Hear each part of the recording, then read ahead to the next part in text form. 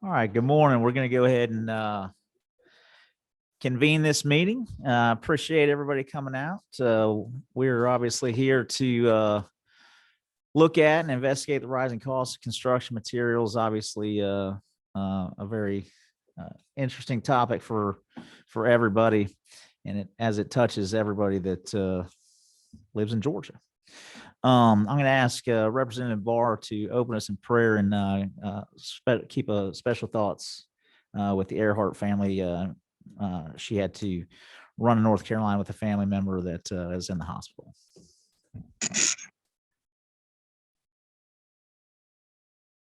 Let's bow our hearts. God, we are grateful to be here this morning. God, as we strive to serve the folks in Georgia, just give us wisdom and understanding as we look at these issues. God, be with each one of our families, especially we think of the Earharts and what's going on there. God, just put your hand there. God, we ask that what we do would bring glory to you and honor to our state. In Christ's name, amen. Amen.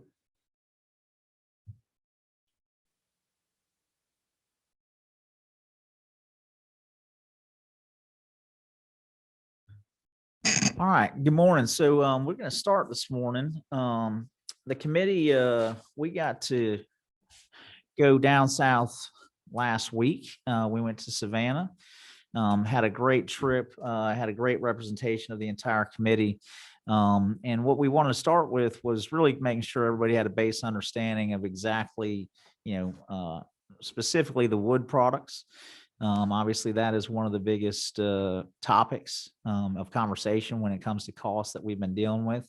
So we want to make sure that everybody had kind of a base knowledge of, quite frankly, what goes into making a 2x4. So just kind of want to give you kind of a brief update of how that went for all of us. So we started actually out in a forested field, got the opportunity to see the differences between I believe it was a 6, 14, and 29-year-old trees. So got to look at that and understand exactly the science and technology, quite frankly, that goes into continuing to increase those yields in the process, and really just how important it is to the state of Georgia, what that industry does for all of us, quite frankly. Moved on from there and went into an active logging site and got to talk with the folks there that were harvesting that, and really get into understanding how they go through sorting out those trees. It was that point we discussed some of the hauling issues, obviously the process on site of the struggles that they have, and really, quite frankly, how we look at the industry, the timber industry, a little bit differently than other crops in the state of Georgia. So I think that was very informative for many of us. We then went to a lumber mill where we got to, hear some of how everything went down with back in 08, obviously, when we had kind of a shutdown, a lot of mills shut down. We had companies, obviously, and how they came in from Canada to bought up some of those mills, and we'll get into that a little bit later. But also got to see really how the technology that goes into that is quite fascinating. If you ever get a chance to see just the speed in which and the efficiency, they use every bit of every tree that you can put your hands on. So that all goes back to the high yield that we're getting off of some of our stands of trees, and certainly plays a role in the inventory we have of trees in the state of Georgia currently. Then we went to a small family-owned lumber yard in Savannah and got to speak with them about the trends that they've seen over the last year, some of the struggles that they've seen of being able to adhere to some of the things, say even logistics of when you're going to receive it. Also, obviously, getting into their issues with staffing through COVID. The particular place we went, Gary Lumber, and they managed to not lay off a single person through it, which is certainly commendable. and managed to continue to serve their customers throughout. But it was obviously compelling to hear some of their things, some of the things they've dealt with. The next morning, we got to visit the Georgia port and discuss some of the materials that we're importing and exporting, all the things that the state of Georgia and, quite frankly, federal dollars that have invested into the port of Savannah to make it one of the most rapid growing ports in the country. It is certainly one of the most efficient. I think if you're growing, I don't know of any business that I know of that grows at 20% a year like the Georgia port has. So extremely impressive. And honestly, I'd like to open it up to some folks in the committee to talk about our experience down there. They'd like to share any of the things that we saw. Again, we're just trying to share with the public the things that we learned, saw, so that we can kind of give them a base understanding of where we've started this process, and then we'll get into where we're headed. So if anybody would like to chime in on that, I'd welcome that at this time. Nice. Thank you, Chair.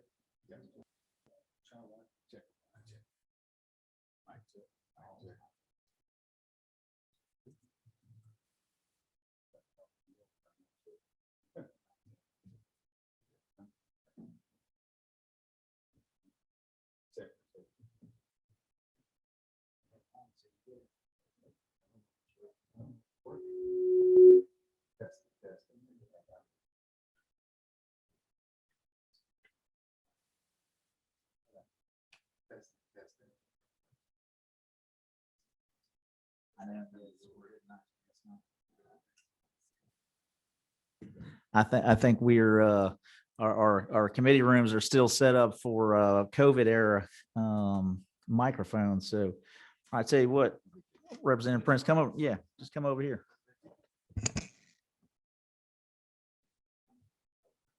Come on in the house. Come on in the house. Thank you, Mr. Chairman. Again, I just didn't have a whole lot to say, but didn't make me move. But just wanted to thank you again for the experience and those who supported that, especially the Forestry Commission. Again, getting to see from the, from cradle to grave how this whole lumber thing works. What was interesting though is, of course, I had an opportunity to go to Lowe's and Home Depot when I got back, and just now knowing what it goes through to get to where you are now. And then, of course, a couple of builders, had an opportunity to speak with them about that process.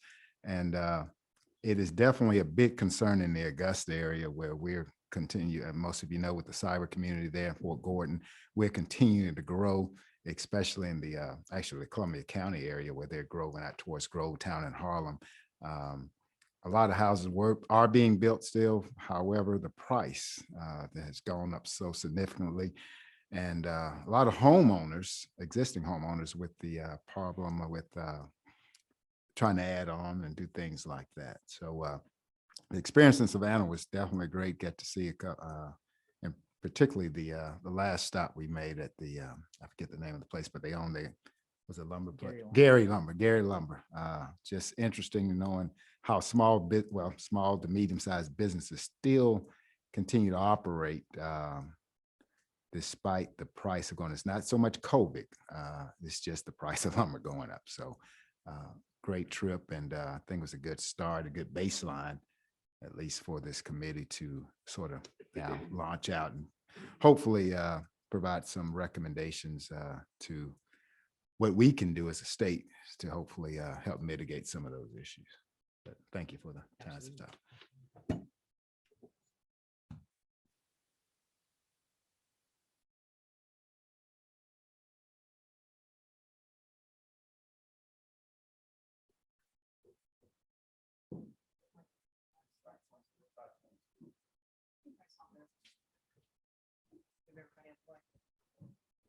Good morning.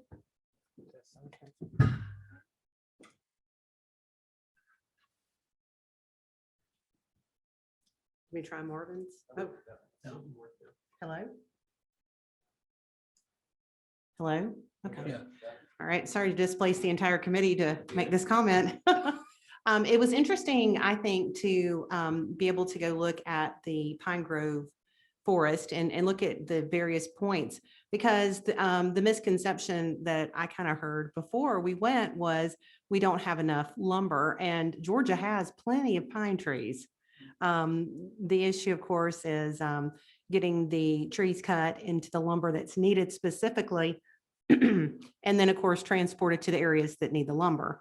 And understanding that it's not just the lumber, it's not the 2x4s and the 2x12s that necessarily are causing the problem, but also the trim work, the windows that are not coming because of an issue with glue in Houston, Texas, I understand. So there are a lot of different facets. We live in a just-in-time world, and we learned about that at the port, where COVID did slow down some shipments of things. There are factories that existed on the other side of the world that perhaps didn't make their product during a period of time, and China supplies things to the entire world. So it wasn't like everything just went from China to us. There are other people, and if they're paying more money for it, they're sending it to where they're making the most money. So just understanding the logistics and where there are obvious supply chain issues helped me go back to my district. So thank you.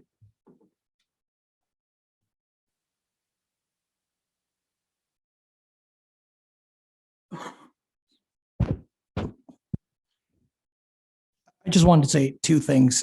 To Representative Prince's point, the idea that this is not just a COVID problem, but a long-term problem is something that really came across to me, both on the labor side and the business side. Particularly, we saw at every stage of the process, small landowners, small sawmills. We heard repeatedly that they are struggling, and that was exacerbated by COVID, but is not a COVID specific problem. So I'd really love to drill down through these months today on what we can do for them. We had a few things that were bandied about, but that's something of particular concern to me. And on the labor side, something I think we heard from every single person was every single entity we visited on the supply process was truck drivers, and how it's been hard over the years, again, even before COVID, to hire them and retain them. And we also heard, different pay scales, different benefits. And so again, particularly even on the labor side, especially, I want to hopefully drill down on what we can do with the longer term issues there.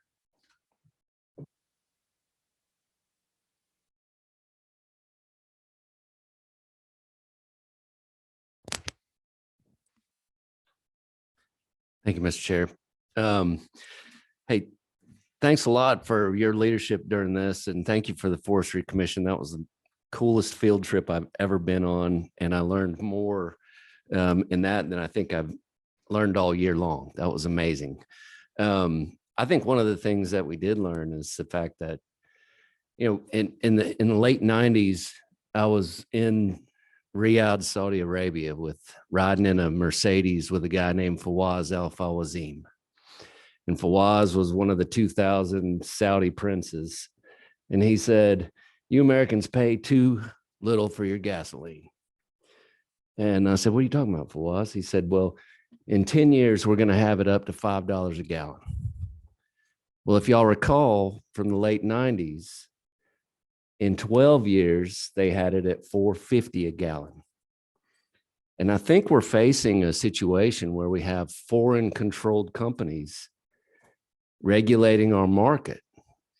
And it actually is a national security and the security of the state of Georgia issue, where our smaller growers, our haulers, our cutters aren't the ones that are getting the money. It's the foreign-owned mills. And we saw that we were graciously welcomed into their facility. But I think it's an issue that we need to address, and I have no idea how we can address that.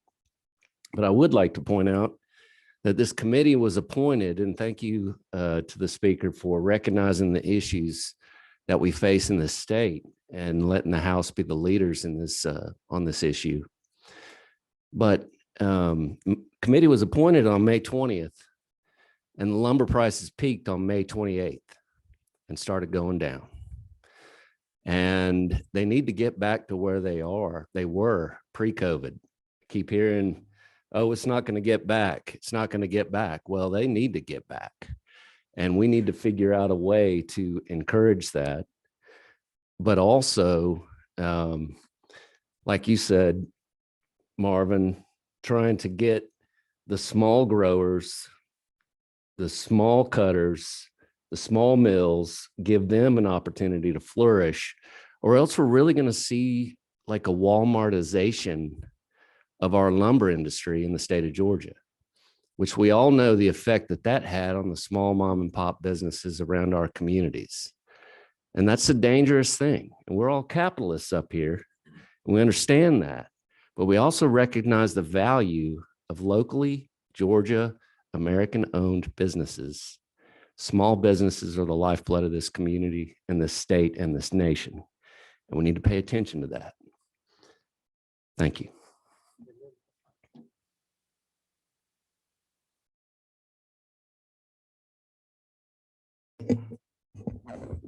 Yes, I'm supposed to say something too. Since my friend Spencer there, to Spencer's point, this was a good trip. Even though I've been around farming and that kind of stuff, and they claim that this is a commodity business, I'd have to say that this is the first commodity business that I've ever seen where the price of stuff goes up 400 and 500%, but the people that selling the product is still making what they were 40 years ago on pulpwood or on timber. I think they told me that about 3 years ago, they're getting paid less now than they were 3 years ago on saw timber. So it's hard for me to believe, because if you look at the market on anything, cattle, whatever, if corn goes up, then the cattle has to go up, and it's called a market correction. So there's always that, keep basically from losing water out of the bucket. And you don't see that at all. You see one company making all the money. And to Spencer's point, they're all out of country. When you get to talking to them, and they did welcome us there, and I appreciate that. But there's a reason they're buying up all these smaller mills. And I mean, they've went from, I think they're going to be 21 mills is what they're going to have after they did these acquisitions that they were working on from here to all the way to Arkansas. So, and, you ask them about, well, where do you get your pricing from? And they claim that, well, we can't talk to each other because that's price fixing, but we can all send out a sheet that says this is what the prices are. Well, I don't understand how that's not price fixing too. And what a board is bringing in California is just the same as a house. What it brings to California is going to be a whole lot different here. So I don't know how we get to where we're selling the same board in California for the same price we're in Georgia. There's not there. Also, on top of that, there's too much timber. I mean, everybody said that there's more timber than there is actual demand. So that really throws a wrench into the whole supply and demand thing that we kept hearing. If you got too much of something, then usually it's cheaper, not 400% more. So I think, like I said, we come down to my solution, and I knew before we left, Marcus talked about it. I mean, you just raised up 400%, dropped 40%, over a week with no explanation whatsoever. But I do appreciate this trip. Everything was good. Maybe shorter days next time. 10 hours out in the woods. And, it's fine if I'm hunting a deer, but not when I'm with my friend Noel over here. But it was a good trip, and appreciate it. And I think we've all learned a lot. And I think we see kind of what the problem is. How we're going to fix that, that's to be determined, and see what we can do from there. But thank you.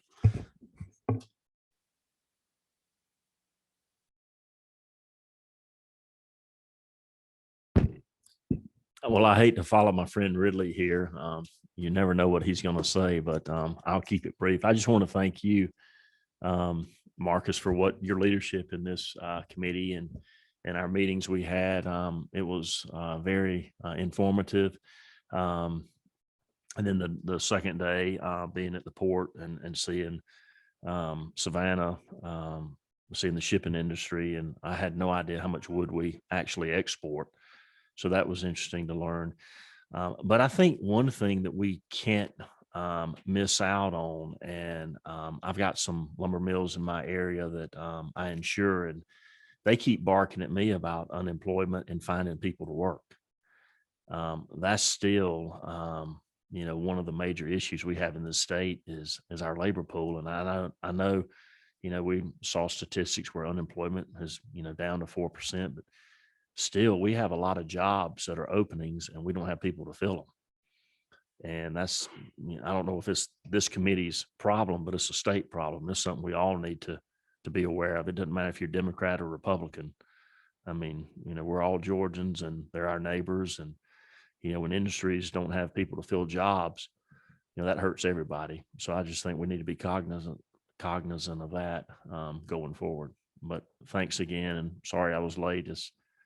I just didn't quite make it under 2 hours like I'd hoped to. So I had a little bit further drive than some of y'all.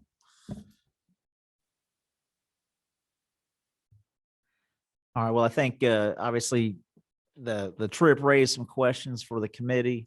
I think overall we certainly heard over and over again, hauling and trucking.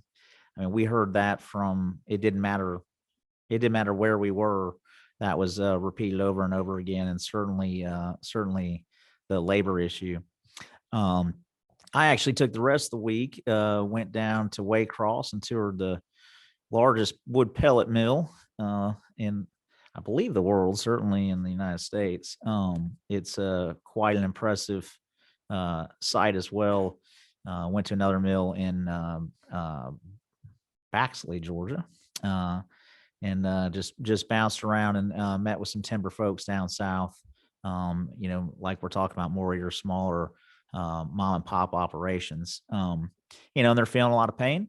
But what is very clear is how important the timber industry is to the state of Georgia, and how important it is that we try to find a way, back to some of what Representative Fry said, find a way to make sure that some of these profits are trickling down to the people that are really doing, shouldering the burden for Georgia and stuff they've invested in for decades. Obviously, there was a blip in that plan with 2008 and the recession there, and the amount of inventory that built up behind that because things weren't being built. Some of the other things we discussed, quite frankly, out of 2008 is the regulatory issues that came upon banking, and the struggles that banks have these days to quite frankly want to lend money to this industry. To continue to fill the need of inventory that we have. The inventory is scarce, to say the least. I think we'll hear from some realtors later today. But before we move on, I do want to say I have a couple of people up here have thanked them. Georgia Forestry Association, the realtors, home builders, they all assisted in really setting this up, this trip up. And it could have been done without you guys, and certainly appreciate the exposure and the interest. I know it affects all of us, and hopefully kind of get to figure out some things here for everybody that's hurting in this industry. And what I'll do now, as we kind of transition to what we're calling kind of the structure, obviously last week we focused significantly on the lumber industry, because I think that's obviously one of the biggest players in Georgia's industry. I'd like now to start off giving some focus on the concrete industry in Georgia, aggregate and concrete, and then hopefully we'll circle back towards the end and let GFA kind of round things out at the end of this segment before we break for lunch. But I think at this point, I'm not sure if we had a sign-up sheet, but I know Jimmy Cotty is here and was planning on doing a presentation. If you're interested and willing, come up to the podium and we'll get going here.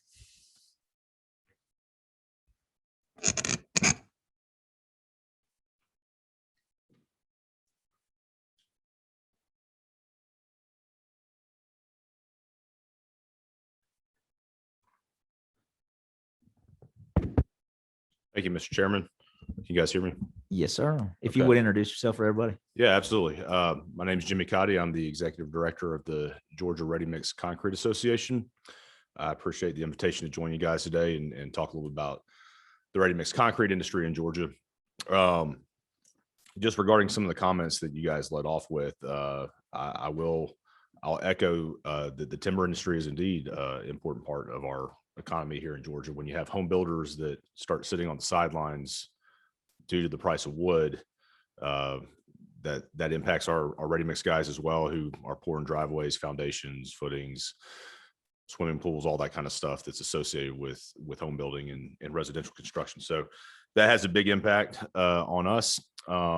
Georgia's a growing state as we continue to import people into Georgia, thanks in large part to a lot of the policies that have been enacted over the last 10 years. That growth begets a demand for all construction materials.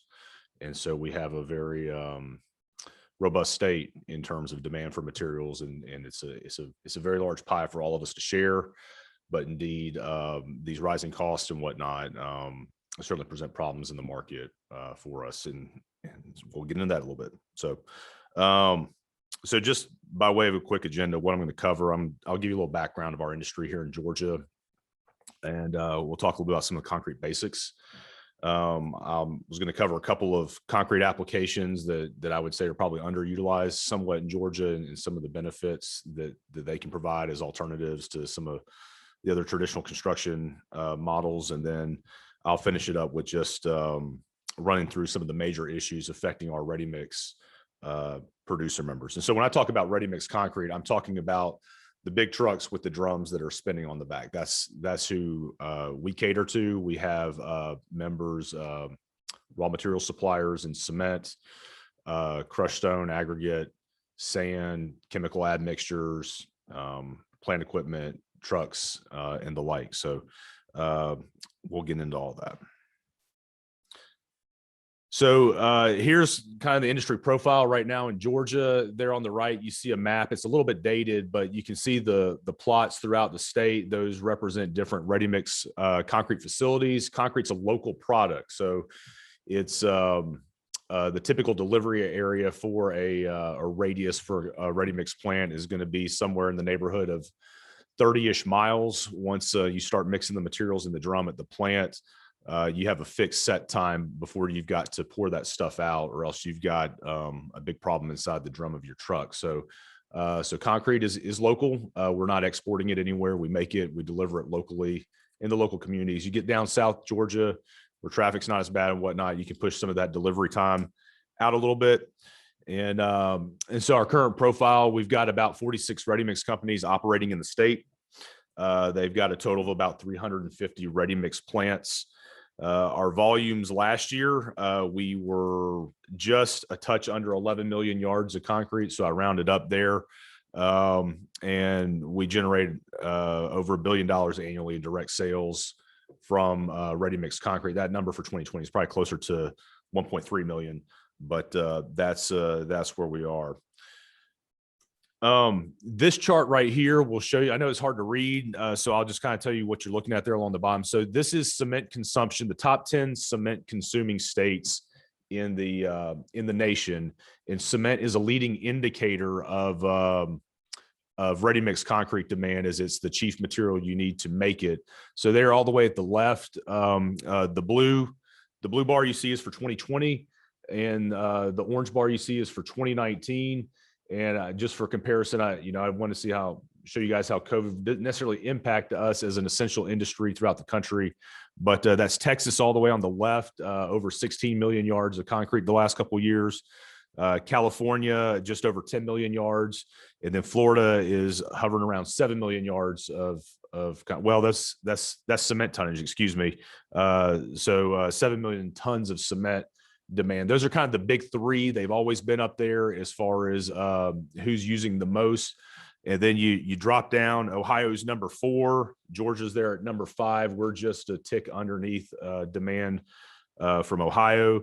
And then rounding out, you got Illinois, Arizona, North Carolina, New York, Colorado. Now, part of that is where a lot of these states, you can tell, have good climates. You can pour concrete year round. In Georgia, California, Florida, Texas, we don't have the significant weather issues that you would experience up north.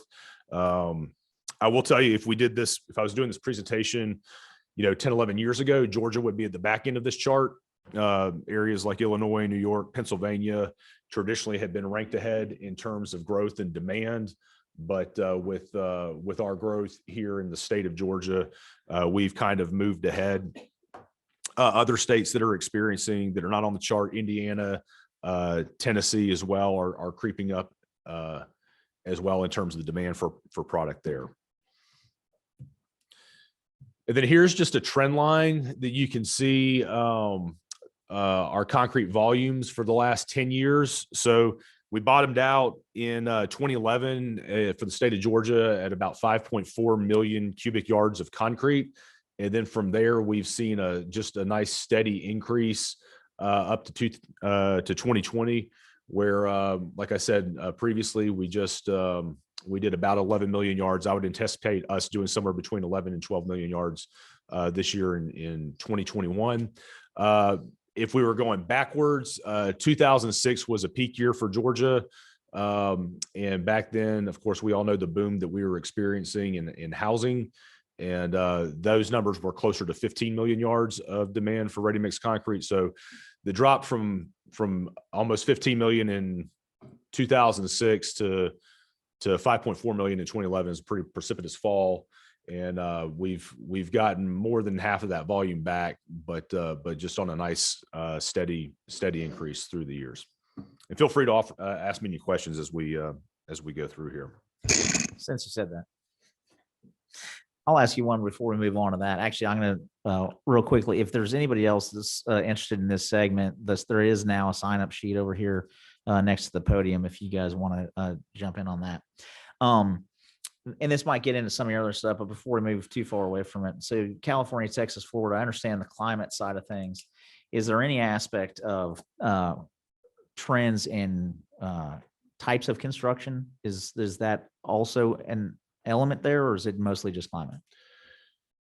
Well, in Texas, they build a lot of border wall down there. So Texas does a lot of concrete. I mean, even residential neighborhoods in Texas, they do a lot of concrete paving there. A lot of roads out there in Texas are done with concrete, but really it's a population issue, more or less. I mean, people demand materials, whether they know it or not, and it's, a new neighborhood begets a new shopping center and a new school and so on and so forth. So there's kind of a snowball effect there in terms of just development in general.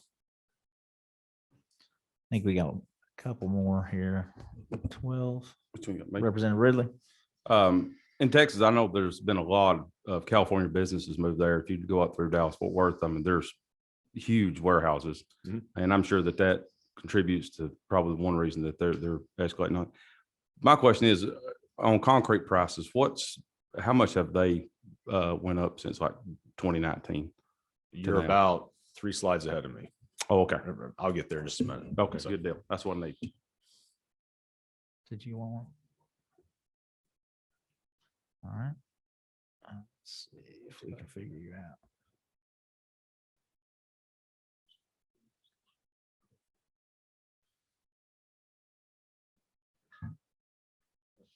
Okay, thanks. Thank you. As we kind of learned in the milling industry, some of our bigger mills, more advanced mills, are foreign owned. Of the 46 companies in Georgia, can you give us a breakdown on, are those Georgia companies American owned? What does that look like for the concrete industry? Our biggest companies in Georgia are foreign owned. Thomas Concrete is a Swedish family owned company. Ready Mix USA is owned by Cemex, which is a Mexican cement conglomerate, and all these are more or less vertically integrated companies. So they've got interest in rock quarries, cement mills, and really the ready mix business for a lot of them is almost a spigot for cement consumption, if you will, where they'll self-supply. So Ready Mix USA will probably buy cement from itself where it can, and Argos and so the cement owned companies will buy cement from themselves. But by and large, I mean, there's, I think, 6 cement companies in Georgia. 5 of them also operate ready mix businesses. But then really beyond that, it's all family owned, locally owned and operated type of businesses. So if you're 47, I'd say 7 to 10 of them may be foreign owned, but the rest of them are family owned business, pool guys that decide they're going to start making their own concrete as well. They're tired of buying it, so they're making it themselves, or, things of that nature, or families that just started years ago and have just survived and maintained. So it's still a largely locally owned and operated business here. Just a little bit of concrete history for you as well. So some of the most iconic structures, throughout the world have used elements of concrete and cement in them for their construction. There on the top left is elements of the old Great Wall of China, the Egyptian pyramids, the Mayan ruins in Guatemala, and then of course famously down below the Roman infrastructure, the Pantheon there on the right, and the Colosseum. So mankind has been finding ways to make cementitious products to bind materials together for thousands and thousands of years, and just by virtue of its properties and longevity and durability, we benefit today by getting to experience some of these wonders of mankind. And then of course, my personal favorite, the Augusta National Clubhouse, is believed to be the oldest poured concrete structure in the South, concrete building here. So I haven't visited there in a while. I need to go back sometime, but I digress. How is concrete manufactured? So making concrete is kind of like making a cake. You're always going to have sugar, flour, egg, water as kind of your base materials. And then depending on what kind of cake you want, the outcome, you can manipulate it with little other ingredients here and there. So for concrete, you're pretty much always going to have cement powder, water, coarse aggregate, which is your bigger rock, and then fine aggregate, which is going to be your sand. And the way that works is when you go to a concrete plant, really what you're looking at is a giant sorting and proportioning operation. Somebody's up in a batch house. The DOT needs a 3,000 PSI mix. They've got the recipe, if you will, there. So they dial that into the computer. The plant turns on and it starts sorting the amount of materials. They go up in a conveyor and they're all poured together into the drum of the truck. And as those materials are received in the truck, water is added, mixing started. It's all done on a very prescribed model. So even down to the speed at which you mix and the amount of revolutions that drums turns, that's all part of the specifications for ready mix. And and then beyond that, if you need it to behave a certain way, once you have those materials in the drum, you can add certain other products as well. And so we have things that we put in. We use a lot of fly ash. We love fly ash in the concrete industry. It's a cement replacement to some degree. The cost of fly ash is increasing like a lot of other raw materials, but it used to help keep the price of concrete. That was one of the things that helped modify it and keep it down, was the more fly ash we could use, the more we could maintain a lower price on concrete. Slag is also is a cement replacement, and it's not as abundant as it used to be, but it's a material that's derived from steel manufacturing, and we can use those waste products in our concrete, and it makes for more durable concrete. It has better finishability for folks in the field, and traditionally has helped keep the price down as well. You'll see people drop fibers into concrete. So those fibers in the concrete help keep the concrete bound. Concrete's going to crack. You try to control that with the way you joint it. So the fibers in there can help maintain the integrity of the slab or whatnot, so that if cracking does occur, it helps keep it together. As I mentioned, there's chemical admixtures, and you can kind of see the list there. We have things like water reducers, retarders, accelerators, corrosion inhibitors, and whatnot. So all those things are added to the mix just to, if you need it to stay wet longer, you can chemically control it. If you need it to dry faster, if you're doing a pavement, you need to get that lane mileage open, you can use an accelerator to help harden it faster. So all those things are added. And then kind of what's newer, and we're seeing a lot more of these days, are some of the carbon offsets. And so we're seeing companies are trying to figure out how to utilize it and how to be profitable with it. And some companies are ahead of others on it, but we're starting to see captured carbon dioxide injections. So they're literally injecting CO2 into concrete mixes. It goes through a mineralization process. It helps replace some of the cement content. So I keep mentioning cement. Cement's what drives the price of ready mix concrete. So depending on how much people are paying for cement is really going to drive what the ready mix producer can sell that concrete for in the market by the yard. There's so the CO2, it mineralizes in the mix, and it helps provide, helps strengthen the concrete, replaces cement. Carbon nanotube technology is something that GDOT's been playing with the last few years now. It does great in abrasion resistance, and we've seen a lot of it used, I think, around like train crossings and whatnot there to rehab stuff like that, and other concrete rehabilitations. And some companies now are experimenting with liquid nitrogen injections to help maintain temperatures and reduce the cooling that we have to do at concrete plants throughout the spring and summer to help keep the concrete temperature and appropriate. So where do these materials come from? And they're sourced locally. We're blessed here in Georgia. So the map there that you see, we're all familiar with the fall line. And so everything north of the fall line, Georgia can produce some very good high quality granite that will go in. So we have 63 aggregate quarries in Georgia that are almost all located in the northern part of the state. So they produce it. It's trucked around locally. It's railed. There's distribution yards throughout South Georgia, so they can get their hands on, or concrete producers will set up on rail lines to receive materials direct, or aggregate producers will have distribution facilities set up to receive and sell in the local market. And then likewise on the south side, we have great natural sand deposits as well. And so that process will be reversed, and the guys down south will send natural sand north, and we'll use that in our concrete mixes too. So we've got, like I said, 63 aggregate quarries. There's 2 cement plants in Georgia. There's a third one coming online down the road that's been permitted by EPD. The rest of the cement in Georgia is typically brought in from either the Chattanooga area, Birmingham, Alabama area, or over in the Low Country area of South Carolina. So they all have cement terminals and whatnot set up to distribute their product in the local market. 68 sand mines, and then 3 fly ash sources, and those are 3 Georgia power plants: Plant Bowen, Plant Shearer, and Plant Juliet, where Boral Materials has facilities set up to capture emitting fly ash.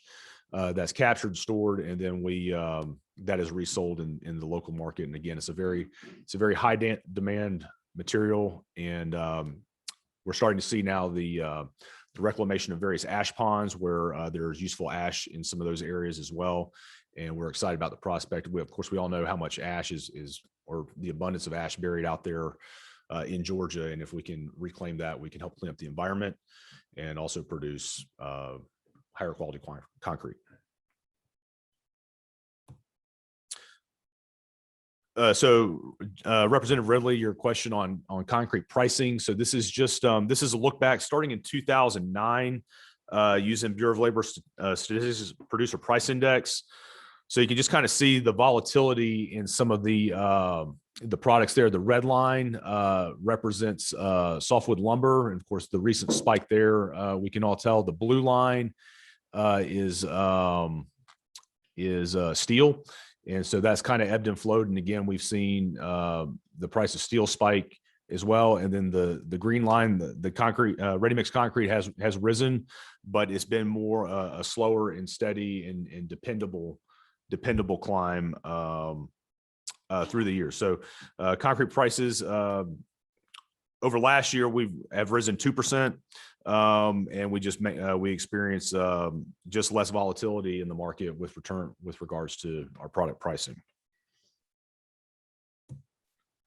And then with regards to product availability as well, this is from June. This is from the National Association of Home Builders, just a builder's shortage report from May.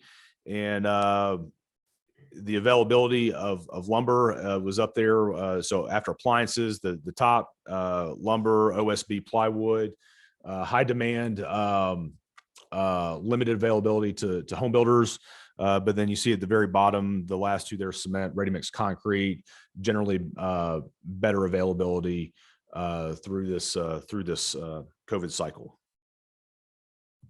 So just kind of recap, we've got local companies using locally sourced material. We're delivering the product locally. We've got long-term traditional stable pricing in the ready-mix market. and we generally have good availability as well. So that's just some background on the concrete industry. And before I get into a couple of the applications I was going to talk about, any questions over anything I've covered thus far? I'll take one, if anybody else has something, just hit your button, but, what would you associate or, give credit to for the ability for you guys to stabilize when obviously we've had a influx of need after coming off of '08, as I mentioned earlier? Well, I would say, the ready mix industry is not immune to spikes on the raw material side. Our guys they've been increased on their prices pretty aggressively by their suppliers the last few years. And those suppliers, by the way, are not, those are not locally owned and operated suppliers. Those are large, domestic and international companies that are supplying rock and cement to our guys. But really, the market couldn't, if we increased the rate we were increased at, the market couldn't handle it. So the price increases we get, we can't pass that on in full to the home builder, the local home builder. They're not going to be able to absorb all that. So we've been steadier. That's what I would say. Yeah. Any other questions? Representative Fry. Thank you, Mr. Chair. Thanks for this presentation. Can you speak to what the general wage is for our workers in these plants and factories and the driving a mixing truck? Do you have any data on that? I do. I don't have it in this presentation, but I can provide that to committee. We did a wage and benefit survey just last year. Mixers, mechanics, batchmen, all that kind of stuff. So we can recover that and provide it. You have anything off the top of your head you could? Nope. Okay, thanks. Or I could even answer that a little bit later after a break if you want me to. That might work. Okay. Representative Washburn. Mr. Chairman, I hope my lights are working. I apologize for being late. This issue is already addressed.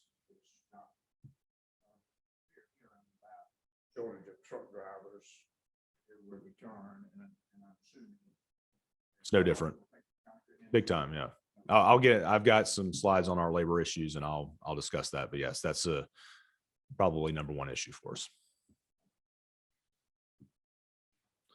All right. I'm going to talk about just kind of a couple applications that are, I would say, underutilized here in Georgia that we've seen increased interest in, just as with the recent spike in lumber prices. First thing I'm going to talk about is a product called insulated concrete forms.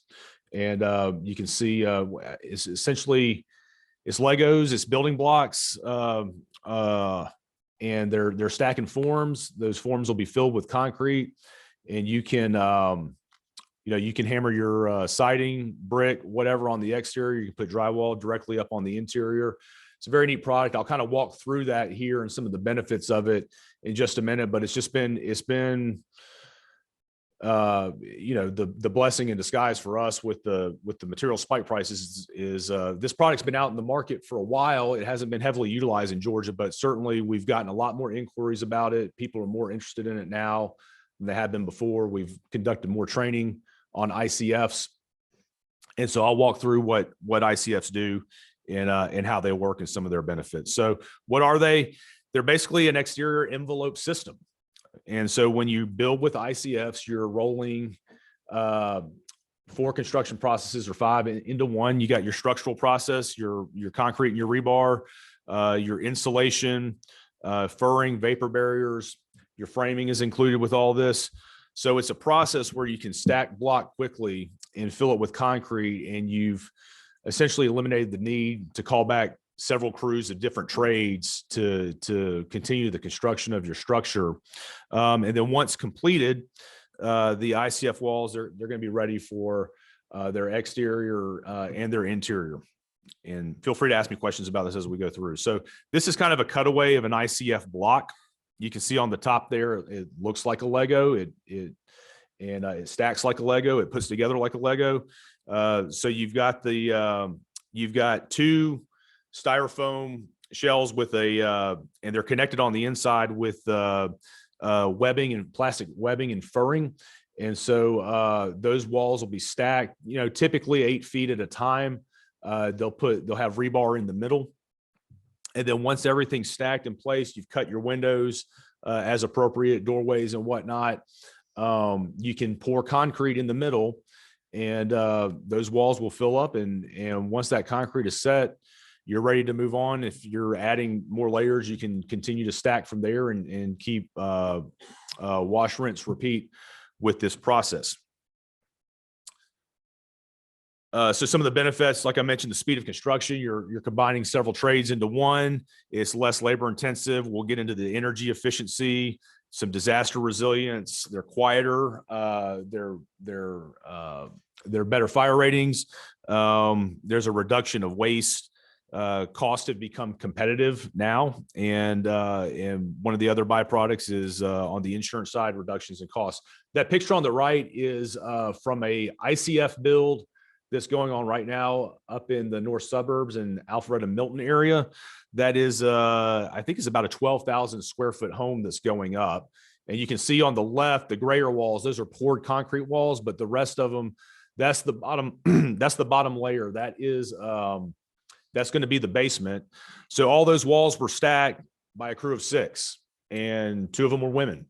And then on concrete pour day, there was just 2 husband and wife teams out there conducting the pour. So limited crew, easy to move around. So if you're a laborer, if you've been laying block your whole life and it's heavy and you've got backaches and you're in your mid 50s and you're wondering where you're going to make a living after this is a new lease on life for you. It's light, it's user friendly, it's easy to handle, and you can, like I said, you can stack and then fill, and you can move quickly, and it's relatively easy to do.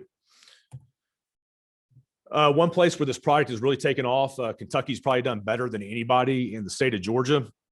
And so we'll talk a little bit about some of the energy efficiency here. So they've started building ICF schools in Kentucky in 2006. They pretty much build all their schools in Kentucky with ICF now. It's just what they do. In their 4th largest school system, Warren County, they decided they wanted to go to they wanted all their new builds to be 100% Energy Star labeled. And ICF construction was a big component of that. They opened their first one in elementary school in 2006. And then in 2010, they opened the first net zero school in the country, Richardsville Elementary. And through their program, just Warren County alone has attributed over $12 million in energy cost savings, or what they like to say, funding for equal to 230 teaching positions in their school district. So imagine if every school district had that kind of savings to realize to spend on employees, supplies, students, what have you.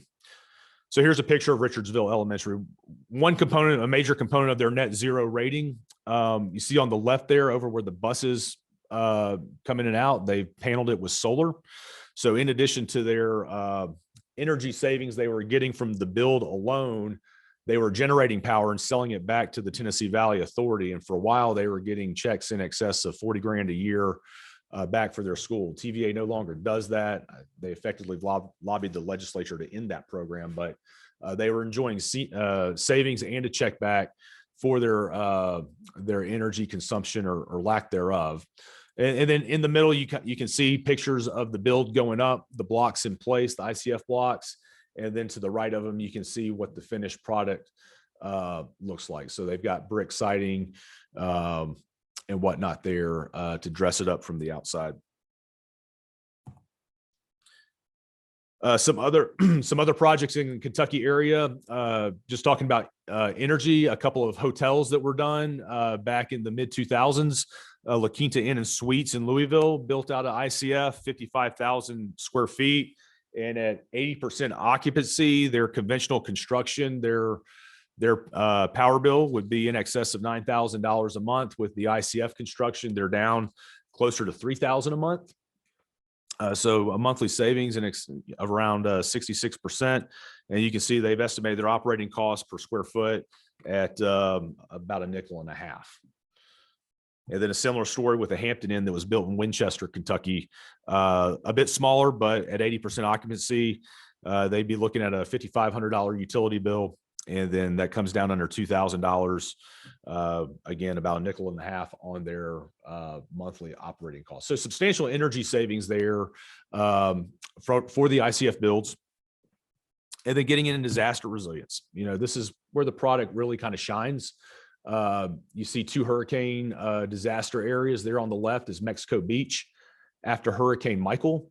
And there on the right is after Hurricane Katrina. That's in Pass Christian, Mississippi. So the one on the left, Michael, this home got a lot of play in the media. It was splashed a lot of different places. I'm sure you guys probably saw this at least at some point. What I like to point out about people was that this home, it was built on ICF. They built, they went further in the ground with their concrete piers and whatnot to help stabilize it. So, I mean, they went above and beyond to really build this thing to make it disaster proof. And, but they did such a good job with it. If you peek behind the home on the left, there's another one standing. It played defense effectively enough from the storm that it left the home behind it still standing. And there on the right, a family was building this home in Pass Christian, Mississippi. It was about 85 or 90% complete when Katrina roared through. A storm surge of 22 feet in that area. And then they had to replace windows and whatnot out of there, but the structure remained intact after it. So this product is excellent in disaster.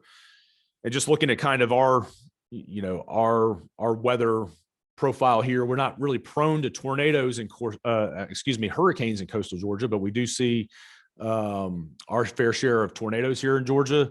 And this is looking at NOAA data, who tracks weather events throughout the country.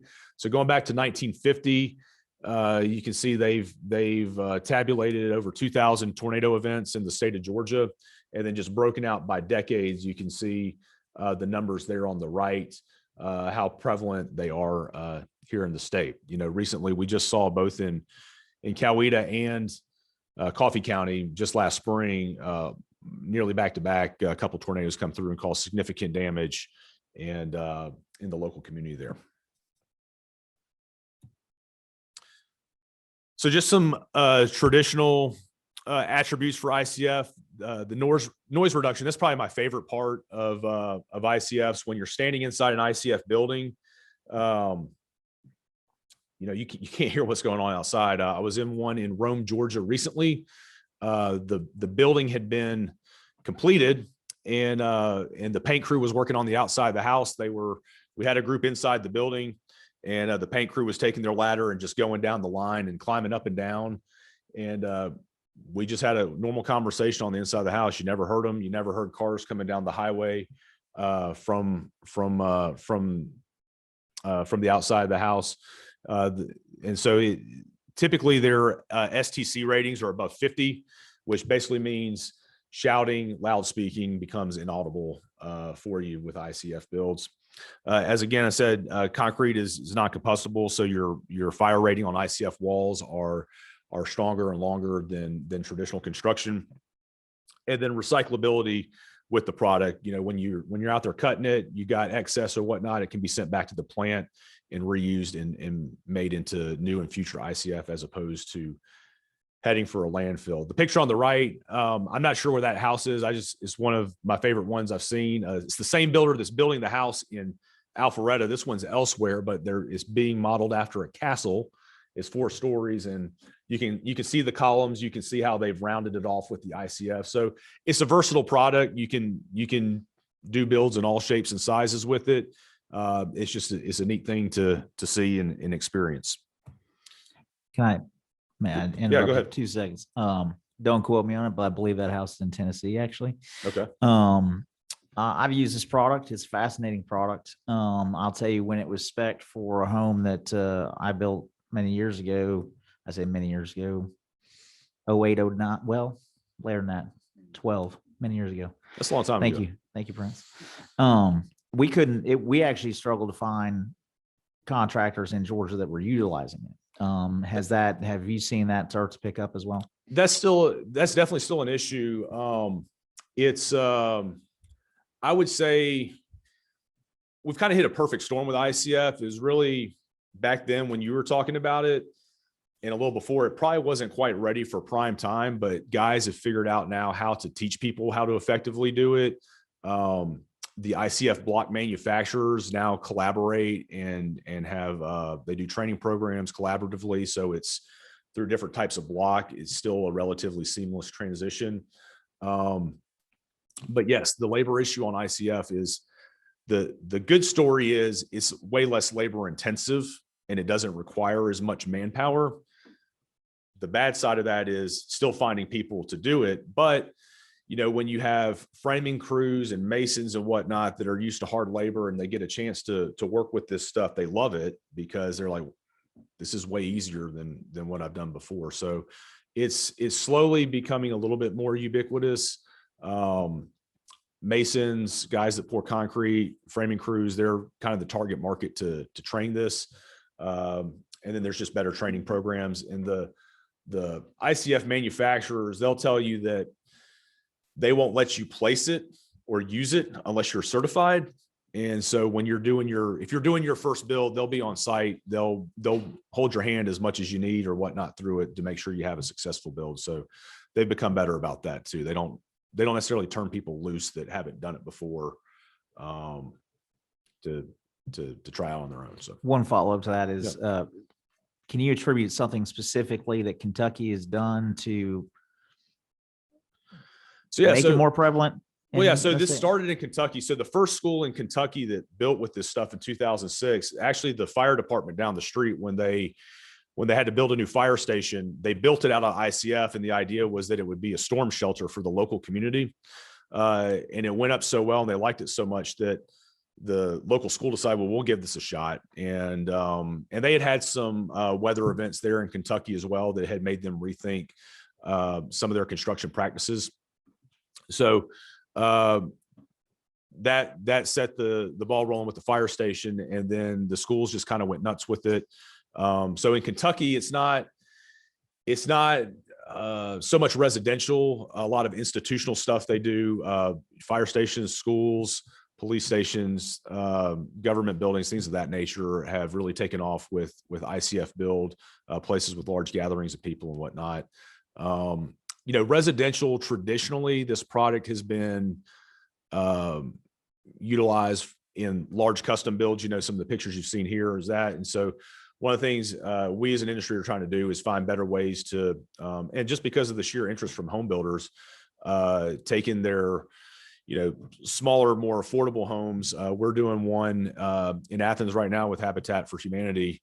We're partnering with Spencer and we're taking one of their models and have converted it to ICF and be doing a build there.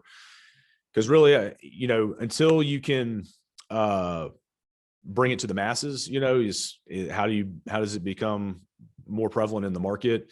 And so I've always argued that in a multifamily setting, you know, if you're on a fixed income, so things like when you have limited money, but you know your energy costs are going to be low and the operation of your home is low, and when you know it's going to be safe and that you're going to pay less for insurance for it, and when you know you can live closer to somebody or even next door, like a townhome or a condo unit or apartment, and not be disturbed by what's happening around, above, below you, it's a fantastic product, but not everybody gets to experience it until we can find ways to bring it to that 15 to 2,500 square foot. Your real savings on this, and we'll talk about cost savings in just a minute, is in the volumes.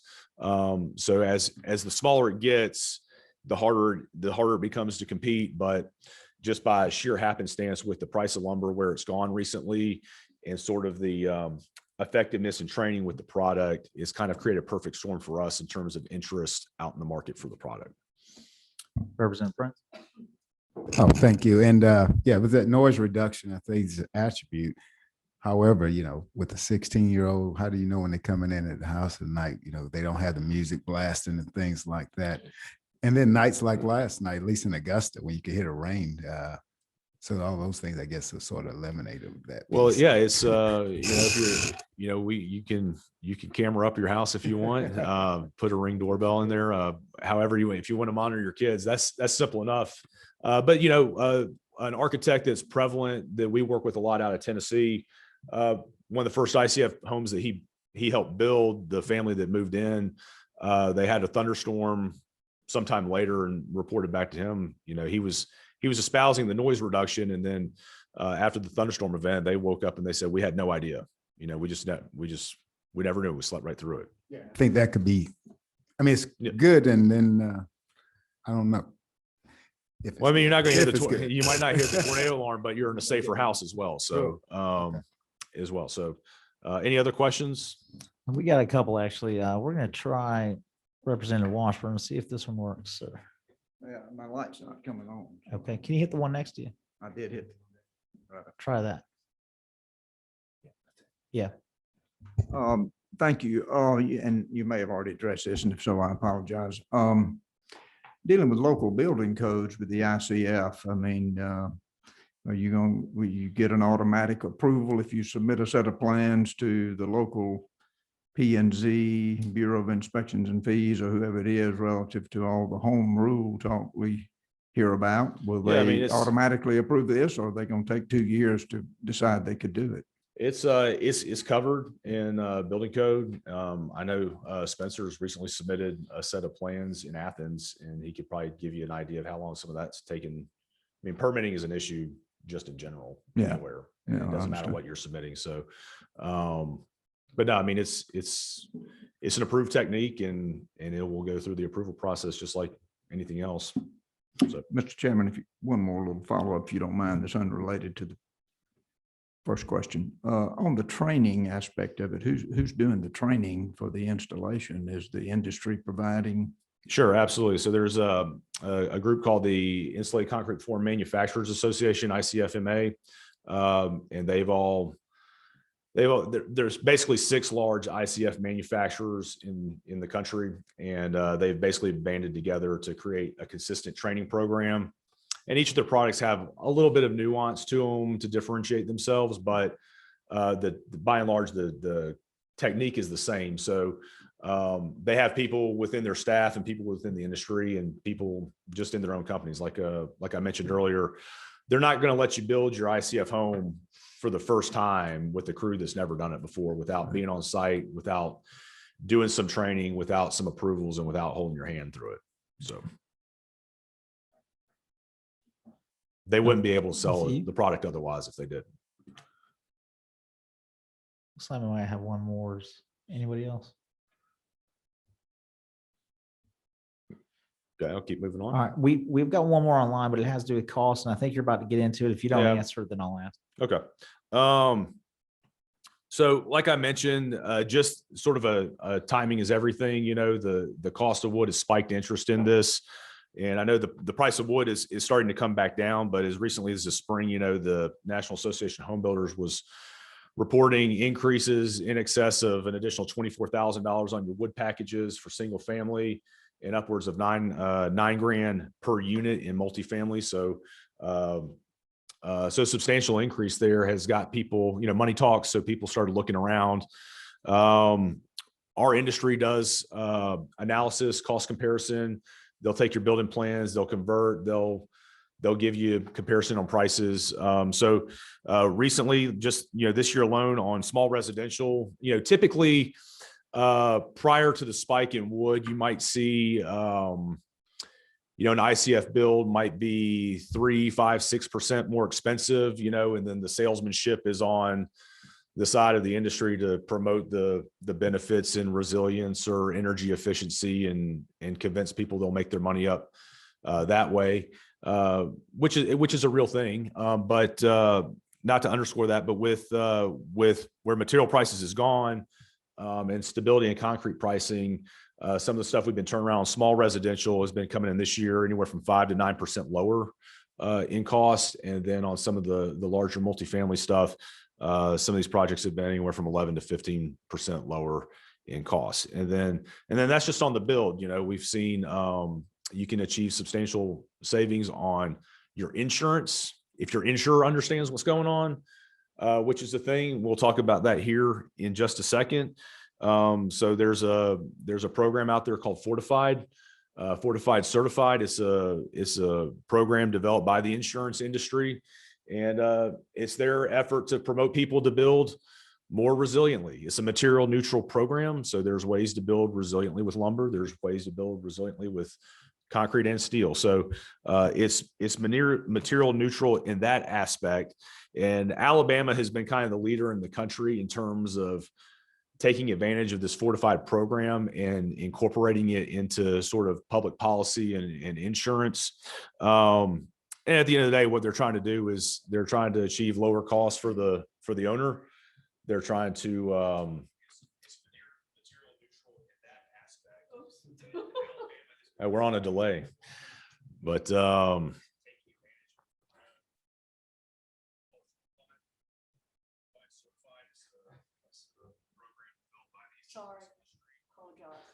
Your presentation is so riveting. We're watching it twice.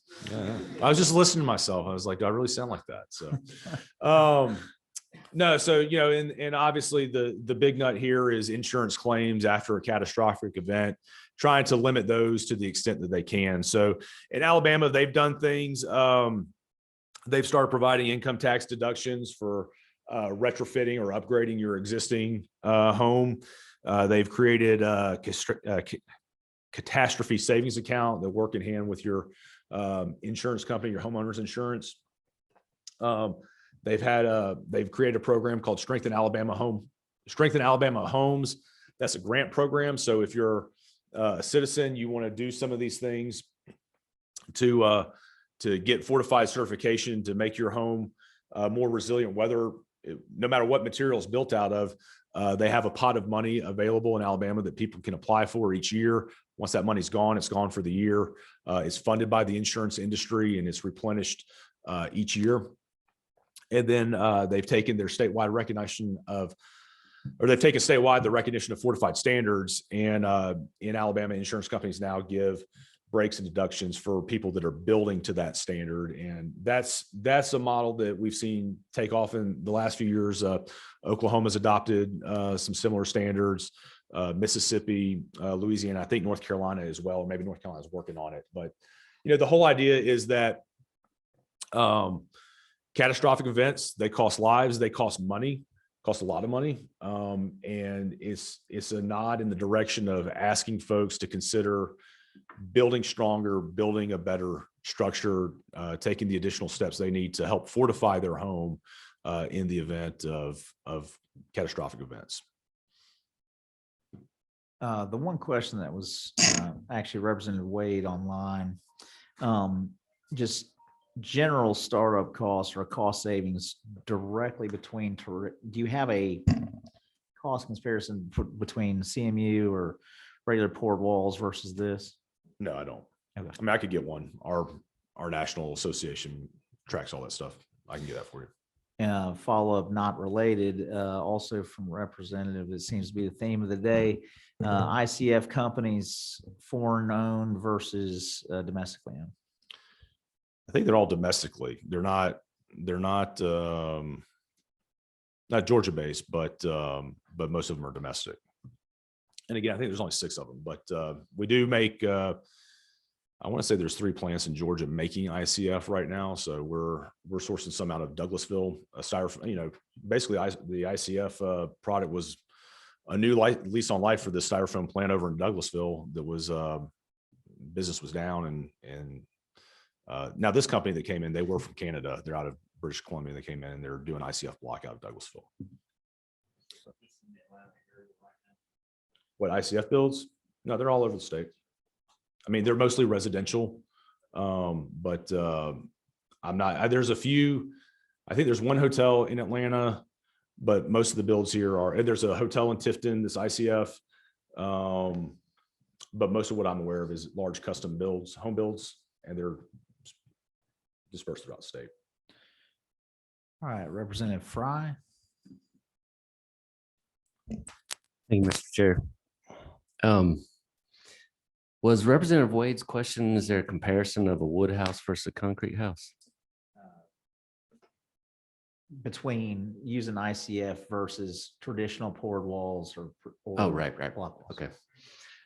Yeah, no, and I think, thank you for this presentation.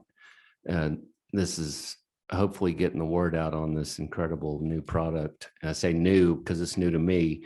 I think to answer some of the questions on training, I think any licensed contractor in the state of Georgia would catch on very quickly to this. It's not difficult at all. It literally is akin to Legos and Play-Doh, and the idea that you just stack this stuff and you pour the cement in the middle, the concrete in the middle, and you're done. There might be a blowout. You got to throw a 2x12 over a windowsill or whatnot. But other than that, it's just a pour, and very simple construction from what I had seen. We're going to try one and try to get it into the idea that it's not just these massive custom homes that get to be built like this. And so we're going to try, I think we have a 1,200 square foot home that will sell for $80,000, a 3-bedroom, 1-bath, and it'll be $267 a month plus taxes and insurance to a pre-qualified, hardworking homeowner. So it's going to be a great way to see how this thing pans out. So thanks for all this information. Yeah, Jimmy. absolutely. Thank you. All right. I think we have Representative Lim next. Just a clarification question.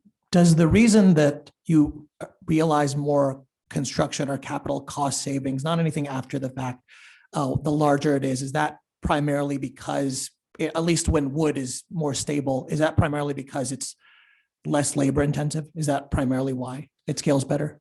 Sure. Yeah. I mean, yeah, that's absolutely a contributing factor to that. I don't know if it's the factor, but it's less labor. It's, you're not, I mean, you can frame something, then you got to get your insulation guy out there, then you got to do your vapor barrier, all that kind of stuff. You're doing all that in one swoop with fewer people. So it just lends itself to less intense labor. And I mean, that's why builders love it. They have labor issues too.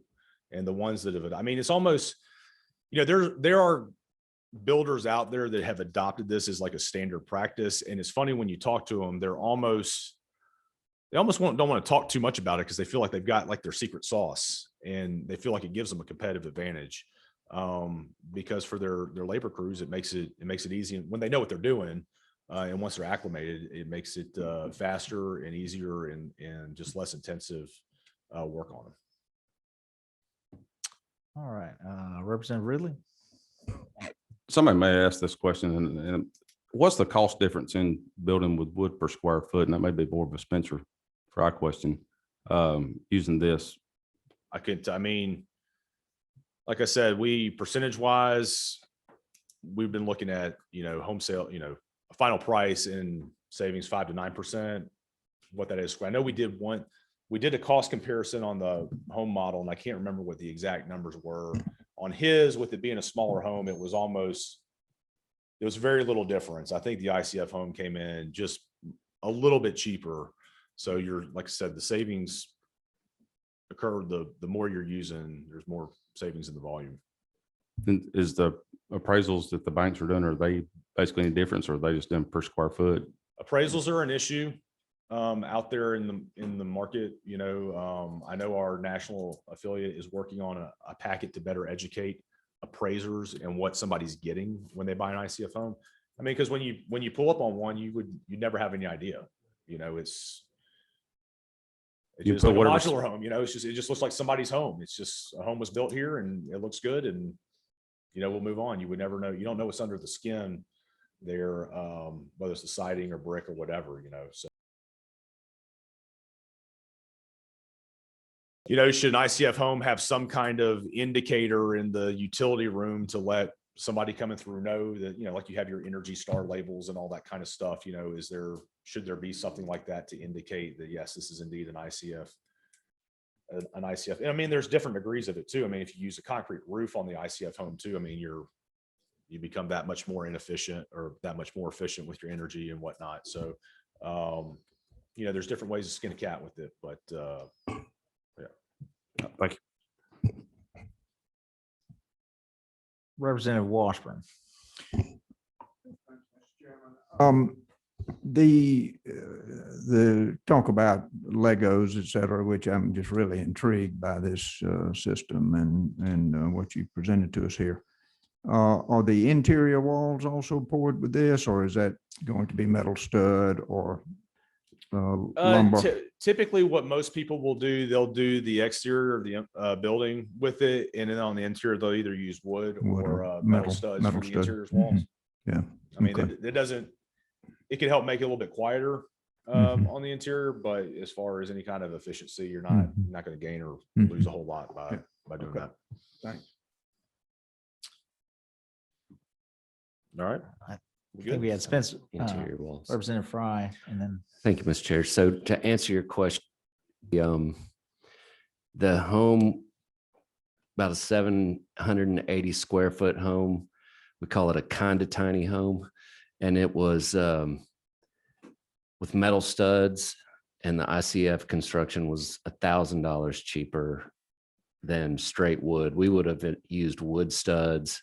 So it would have been significantly lower than that, because at the time wood was lower than the metal. After the prices went up, I mean, we're looking at $25,000 on an $80,000 house. Yeah, that's what I was wondering. It was crazy. Right now. Yeah. If you did today, what the price difference would be. It'd be about this. But you Well, it's said- coming down a little bit, but I mean, you know, at least 15%, but still it's a big chunk of change. So what kind of problems are having with appraisals, or they just don't know how to appraise them?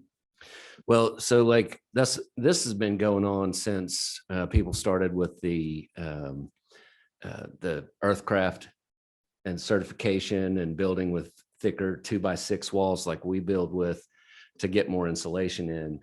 As a consumer comes up to a property, they're not able to tell what is behind that sheetrock, right? Mhm. And so we have been trying to develop a system of how can we let the appraisers and the consumers understand the difference between the two properties. So if you have builder A that builds a 2x4 wall, and then builder B builds a 2x6 wall, the only way somebody's going to be able to tell that it might have a better insulative quality is the depth of the window and the door jambs, right? But consumers aren't going to necessarily notice that. With ICF, you'll see a significant depth, but still it's not going to be really like, it's not going to click. There's a HERS rating that we do that's already in the building code. When you do a blower door test to see how energy efficient and sealed the home is. And potentially we could see something like putting a HERS rating sticker within the box, which is basically, it's not going to cost the builders anymore. You just got to make sure a sticker's on the electrical panel. So a customer could say, oh, these houses look exactly alike, but this builder did an ICF or did 2x6 walls, has a HERS rating of 71. This one looks exactly alike. It has a HERS rating of 86. Well, 71 will save you more energy costs. And so it could be priced higher, you know? So that would be one real easy policy that we could look at that would actually show the difference within the energy efficiency and also help out the appraisers. Representative Camp. Thank you, Mr. Chairman. We were talking, appraisals came up. I'm a real estate agent, real estate broker. I'm a realtor for the realtors in the room. And one thing that I've noticed a lot of home builders and home owners do in our area that kind of helps with that is having a spec sheet. If there's something in the building that or construction that is above and beyond a typical code, having that information available for the appraiser when they come to the home or the building, I think is really helpful because it's impossible for an appraiser to see behind walls when there's foam insulation or this type of product that you really can't tell visually that there is a difference other than the depth of the windowsill. So I think just an awareness situation. So are the appraisers being notified of the differences in construction? I couldn't tell you that. Yeah, no. I think that's probably it. I'm sure they probably are to some degree because like I said, most of these are custom builds, at least right now in Georgia. Nobody's building a neighborhood of spec homes with ICFs as much as we'd like to. Maybe it'll come to that, but certainly I would think that when guys are applying for construction loans or, you know, the appraiser's coming out and taking a look at it, I mean, I've got to believe that they're helping them identify that or educating them someone to some degree, but probably probably to the level of detail that would help the appraiser. I'm sure they could probably do more. Well, I think we have laws that were put in place after the economic downturn earlier this century that really doesn't allow a lot of communication between the builders, the banks, and the appraisers. So I think really that's probably going to be a factor, because we certainly don't want an appraiser to downplay the significance of the insulation factors and the cost savings simply because they don't understand the material. So Okay. I agree with Representative Fry. We just need to educate Yeah, a little appreciate more. the comment for sure. Thank you. All right, we have one comment online. Representative Wade. Good morning, everybody, and I appreciate the conversation. I just want to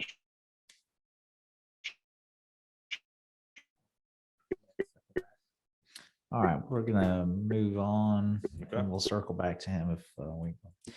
And, I'm not sure how much time you have left, but we'll. I'll probably speed round- through here pretty Yep. quickly here. I'm going to touch on pavements for just a moment. I'm not going to spend a lot of time here. I will tell you from a ready mix industry's perspective, what drives our business is residential construction.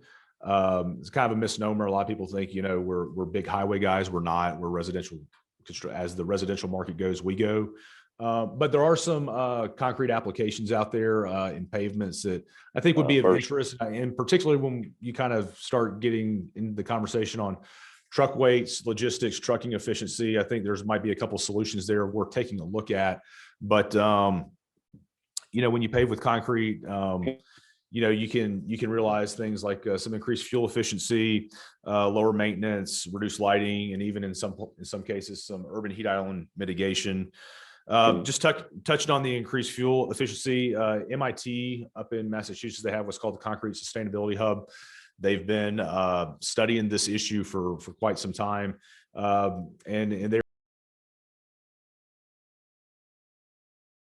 efficiency increase with concrete pavements due to the reduction in deflection. So what that means really is, like, if you think about, like, if you're rolling a bowling ball on a carpet, how much more energy it would take to get to the end of the wall, as opposed to if it was a stiff, rigid, like a wooden lane. I just plugged wood. There's it takes less energy, i.e. less fuel, to get that bowling ball there. So in terms of us receiving raw materials, in terms of us delivering ready mix concrete, of course, there's fuel costs associated in all that. You think about Amazon coming to your door, UPS, FedEx dropping off packages. What would that look like if we were all able to achieve a little better fuel efficiency with pavements? This is probably a more practical look at pavements. This is an application that I love. Concrete intersections. When I hear a lot about maintenance costs, when you talk about truck weights, and you have in areas where you might have in industries moving trucks in and out, you got local governments up in arms about the maintenance of their roads. A lot of times what that boils down to is their intersections where the trucks are starting, stopping, turning. It takes a real toll on those intersections. So really more practical look, in my opinion, as far as pavements, taking a look at intersections and just effectively there over on the right, you can kind of see an intersection, if you will. Sort of the functional area is the areas leading in and the turning areas on the intersections.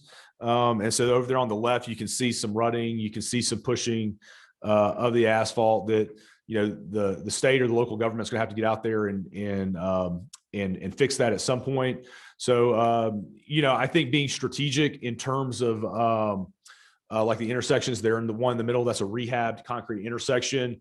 While you can see on that bottom lane there, the asphalt is stopped as you roll into the intersection. That's where all the starting, the stopping, the turning is going to occur. Things like this can help make maintenance dollars go a little bit further. When you talk about logistics, trucking and whatnot, how industries like ours, timber, others can coexist with local governments, making and delivering products while maintaining a balance in road maintenance. Being strategic on where these are located would be, in my opinion, a good idea to examine going forward.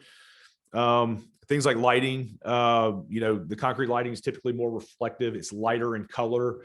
And so we all know and love QT. That's a QT station at night. They've got the lights over the pumps there, but just around the area, QT does all their stations in concrete pavement. So they've got, just count the lights the next time you're at a QT. I think I can see like on the left, there's one. Over in the front, there's a light fixture. So it's a reduction in lighting, a reduction in cost there, reducing your energy consumption, and plus just giving you, as you stop for gas at a convenience store, sort of a safer feeling at night in a well-lit area at a well-lit convenience store.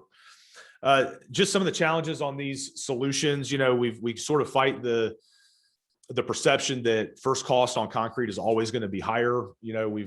We always push back with the concept of, you need to look at total life cycle. What's that building going to cost, or that road going to cost to build and maintain over the life of it? So while we get hit with first cost a lot, designers, builders they'll stick with what they're familiar with, particularly in home building. They've been doing, builder says, hey, I've been doing this for 25 years. I've been successful so far. Why do I need to change? Same thing with on the engineering and architecture side too. Those guys, they become savvy, they become fluent in a product or a methodology, and they stick with it. It makes them successful, and that's okay. And then you got your trailblazers out there that will try to take the bull by the horns and look at something different. And then the other aspect too, when you look at concrete, a lot of times people think about, okay, I'm using concrete, I'm just swapping it out for wood, or I'm using concrete, I'm just swapping it out for asphalt. And it's not necessary. We would suggest that it's not necessarily just, you don't take into account just the material swap, like we talked about with the ICF in particular, all the different trades. One thing we didn't touch on was your HVAC. A competent mechanical engineer can set you up with, lower tonnage, lower loads on your HVAC. You don't need as much to heat and cool a building. So all that cost, when you add it together, that's what we're kind of talking about when we suggest folks take a look at some of these solutions. So those are two products that I wanted to just highlight for the committee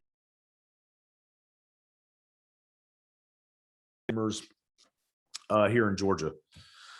So I'm going to run through real quick just some of the contributors that are affecting our industry right now. And just like we talked about at the beginning, I'll lead with labor. When I ask my guys this is the first thing they all come back with. So drivers are the biggest labor pool in our industry. If you got a concrete plant, you're probably going to have a yard man running a loader. You're going to have a couple guys up in the batch house, but if you got 10 trucks, you got 10 drivers too. So that's your labor pool. That's your biggest one. Guys are aging out. I know you've heard all this before. Guys are aging out. We don't have a qualified pool behind us. Drivers are fickle too. You can invest a lot in training, onboarding a guy, try to build a little brand loyalty, and then the guy down the street gets some newer trucks with better AC and he wants to go work there instead. And so he jumps ship. And so drivers, they tend to move around a lot.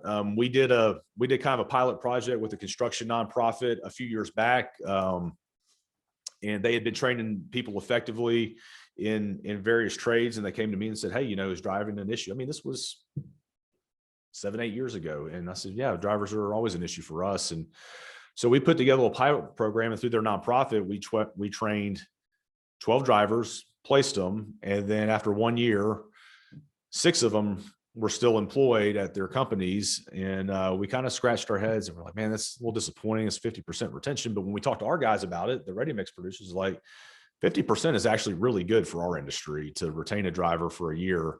As sad as that sounds, but guys leave for, a quarter or more an hour, newer trucks.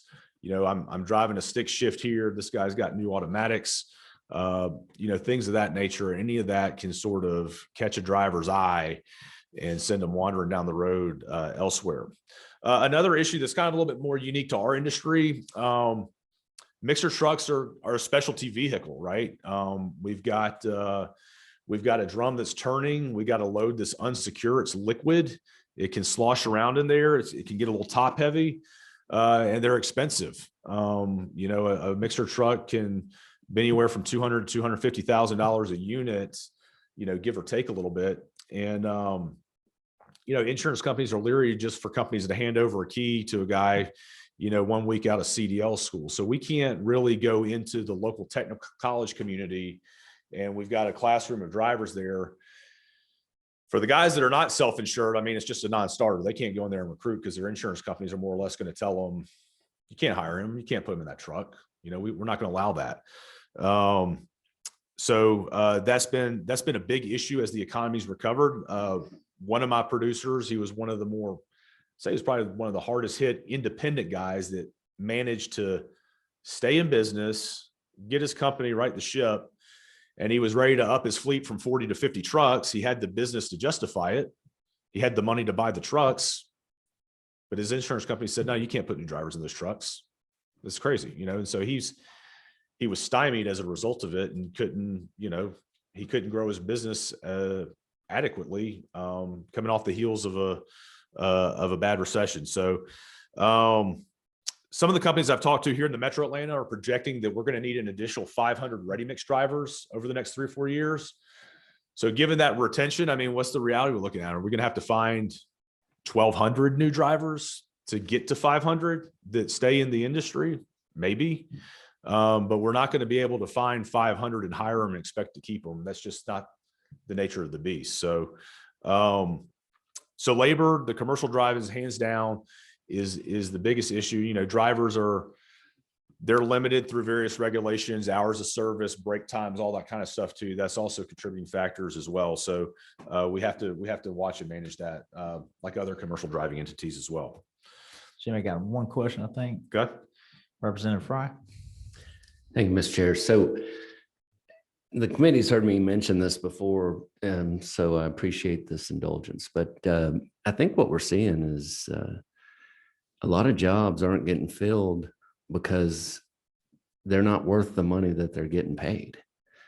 And if anybody wants to go work in a Zaxby's kitchen or drive one of these big old trucks in this room, raise your hand, because these are all jobs that none of us would want to do unless it was getting a lot of money. And you got drivers making $15 an hour, $20 an hour. Yeah, it's a tough job. If you've never driven a giant truck, it's exhausting. And it's exhausting to be around. And if they have a better AC down the street or pay more, a quarter more per hour, that's called capitalism. And the product is the labor. And so I want to point out that all these things that we're hearing about the labor pool, we're seeing a sociological shift. And people are making determinations on how they want to work and where they want to work based on the quality of the work, not necessarily the paycheck. You did mention that Georgia does have one of the lowest unemployment rates. And statistically, if you look at it, we still have more jobs available in the state than we had people receiving the unemployment benefits that we just cut off, right? And so what is creating this demand is the demand for products and more jobs and more, the economy's growing. It's not that people don't want to work. It's people don't want to work for that little money. So thank you. All right. Representative Washburn. Thank you, Mr. Chairman. What kind of license is required to drive a concrete truck? And does it have to do with weight? The smaller trucks, one thing, and the bigger ones, another? CDL Class B. Our guys are mostly local. Like I said earlier, the effective radius of a ready mix plant is going to be about 30 miles out. So these guys are. They don't need a Class A. They're not going over the road. They're not going state to state. So Class B is sufficient. One more, Mr. Chairman. And so relative to the insurance, so what I'm hearing you say, and I'm not been in the concrete business or the trucking business, so they want to hire a driver. He's got his license. So are you telling me the insurance company looks at that individual driver and says yes or no on him relative to that insurance policy? They'll say it's less than 2 years experience. Don't put him in that truck. Thank you, Mr. Chairman. Representative Ridley. Yeah, I'd like to touch on the labor thing my friend, Mr. Fry, Representative Fry was talking about.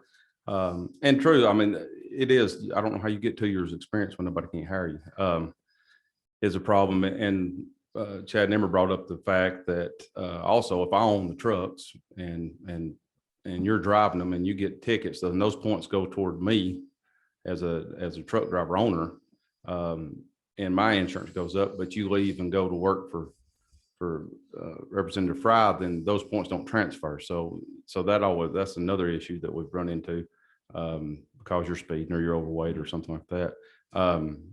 But back to the labor problem, nobody does want to work at Zaxby's, but when I see McDonald's paying $14 an hour or $15 an hour, that's capitalism. I mean, you got to, like you said, it's trying to get that labor in there to do something.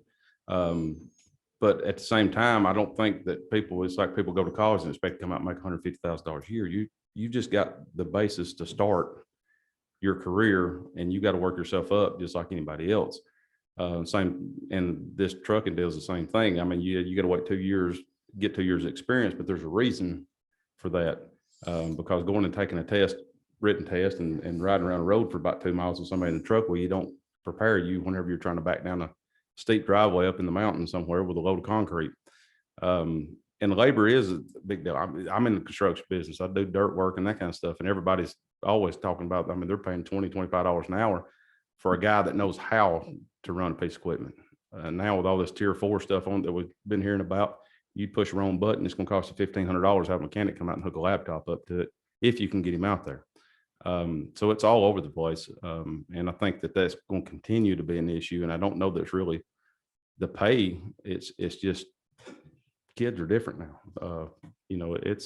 I go out and hook up equipment. My granddaddy figured out, I mean, we went through trial and error. Whenever you mash your hands, you know not to do it that way again.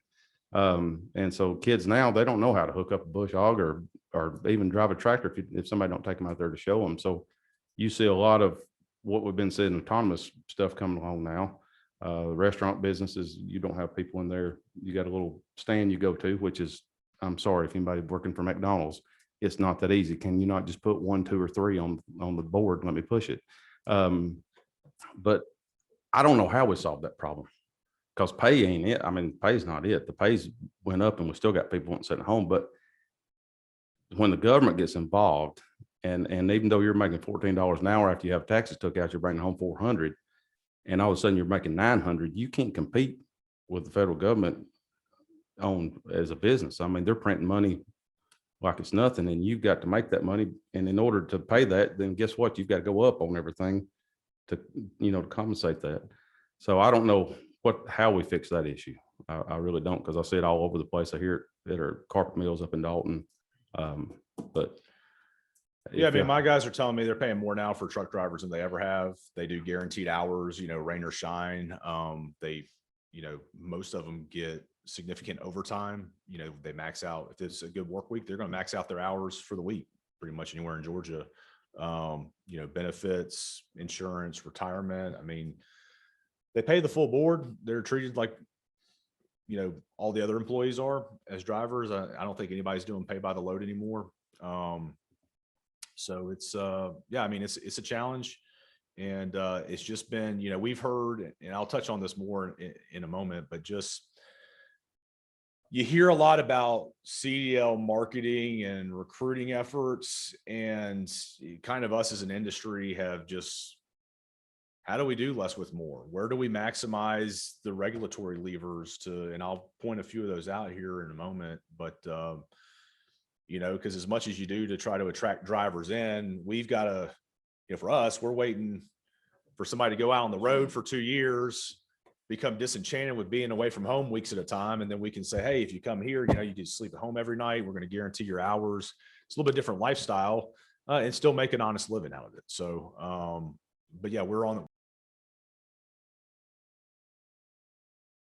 self-insured, have developed some training where they're bringing guys in, they're training as they go, they're leaving trainers in the truck longer with them, they're paying for their CDL education and training, and then they'll basically allow the employee to pay it back a little bit over time, the cost of that CDL and obtaining it as well. So that's been one semi-effective model that a few companies have used, but those are the bigger ones. It's not helping my mom and pop down by Lake Oconee or out near Augusta or in Valdosta.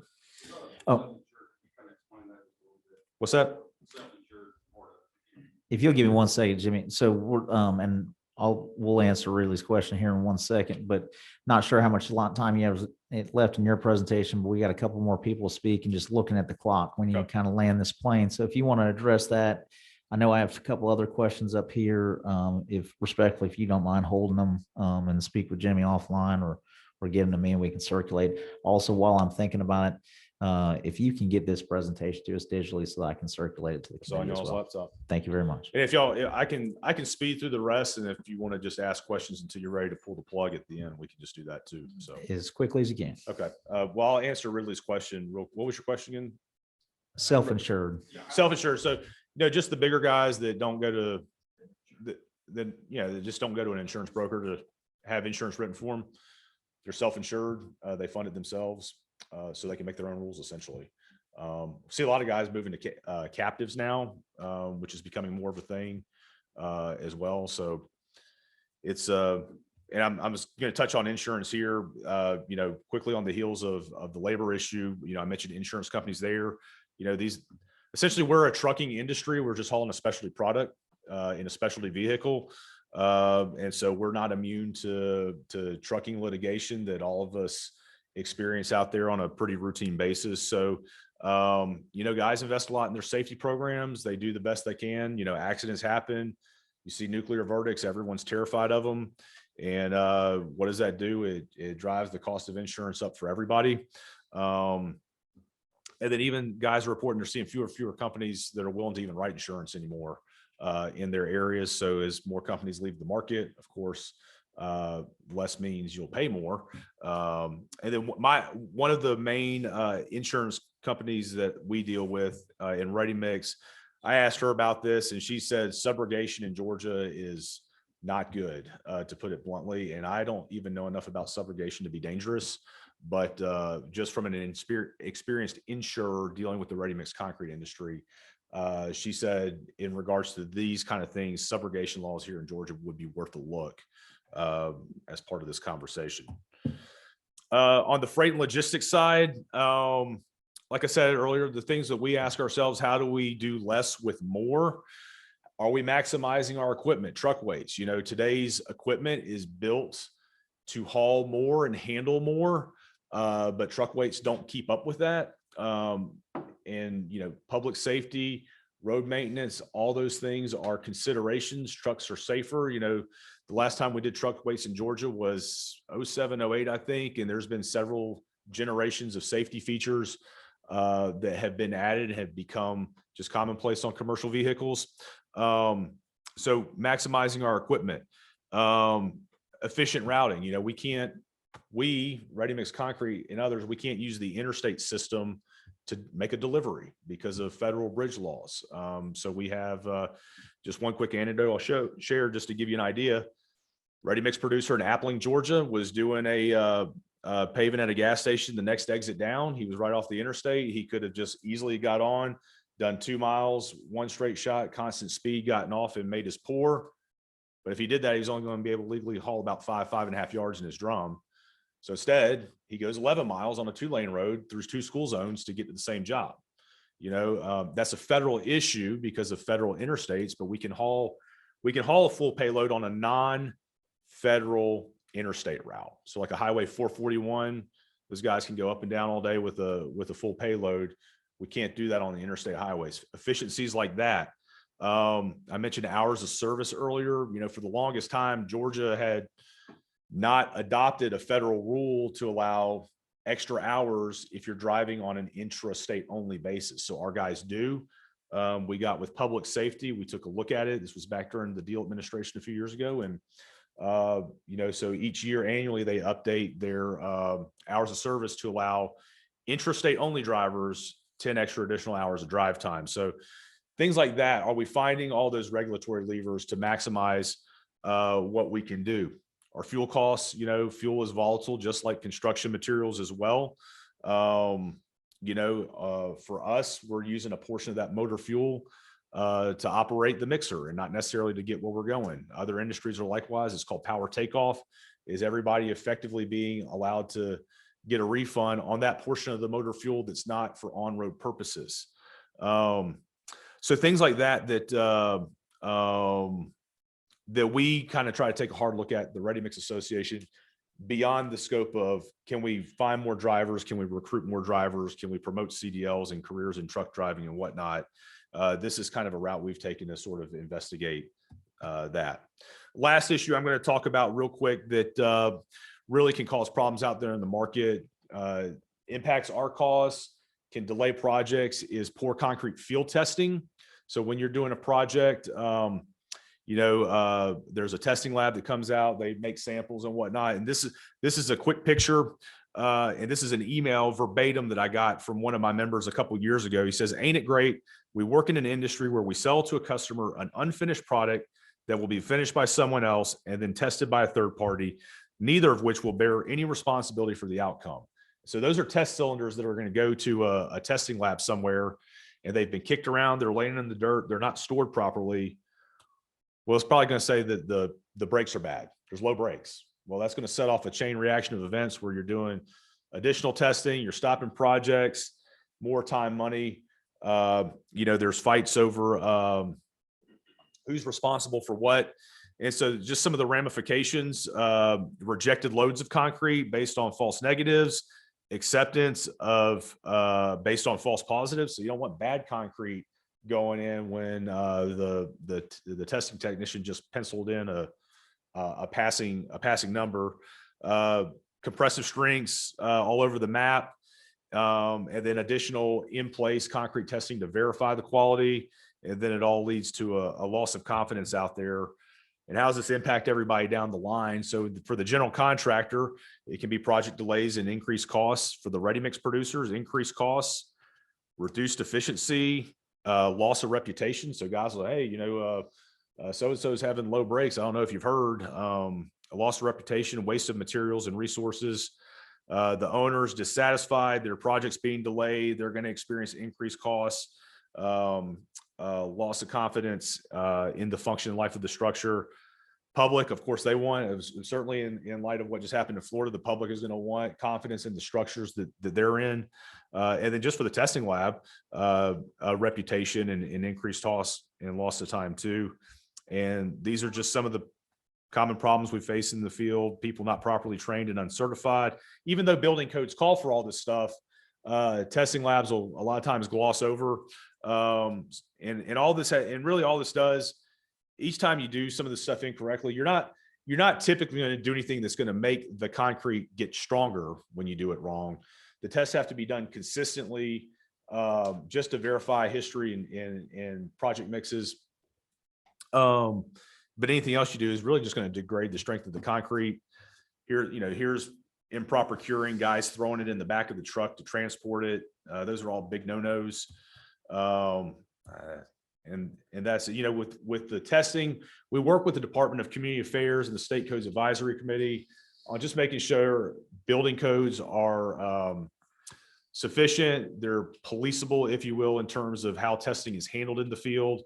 But it's probably the biggest in the field problem we face with regards to the impact of our product. So, hey, look, I appreciate the time and the platform. Thanks. I hope you guys learned something, and I'll entertain any other questions you got. No, I appreciate your time, and I think that was very informative. Again, integral part of the construction process. Certainly, we'll see some expansion of that in some certain ways. I think we're unfortunately gonna have to move on in time. And I appreciate you rolling through those last couple of slides. Sure. I hate to cut you short, but we're gonna move on. I think. Thank you, Mr. Chairman. Yes, thank you, Jimmy. Ryan Willoughby, I think, is next up with Habitat.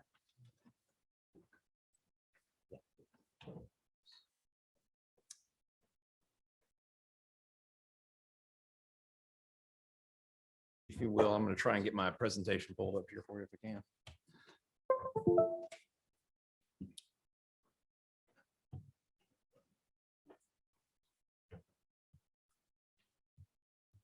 And if you don't mind, if you'll introduce yourself for everybody. Yes, sir, most definitely.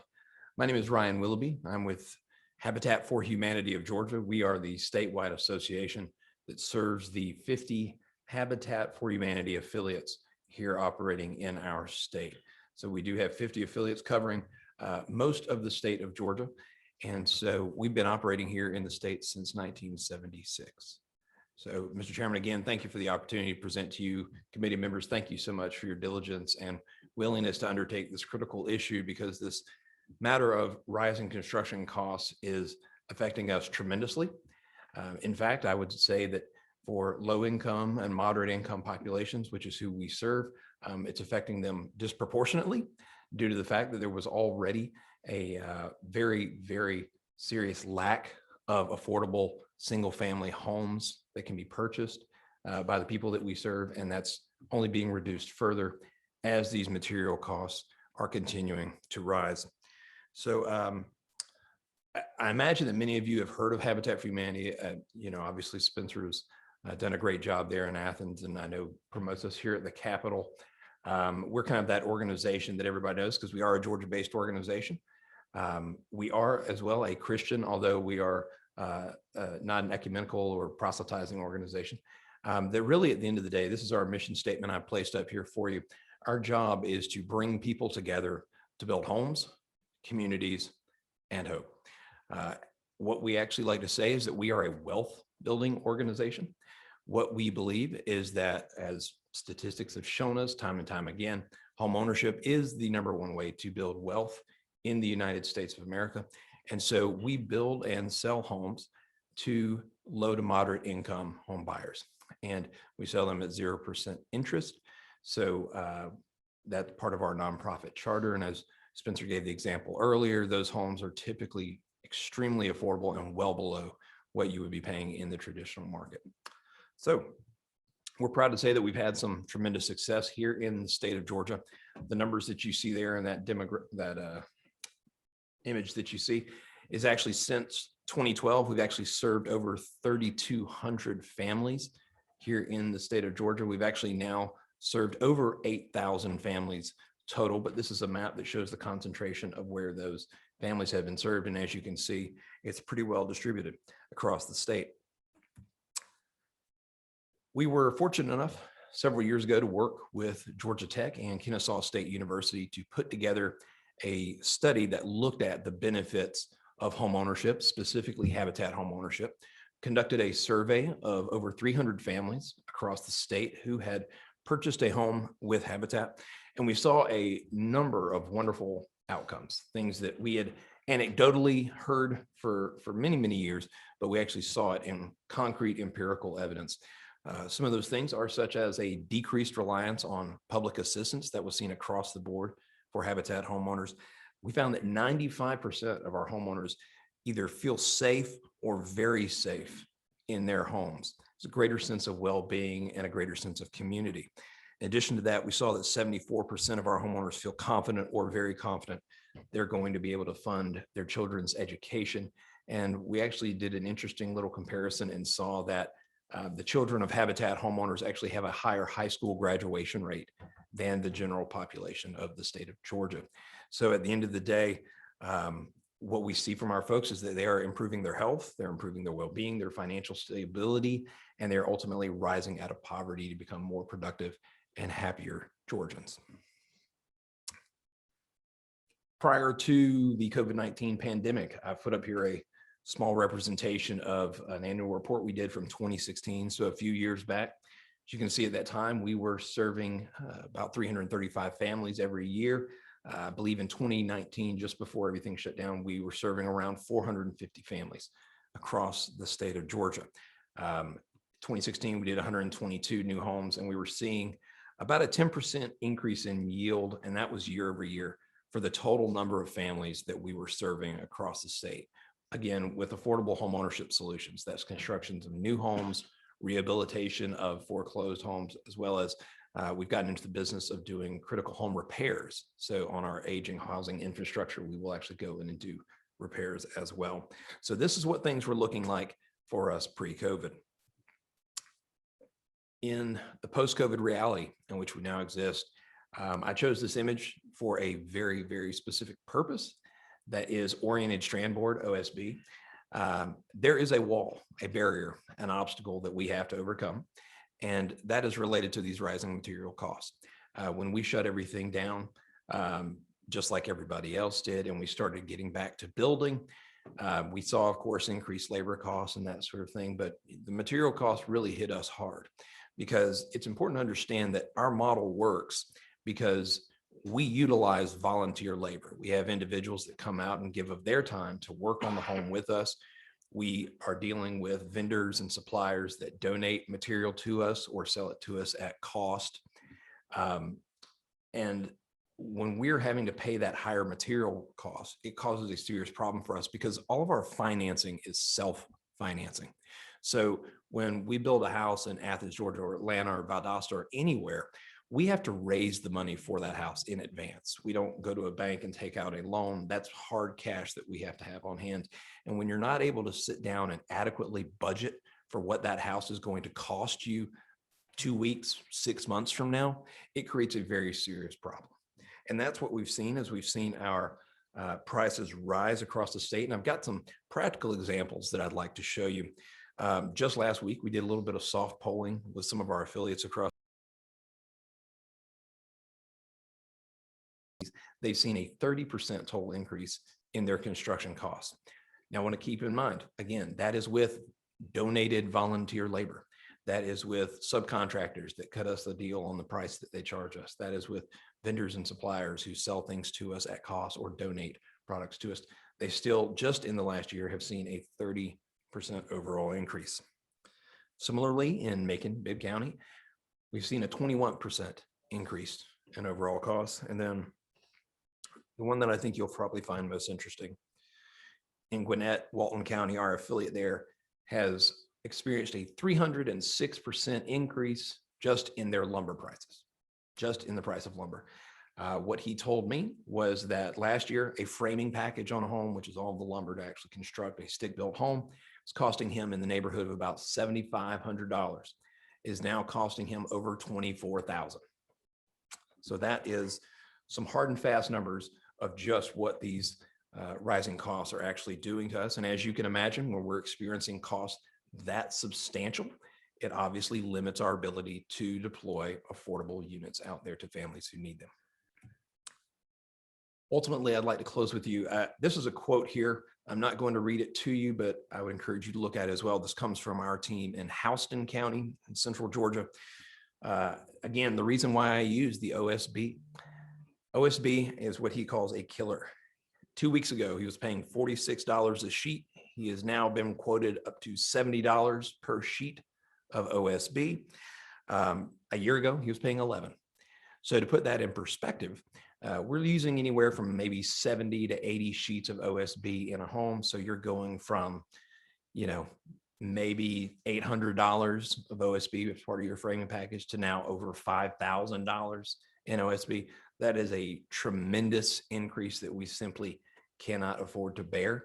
And the only alternative for us is simply to serve fewer families. So that's fewer Georgians that have access to affordable home ownership opportunities. And so again, this is something that is affecting us in a tremendous sense. I deeply hope and deeply appreciate the fact that you all are taking the time and attention to address this issue, because it is something that's not just affecting contractors and commercial construction, but it really is affecting the entire spectrum of housing and construction across this state.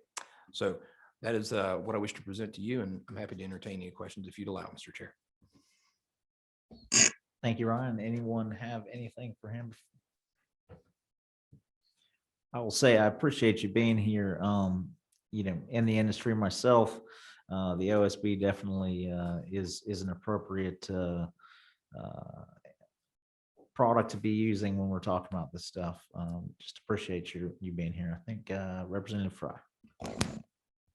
Thanks, Ryan. Thanks for making the trip over. You've been doing a great job, and that was a good picture of what we face. In light of this, I'd like to tell the committee I am literally designing a concrete neighborhood. Luckily, we were able to complete the framing of 2 of our projects new homes that we were building that I didn't have a construction manager. So I got to go out there every Saturday and frame the houses. It was great. But we finished them. COVID hit. We shut down. Luckily, we haven't gotten hit with that. But in light of this, I literally am looking at a 200-bedroom neighborhood of mixed size housing, from tiny homes all the way up to townhomes connected. And we're designing them out of concrete. And hopefully we will see a major savings in that endeavor, both with the utilities as well as the construction materials. And I'll hopefully report back to y'all, get old chairman out there on the job site with the pour with me, and it'll be great. Thank you, Ryan. All right, well, Ryan, thank you very much for your time. Thank you, Mr. Chair. Thank you, committee. I think at this time, I think GFA is gonna come up, but while they're making their way to the mic, I see Commissioner Lattimore in the back, and I appreciate you being here. Appreciate everything you're doing for Georgia Forestry Commission. All right. Thank you very much, Mr. Chairman, members of the committee. Dave is going to help us here, getting a few slides onto this computer. So I'll step out of the way while he does that for us. Yeah. Well, once again, it's a pleasure to see everyone, and we're pleasure to have this opportunity. My name is Andres Villegas, and of course, we spent a lot of time together last week.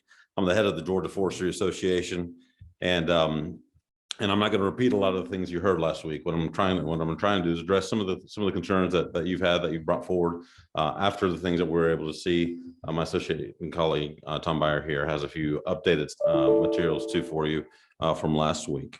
Quite frankly, this is an incredible opportunity. We have obviously there's major challenges that we've had to deal with, but we are very fortunate that at the end of the day, you've been able to learn more about one of the state's largest industries that affects the #1 land use across the state of Georgia, and ultimately generates almost $37 billion of economic activity for our state and our state's economy. And as you saw, all the way from an acre of timberland anywhere in the state of Georgia to international markets that are supported from the port. You mentioned the visit to the port, and forest products are in the top 3 out of 5 exports out of the state of Georgia. So we play a critical role, and we export about 22% of the nation's forest products come out of the Port of Savannah as well. So we play a major role there. One of the things that this kind of highlights for me in so many ways, your discussions, is really that forestry has been at the tip of the spear for so many things. When we talked about the Great Recession, it was our industry that took it at the very beginning, when overnight demand for lumber products, forest products dropped off about 75%, and not just only in the United States, but in other parts of the world that we supply materials to. When we've talked about a lot of the things that are concerned here today, labor, trucking, truck weights, insurance, these are things that have been pressing on us much, much harder for a longer period of time, that now that COVID has created a unique dynamic in our world, on the globe, and in our economies, are coming to bear even more. They're affecting the rest of the economy. When we talk about trucking and we talk about labor, it's not a forestry issue anymore. It's an economic issue. Any corner of the state, any corner of this nation, those issues permeate throughout our economy. So for us, once again, like I said, while we've brought these, we consistently bring these issues before you and others and policymakers to let you know what is happening in one of the largest sectors of our economy. Now I think the attention is being paid, and the opportunity to do something is coming to bear. One of the things that we've noticed is a Wall Street Journal article a few weeks ago about the Federal Reserve Chairman Jerome Powell. He's been looking at the lumber industry. He's been looking at the forest products industry for that very reason, because we are the tip of the spear. We are a little bit of the indicator of what's happening down this, what to expect that will happen. And that's why we decided to put this slide up here for you. There is good news. Lumber prices are crashing. They're not falling, they're crashing. They're coming to levels that are still not what we saw a few years ago, but they have come down tremendously fast. To mention that this committee was formed on May 20th, and on May 28th, the prices started falling. Now, while that no act of the legislature could have made that happen, I'll tell you that right now. This is a commodity. And if that were the case, of course, we would have never paid high gasoline prices a few years ago, or other things that we have out there that we sometimes have to pay a lot more for, because global commodities are things that we can't control. And lumber and OSB and other forest products materials are commodities that move in markets that obviously oftentimes have various different channels and various different ways in which they're priced because of that, and how prices affect us. So how did we get here? How did we get to this stage? Why are we talking about this issue here today? Well, obviously, those supply issues that we've talked about were exacerbated. We saw them coming. We've been dealing with them for several years in our industry.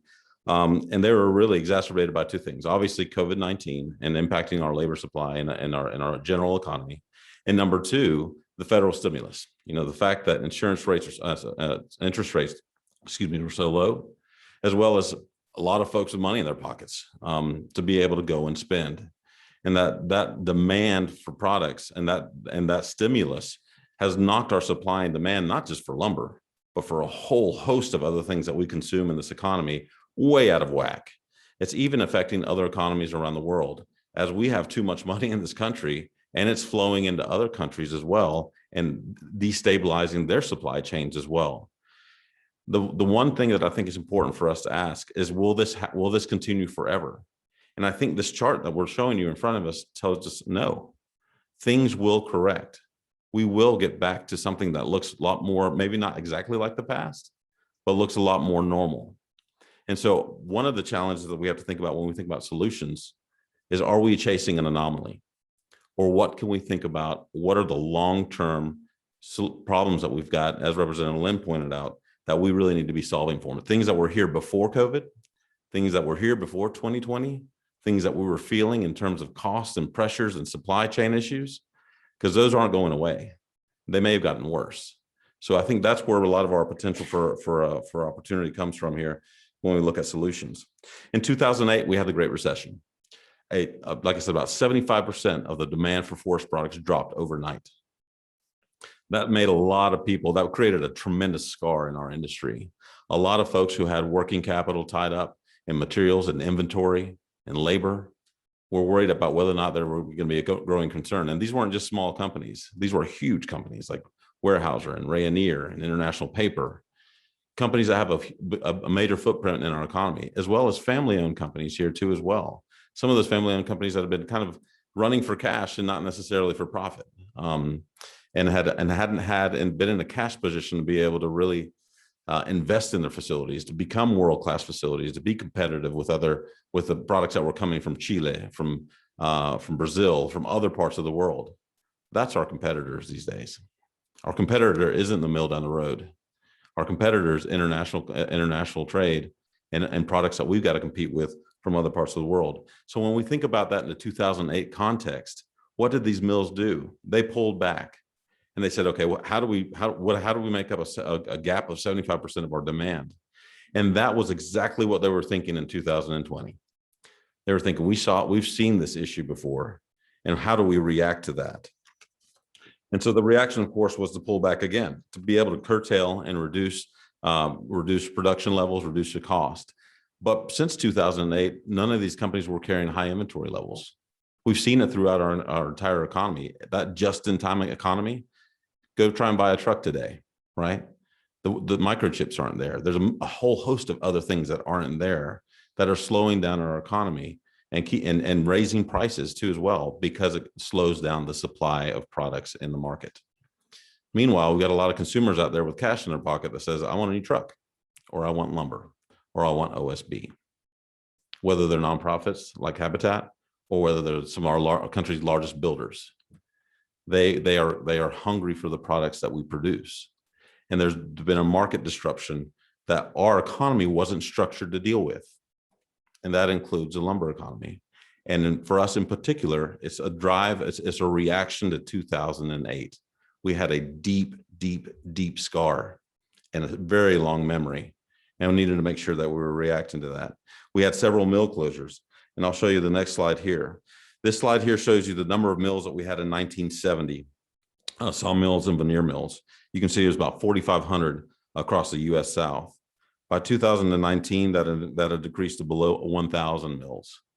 Now, what is this? Why does this happen? Well, once again, global competition. In 1970, 1980, those mills were competing with each other here in the United States, in North America primarily. We look at the North American lumber market as kind of a US-Canada market, if you will. But by the 1990s, in particular in 1985, the global competition came in and the mills weren't competitive anymore. And so we started seeing a lot more imports, in particular from Canada as well. And so what did that mean? Well, the mills that were left had to be really competitive. They couldn't be lower quartile mills.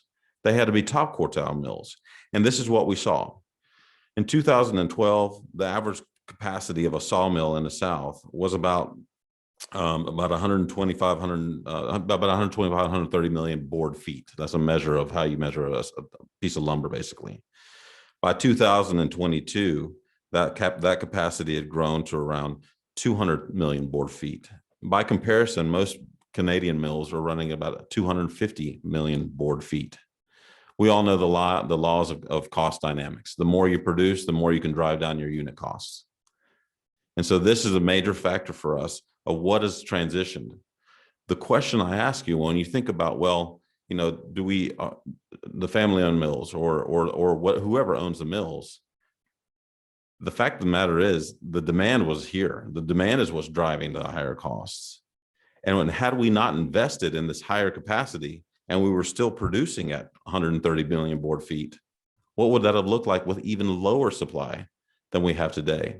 Irrespective of who owns the mills, what we needed in our economy, in our forest economy, what we always need in our forest economy is the ability to compete, the ability to be the lowest cost producer and deliver products not only into our own economy, but into the global economy. And that's what we talk about when we talk about truck weights, when we talk about insurance, and when we talk about labor, and we talk about the flow of goods throughout our economy. That is what we're asking for. Help us be competitive. We still have to manage our assets. And whether that's growing timber with the best genetics we can get and the best management we can get, or whether that's managing a mill or getting products logistically moved to a place, we have to be as competitive as we possibly can be. And those are the strings that you can pull.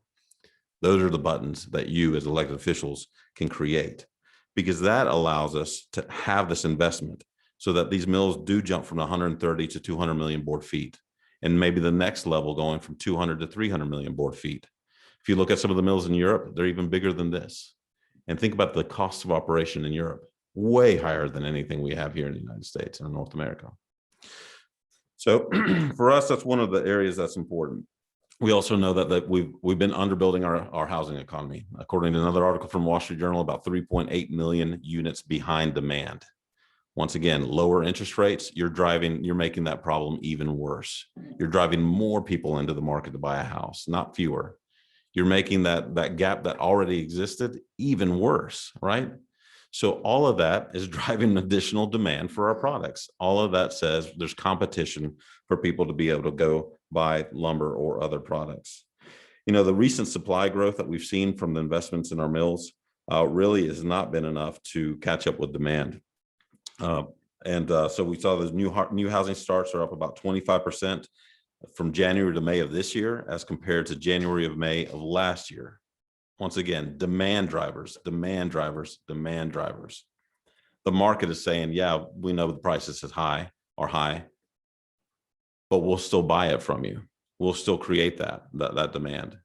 And that's important because as we heard in some of the previous testimony, we heard costs are higher, but we didn't necessarily hear people pulling out of the market. They said, okay, it's $24,000 or $9,000 more, or whatever that number is. But we didn't hear people say, hey, we're walking away from this market until it cools off. The demand is still there. And will it still be there a year from now, or 2 years from now, or 3 years from now? Those are the questions I think that for us are really critically important here. Are we in a point in time issue? Or are we going to be in this kind of catch-up mode for a long period of time?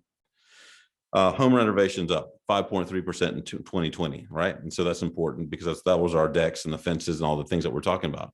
But this year they're up 7.3% over last year. And that doesn't even include every single one of these buildings in Atlanta and all over this country that were empty. And folks said, hey, you know what? We're going to renovate. We've always wanted to refurbish or do whatever it was or put new carpet in. best time to do is when there's nobody here. You know, we don't have to put anybody out of work, so to speak, move them into a different space. We can do that right now. So on the commercial side, on the restaurant side, the demand increased there too as well. So once again, I keep coming back to this, but the demand, and a market that's constrained with supply is something we just absolutely cannot ignore.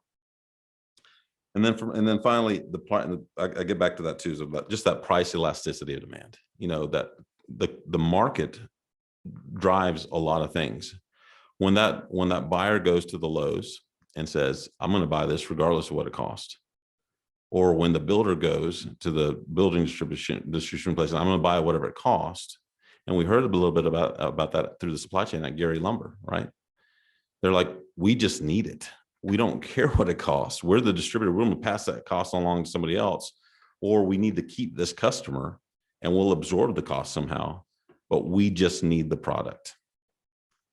That's what we're hearing throughout the supply chain, all the way at the consumer level and throughout the different levels that are in between.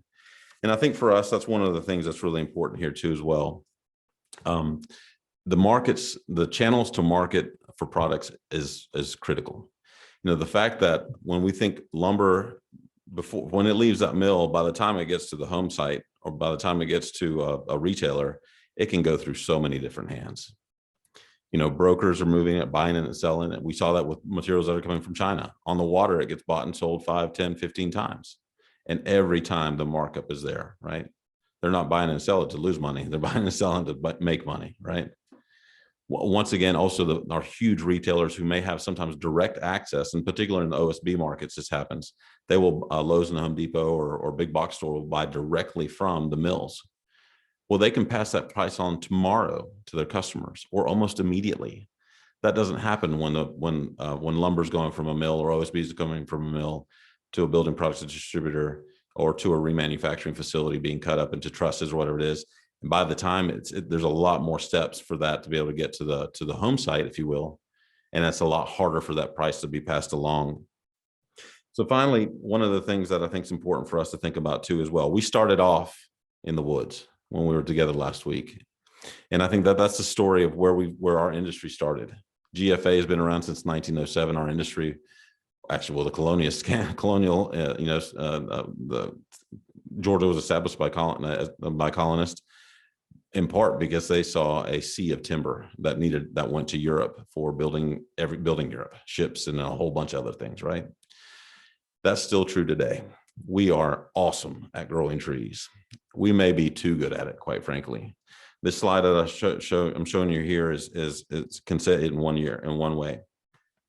Prior to the recession, the amount of timber we had on the stump was about 14 years over demand. So if you look at, okay, demand is X and we have X plus 14 is how much timber we have out there.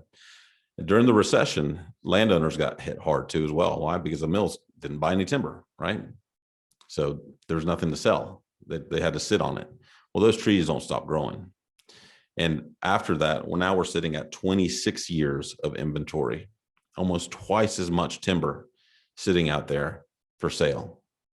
So think about that in the car dealership world.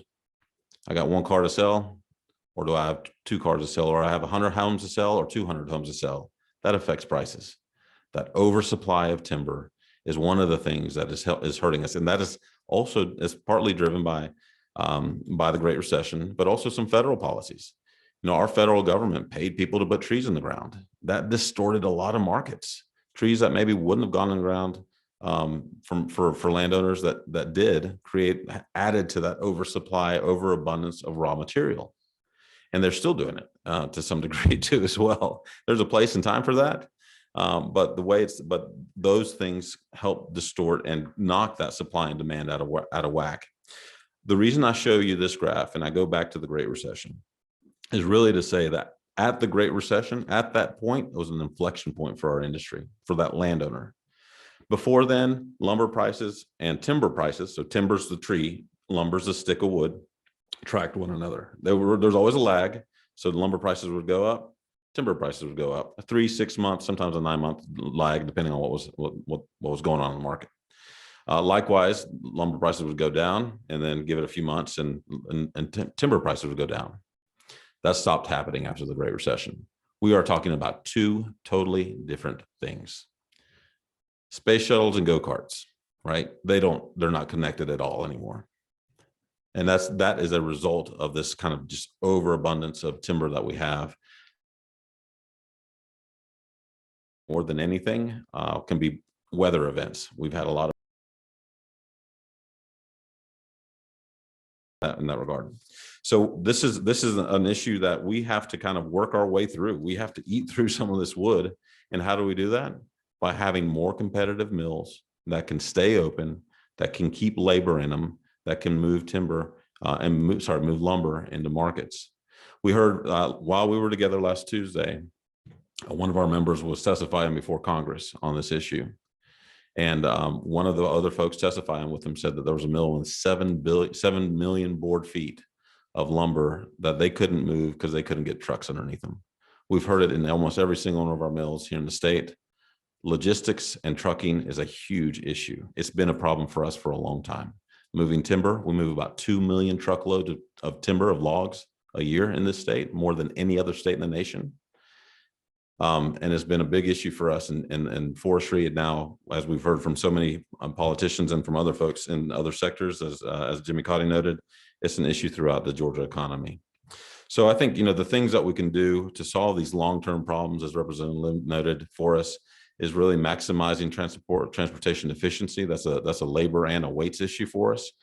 We haven't touched that issue since 2007, 2008. We are the lowest truck weights in the Southeast, with some of the best roads in the Southeast. It's time to catch up. The second component for us is addressing labor. And that's not just the opportunities. Our mills are getting more and more efficient. Yeah, they are responding to the fact that you can't find people, but you can't really fix that in the woods. We still need drivers that move timber and operators that can move heavy equipment. The pay rate, it's not a pay issue, as we heard from Representative Ridley. It's an issue of whether or not we can attract and drive people into our industry, to let them know we even exist. Whether you have a GED or a PhD, there's a place for you in our industry. The forest products industry pays the highest or second highest manufacturing wages in the state of Georgia, behind aerospace. For a long time, decades, we were the highest. So there's plenty of opportunities for people to make a good living, live in rural areas where the cost of living are low, have a boat, have a truck, have all those things that are kind of maybe the rural American dream in some ways, right? And we're also extremely diverse. The diversity in our industry with females and racial categories is extremely high. And so we help provide a path to wealth creation in our rural economies in important ways. And then finally, encouraging the growth of supply. We can supply, our country can supply all of the lumber and all of the forest products that we need as a nation. But what our investors don't want to do is chase moments in time. And we've seen this across the economy. It's not just forestry. Investors, it takes $200 million to build a sawmill. When you see lumber prices dropping like they are right now, even if companies are sitting on a lot of cash, it's not exciting to go out and build something when you think, I might not be able to sell the products that are coming out of the back of the mill in 6 months or in 3 years. And these mills need to be able to have a lifespan of 25, 30, 40, 50 years. Most of them get refurbished after about year 40 or 50. So a complete overhaul, right? So that's kind of the reality of where we're looking at. We certainly appreciate, obviously, the attention to these our interests, and we're glad that these solutions that we're looking at are not only forestry centric, they're critical to the entire economy of the state of Georgia. Thank you for your time. I appreciate it. I'm not sure if we have any questions, but if not, we will convene this first portion. The committee member, I'm sorry, Representative Lim. Yeah, could you elaborate on the recommendation for particularly with supply growth and making particularly our sawmills? And a lot of us are interested, particularly in the smaller ones, in making them more competitive. You say in your presentation or in your sheet, improving the incentives for investing or expanding in those assets. What can we do in that vein? Yeah, absolutely. So one of the areas that where we see sawmills being able to excel in. I used to work for a company called Weyerhaeuser, and we had I ran a mill myself, so I'm a mill manager. I know what it takes to keep those things going. And a lot of it for us is the ability to bring in automation, essentially. That one of the key elements of that. So the tax credits on investments is really important in that area. A lot of our mills have capacity to grow, and we've seen that already. And in the slide that I showed you here, with the growth and capacity. So that's one important area. The other area is really efficiency of those mills and moving products in and out. So once again, the weights on both inbound and outbound. We have several mills that cube out before they weight out, and this is a particular an issue for our largest pulp and paper mills, and they're the cornerstone of our state and our nation's forest economies. Without a pulp or paper mill in your forest economy, it's hard to make the rest of it work. And so for them, that efficiency on weights on finished goods or intermediate goods is really important too as well.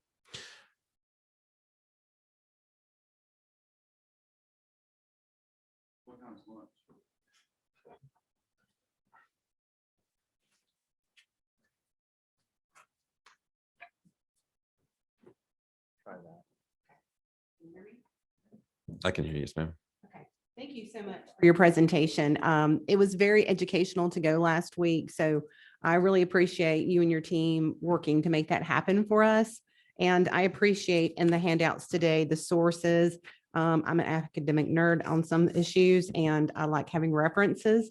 In your material that you handed out today, I was looking, and you've got the price per 1,000 board feet, and it references Fortune magazine. And so I thought, well, I'll just do a quick little Google search to see if I can come up with the price per 1,000 board feet.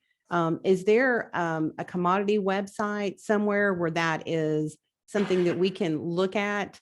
Because when I Googled, I saw about 4 conflicting articles with the 770 number. So I was just curious, is there a place that you consider as an industry to be the source for price per board foot? There is, yes. So the industry, and this happens with a lot of commodities. So West Texas Intermediate, a whole variety of different commodities use reporting price mechanisms, if you will. So basically, an independent third party goes out and collects information on a weekly basis from buyers and sellers of what, and that includes everybody in between, so brokers and retailers, of what they're buying and selling. So that information transacts on a confidential basis. It's always lagging, and it's generally published the week later. So random lengths is the name of that. Random lengths, like the length of lumber. And that's used by everybody, essentially, to be able to peg. And so it's just like West Texas Intermediate on crude oil. If we want to buy it here, we know that there's a transportation cost adder or subtractor that you put on that. And then there's the fact of looking at what's happening. So let's say that the price today is $700, right? In Random Lengths published from their Monday report. If I'm the mill and I see and I'm either pegging right at 700, or maybe I'd say, okay, I think I can sell it for 710, and my lumber doesn't move, and my warehouse gets full, and you put the mill at risk of possibly shutting down because you don't have anywhere for that stuff to go, right? The back end of the mill gets constipated, essentially. Then you're, as a salesperson, you've made a mistake, right? You needed to be $10 below or $20 below the market, the Random Lengths price, to move that. And so that's what the salespeople are doing every day in mills. They're looking at their inventories, they're looking at what's moving and what's not moving, and they're pricing based off of what they see that. So the mills are always ahead of whatever Random Lengths is publishing, because Random Lengths is looking at prices from last week. And so the mills are real time, right? They know what demand is. And that's one of the differences there. You know, if a broker comes to buy lumber from that mill, the broker's going to be like, they're thinking, what can I sell it for? Right. So I need to buy it at 700 or 710. And I know I can sell it to the box store for 730 or 740 or 750. Right. Likewise. So that's the broker role. Likewise, there's a certain volume of wood that moves out of mills that's already kind of pre-contracted. And so it's because lumber can move as an intermediate product going into something else. A good example is truss products, right? So that 8 foot or 10 foot or 12 foot stick of lumber will get cut up into pieces, 2 foot, 3 foot, 8 foot pieces to be able to create a truss that goes on the back of the truss and a truck and ends up at a building site. So those truss manufacturers and also treaters in particular, so Great Southern Yellow Wood and folks like that, will have contracts with the mills for a certain volume, and the pricing for the year is basically set to a random plus or minus number, whatever that might be. And then the retailers are a whole different ball of wax. So the big retailers like the Lowe's and Home Depots of the world, they come in and out of the market. If they need a truck today, they can pay whatever they want for it, within, of course, whatever limits they have internally, because they know all they have to do is mark up the price tomorrow to their customers. And so they can really swing pricing one way or another versus the contract pricing that's out there that has very, very little wiggle room. Question is the number you gave, the 770, which Fortune magazine gave yesterday in their article, is that based on all those variations from the big box store coming and paying for what they want, the contract price, all those factor in?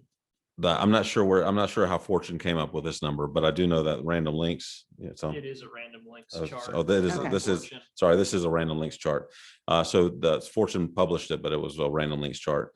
The Random Links will be taking pricing from across it. So it's an average price from across multiple different geographies and multiple different areas.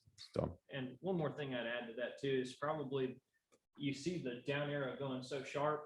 Well, you probably saw as different points in time because it's been so volatile so quick that there's probably a couple different numbers, but it's heading down fast. Yeah, there's one that's even lower than this. So Yeah. I was just curious. I mean, it's crashing hard. So depending on when the article was written, the author was looking at the data, that number was probably, it could be 800, 500. It's just shooting down. And Representative Camp, we have a copy of this week's Random Links and we'll share it with you. Thank you. But the price in Mississippi will be different than the price in Georgia.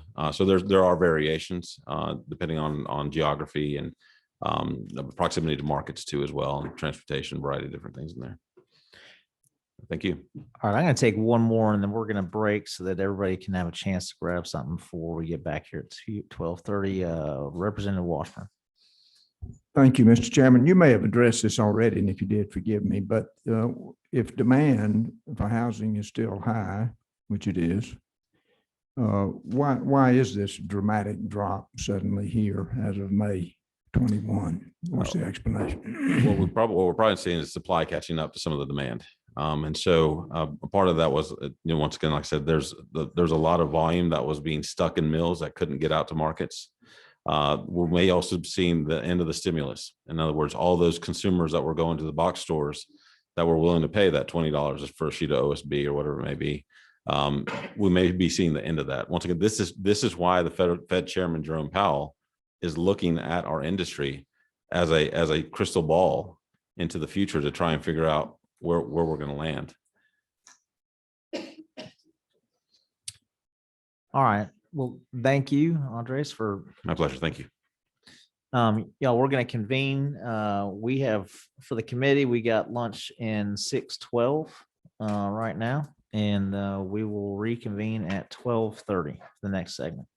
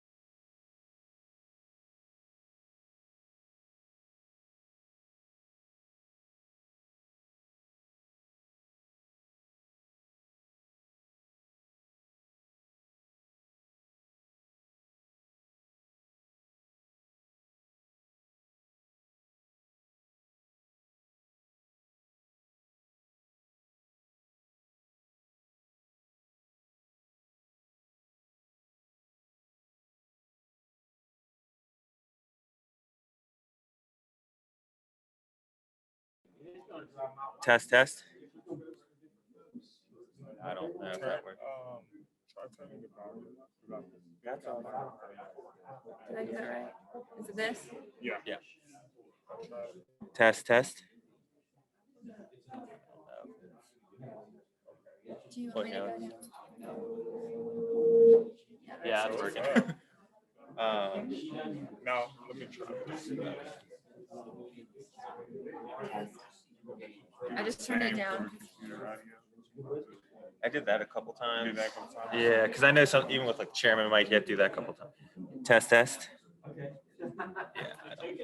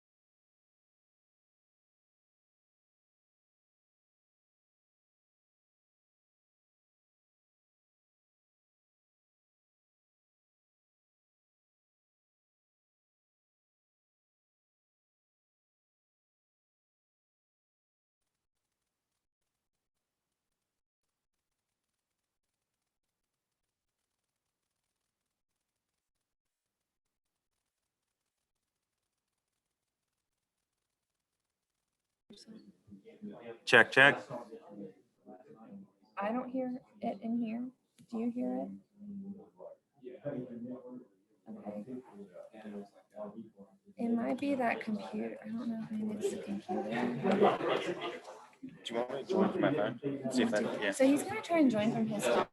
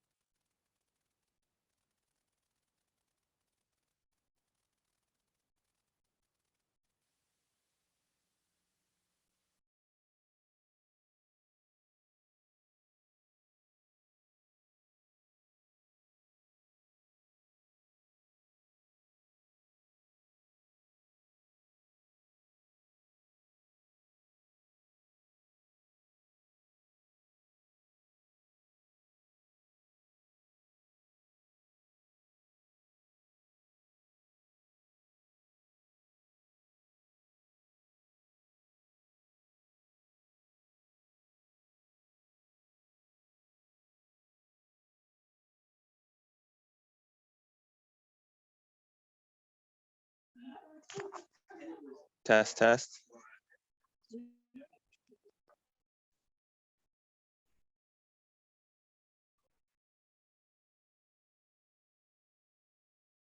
Test, test.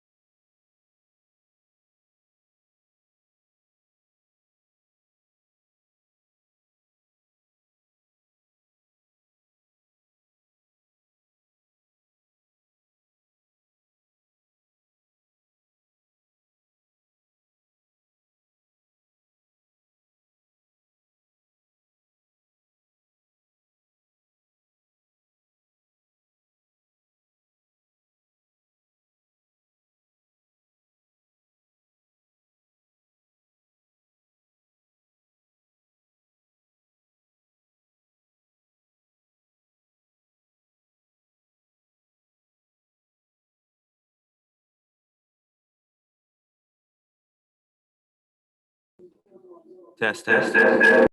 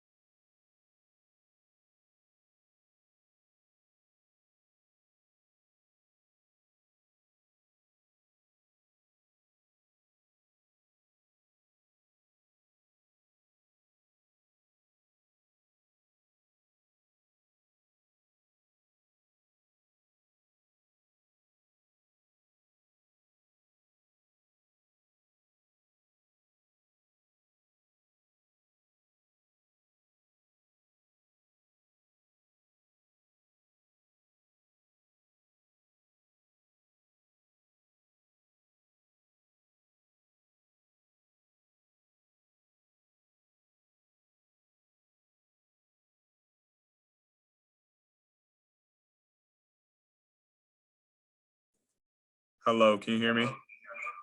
Yeah.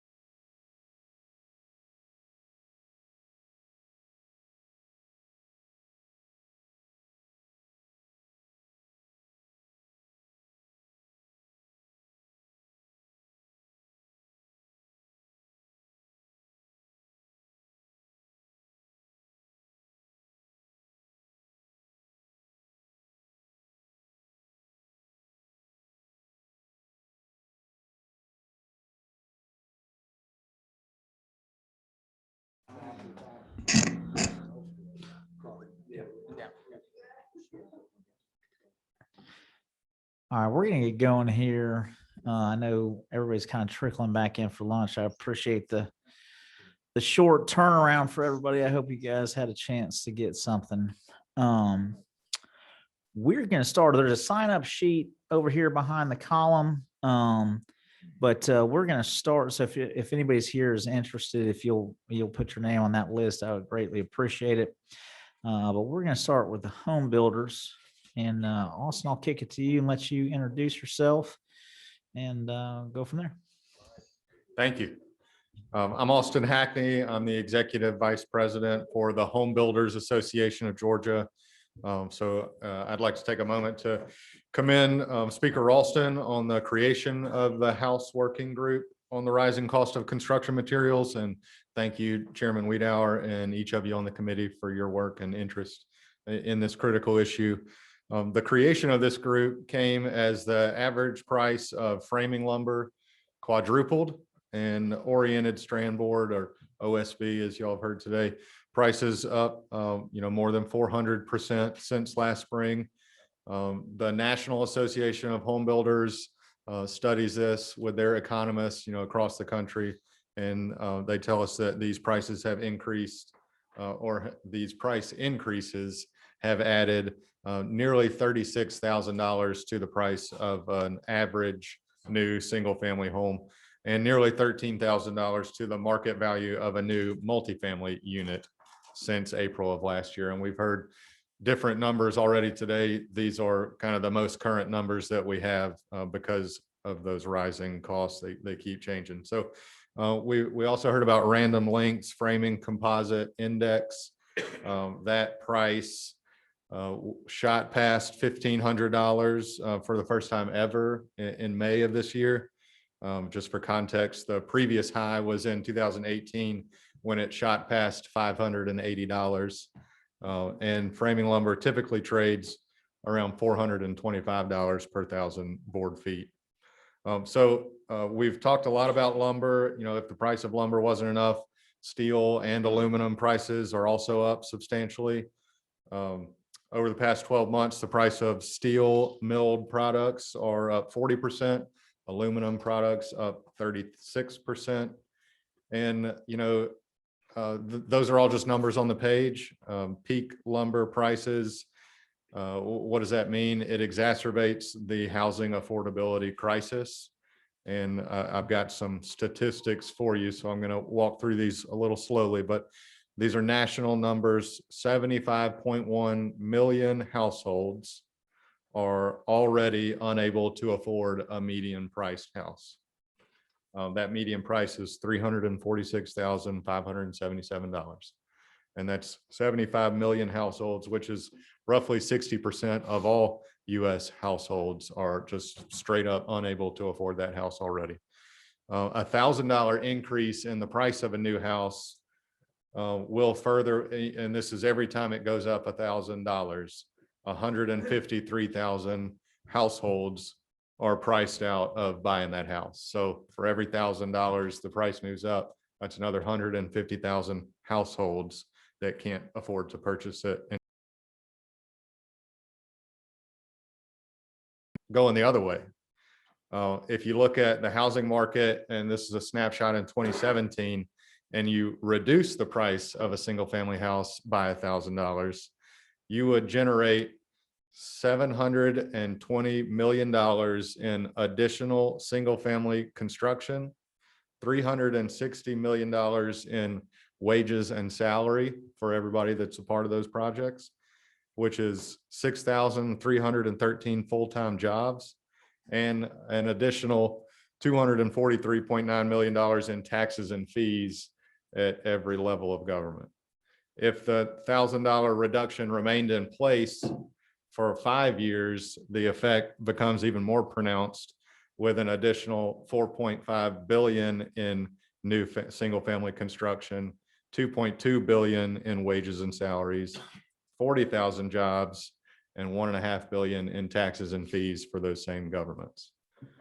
We heard a little bit about the builder's reaction to all these increases in prices or shortages in materials, and just needing it no matter what the cost is. There are some different reactions. The most frequent reaction is, they're just raising the prices on the products that they're putting out. New homes are just more expensive because they had to pay more for their materials. And that's, this is a survey that our national association did to all of our members across the country. So 62% of respondents said that they're just raising the prices on their houses. 59% said they're pre-ordering materials, whether they've got a project on the books or not. They're putting their orders in now. 45% said they're using price escalation clauses in their contracts for pre-sales. And, that's a great idea for the builder. But when you're the home buyer, that's a little bit less attractive, right? And you're getting your financing worked out on the front end, but then all of a sudden price increases required, your buying price to be even higher. So some builders are waiting to list, that house that they're building on spec maybe until, it's complete and they know what their costs have been. So that's requiring a fast turnaround on the sales cycle. 20% of respondents are just abandoning their projects and they're not buying those materials. They're not building those houses. They're just abandoning those plans. And then 11% of the respondents are canceling existing contracts and those contracts that they have with home buyers. So I would say, there is some elasticity to these prices, but, at some point there is a stop to being able to keep moving with the projects. These dramatic price increases, have been focused on lumber. We heard about some alternative methods to construction. That same survey asked about these alternative methods, and 17% have considered switching to steel frame houses. 16% of respondents are considering a move towards the structural insulated panels, and 14% into the ICFs that we heard a lot about. Lumber futures prices, that's the Random Lengths composite index that we heard about. That has obviously come down a lot, as y'all saw in the charts on screen, 52% over the past 7 weeks. And when y'all were on your field trip last week, you got to see the supply chain and all the stops that lumber makes down the line. The futures prices don't immediately connect to what a builder pays at Home Depot or his distributor. That price has only fallen by a small fraction of that 52% that we've seen. And that's because of all the steps along the supply chain that we learned about last week. A healthy residential construction industry in Georgia has a huge economic impact on the state. I told you a little bit about, that $1,000 decrease, what that could do nationally. In 2019, single family home building permits were pulled, 42,939 single family home building permits across the state. The 1-year economic impacts of those new homes include $12.3 billion in income for Georgians who are associated with the construction industry, and $1.5 billion in taxes and revenue for just local governments. I don't even have a figure for how much the state was able to bring in because of that activity, but we know it creates almost 170,000 jobs across the state. And that's just in the single first year of those 42,000 new homes. There are lots of recurring economic impact that, follow that new house as it matures, and, the property taxes that the new homeowners pay every year.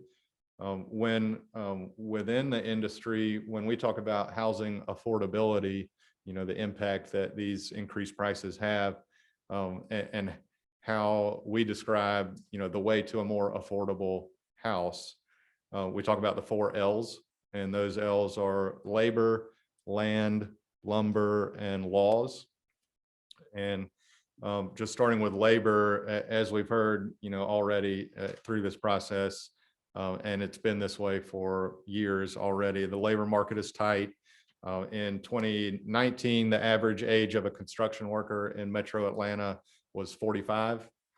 I don't see that number, that age number having decreased any in the last 2 years. Labor costs in first quarter of 2018 to second quarter of 2019 rose 5.5%.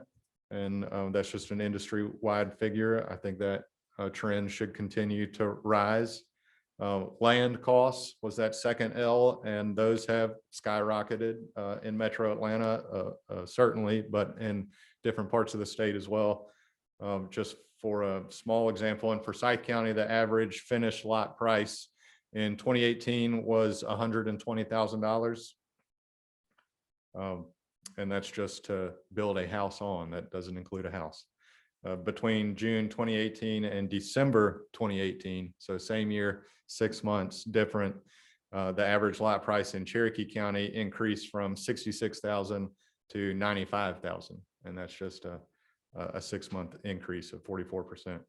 And when we talk about lumber in this context, we're talking about the price of all building materials. A third of all U.S. lumber is used to build new homes, new apartment buildings. So we, in the residential construction industry, use a third of all U.S. lumber.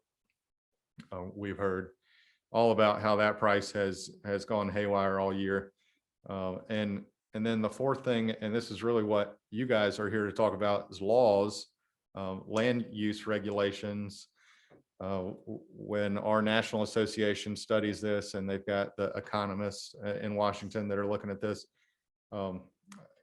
land use regulations imposed by all levels of government account for $93,870, or 23.8% of the current average sales price of a new single family home.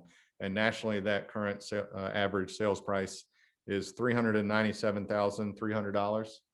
I think in the state of Georgia, you could probably reduce that by a small percentage to get to a more accurate number, but that 23.8% should stay about the same. That's the 2021 estimate. 23.8% is down slightly from 24.3%, which was in the 2016 study, the same study that they did. Many other costs, like we just described, have risen since 2016, so it kind of balances out there.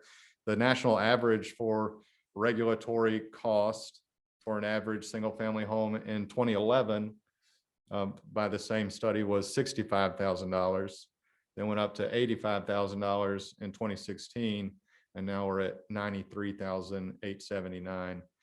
So this regulatory portion of a new home is not going down, and I'll get in a little bit about what we're actually talking about by regulatory costs. The average price of a new home sold over that same span, so 2011 was $260,000, 2016 $350,000, and now 2021 $397,000. When they study the costs of regulation, they're talking about, for example, the cost of applying for zoning approval, the hard costs of compliance, maybe fees or a required study of the land, land that's dedicated to the local government, maybe in a park or something like that, just otherwise left unbuilt. And then local standards that go beyond the ordinary, setbacks, other zoning requirements, complying with OSHA and other labor requirements, and then the pure cost of delay, which we know in construction delay is very expensive. Those are all regulations during the development, so just the horizontal land work. And those, through their study, totaled up to about $41,000. The regulations during the construction of the structure could be fees that are paid by the builder after purchasing the lot, changes to the building codes over the past 10 years. So the study is not saying that all regulatory costs are bad. Obviously, there's a cost to comply with the building codes. The study looks at the changes over the codes in the last 10 years and how much more you'd pay now than you did then. Complying with architectural design standards that are beyond the ordinary, and then also the pure cost of delay during the construction of the structure. So they tag those costs at around $52,500, which gets you to that $93,870. One thing to note, in 2019, the lot development costs, so this is for the land to get it ready to build a house on, in Columbia, South Carolina, averaged about $25,000 per lot, and that's to develop it. In Atlanta, it costs $60,000, and that's not to buy it, but to develop it. And so there's some cost differences there. The House Study Committee on Workforce Development that was chaired by your colleague, Representative Vance Smith, in 2019, had a couple of recommendations about, how the state of Georgia and the House of Representatives could encourage more affordable workforce housing around the state. Some of the recommendations they came up with had to do with some of those government imposed regulatory costs, such as those aesthetic restrictions, the design standards that go above and beyond the building code.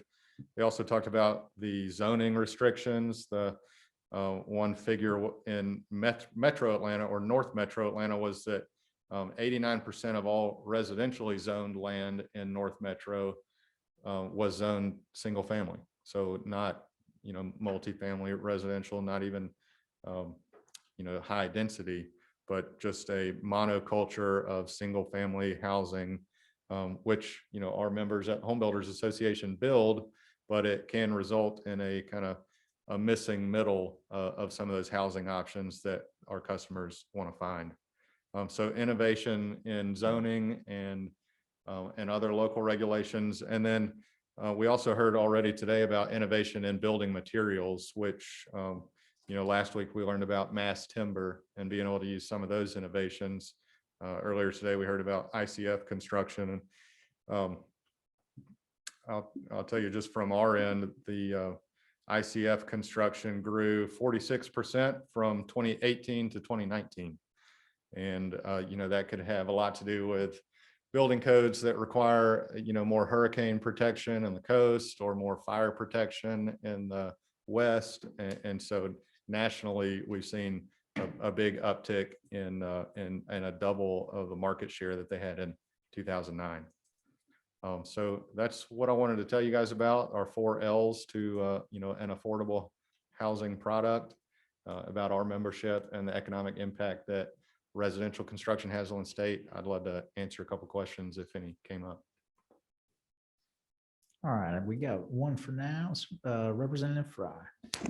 Thank you, Austin. That was great information. So would you consider that, I know a lot of municipalities have made attempts and successful attempts to restrict certain types of allowable building materials that have been standards over the years, that fits within our adopted construction code, et cetera, just for aesthetic or to try to potentially discriminate against income challenged individuals that could want a lower cost house. So is that one of the issues that can contribute to the overall rising costs that we're seeing within the state? And how can we address that? Yeah, I mean, I think, what I wanted to communicate to you guys today, and I'm sure what you've already heard is the price of a house is complex, and it's not just throwing a dart at a target. There are a lot of components that go into figuring out what that price is going to be and what the market can support. I think when, y'all as lawmakers are discussing, what can we do about it? It's that 4th L of the laws that is really where you're going to have the most impact. And, if a local government has decided that the laws that they want to enforce are going to increase the price of housing, then, I don't know any other way to look at it, but that, this is a law that the government has chosen to enforce that is just making those prices higher, whether or not the market can sustain it, whether or not there's customers that can afford it. We know what $1,000 increase in the price of an average house does to, the households that can't afford it anymore. So I think anything that we can do from the state level to, discourage that local practice of these kind of arbitrary requirements for designs or for lot sizes or whatever it is, there's got to be some middle ground there. Representative Lynn. Mr. Hackney, I'm very sympathetic to the arguments you're making, and I wanted to emphasize, particularly being in Gwinnett, that the way we do ordinances at the local level very much hurt communities like mine. It amounts to exclusionary zoning for many under-resourced minorities and others. My question is, could you drill down a little bit more about what we can do at the state level in Title 36 or in other, I love Title 36. What specifically can we do? And keeping in mind that, of course, the argument we will go against is the local control argument. Sure. So what do we do specifically that would not impinge too much on local control, but assist you all in the work that you're doing and the mutual goals that we have? Well, I appreciate the question. And, the state already administers the construction codes. They're adopted internationally at ICC, and the Department of Community Affairs adopts. And there's a state codes advisory committee that's got 21 industry stakeholder members that come together and talk about these codes, the new requirements that, just get layered on top of decades of previous requirements. So, there is already a state function for what makes a safe house with, building integrity and safety features and energy efficiencies. So I think could be a debate over how much local input is really needed for, a construction code that's already debated internationally, and then at the state level, and then, down to the local enforcement agency, the local jurisdiction that's got the building official who's going to enforce those permits and make sure that the new houses are in compliance with those codes. There's a charge that the Department of Community Affairs gives to the committee members at the SCAC to, consider the cost benefits of enforcing a new regulation into the construction codes. So if there was, but that's just good government. I mean, if that was a statutory requirement that type of analysis had to be made, and there was, an analyst on staff over there that was actually doing the math on that, I think that could go a long way towards. And I don't think anybody here expects that to be zero, but some attention that gets paid to how much are we willing to pay for this much more energy efficiency is something that I think could help, with those 4 L's that we talked about. Representative Lamb, I'll actually expand on a little bit about what he's saying, and give you a very recent example of that. About 2 months ago, I reached out to DCA. There was, because of a lot of because of this committee, people started reaching out to me for various issues. One of them with the new electrical code that was adopted in 2020 and implemented in January 2021. We started to see a significant issue in not only supply of some 2-pole breakers, GFCI breakers, specifically for HVAC units and what have you, but also some compatibility issues that, quite frankly, once this committee was formed, I started hearing from Representative Monahan had some issues over in Paulding County. And fortunately, we were able to work with DCA, and they kind of reverted, was it last Tuesday, I believe. Yeah. So I think some of that, as you see these regulations come on, I mean, some of that's happening at a federal level, and kind of being handed down, and then we're having to implement it on the state level. Obviously, the year gap, for those of you that aren't following that, they implemented a 2020 code, but we got a year to actually implement it so that people could kind of catch up and know what's coming, so they could price accordingly, get the materials that they're going to need, what have you. In this situation, it was kind of a swing and a miss. But that alone, this one item, I mean, for some structures would add, I mean, $2,000, $2,500 worth of materials. And every time another layer of regulation gets added to that, we're getting further and further away from the things that Habitat's trying to do, the things that you're discussing right now, and putting affordable housing on the ground. So I think it's something that we also have to pay attention to, quite frankly, and not to lob a grenade here, but of who are sitting on some of these boards making the decisions. So just something you might enjoy looking into. We'll go from there. Yeah. Representative Washburn. Thank you, Mr. Chairman. Just following up a little bit on Representative Fry and Representative Lim and Chairman Wiedauer. I've been a realtor for 46 years, and we like to talk about people being able to get on that first rung of the housing ladder, meaning buying their first home. And we all know that to be able to combine your shelter that you have to have and have to pay for and make it a profitable investment is certainly a good thing. And so this whole problem of affordable housing is a real issue, and I know that it is with us. Do you think, I have a question in here somewhere, Mr. Chairman, so just sorry to take so long.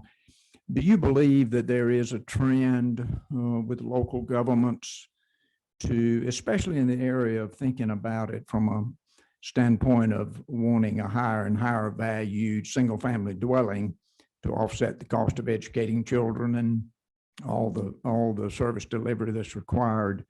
Do you think there's a trend there, or is it just sort of accidental that they just think it looks good but this idea of minimum square footage, brick on four sides, those kind of things, that's definitely forcing up that tax assessment, which produces more tax revenue. Right. So do you think they're mindful of that?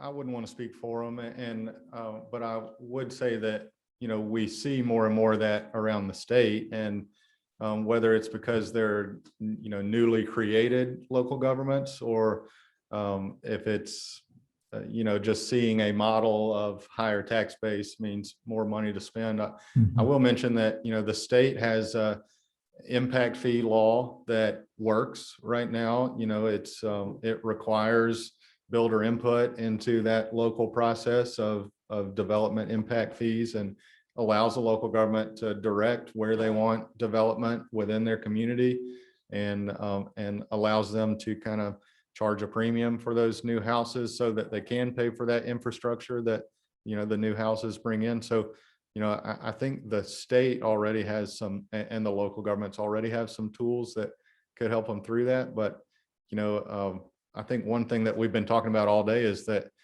things just cost more now. And if local government can bring that revenue in through sources that are not raising the millage rate, then I think they're kind of incentivized to do that, maybe by their constituents. So I think that's probably as close as I could get. Quick follow-up, Mr. Chairman. So I think I'm hearing you say, for whatever reason, there is a trend with local governments to be more and more restrictive, or their local codes to require bigger and bigger houses, things that definitely push the cost up. Right. So there is a trend in that regard. Thank you, Mr. Chairman. Representative Ridley. Kind of piggyback off my friend down there. I know we've had this problem with some counties and cities, municipalities wanting a certain pitch roof and that, and even out in the counties, not just necessarily in cities, which I don't like anybody to tell me if I go by a lot what I understand kind of a minimum square footage, but that has, if we change any of that, that has nothing to do with if I want to come in and I want to build a subdivision and I want to start a covenants and I will say it's got to be 6,000 square foot houses, brick on four sides. That wouldn't have anything to do with a contractor doing that, would it? Right. Yeah. Two separate issues for sure. And, within that private property rights kind of perspective that I think you're taking on it, it's, as the developer, it would be kind of up to you and your market research of that area and what people want and what they can afford to buy. And, you would be able to develop those covenants kind of with your builder and designers and your business. And so when you see a local government start to get into those business decisions is when I think we would want to start pushing back. Yeah, and the reason I bring that up is because last time, whenever this came up, that was kind of the municipality's kind of reaction was, one, local control, and then two, well, do you want to build a $250,000 house and somebody come in next to you and build a $75,000 house? Well, if I'm out in the county, I'm taking that risk. Sure. If somebody wants to build yeah. chicken houses next to me, I can't stop them. Right. But they were kind of trying to muddy the water a little bit with subdivisions, saying, well, that means if you in the subdivision, the covenant won't count. So I just want to make clear that that's two separate Right. issues. And if you still have a subdivision, you can do whatever requirements you want. Yeah. Thank you for the question. Thank you. Anyone else for Austin before he steps away? If there are no other questions, I'd like to introduce the president of the Home Builders Association. Jim Chapman is an award-winning home building veteran who started his own custom building firm in 1998 and primarily built through 2005 custom homes in Buckhead and Alpharetta and Highlands. In 2005, began to develop and build active adult portfolio homes under his Jim Chapman Communities brand, and is currently creating and managing communities of long-term rentals all over the state of Georgia. And I'd like Jim to come forward and share his personal experience with the rising cost of construction materials over the last 18 months. Thank you.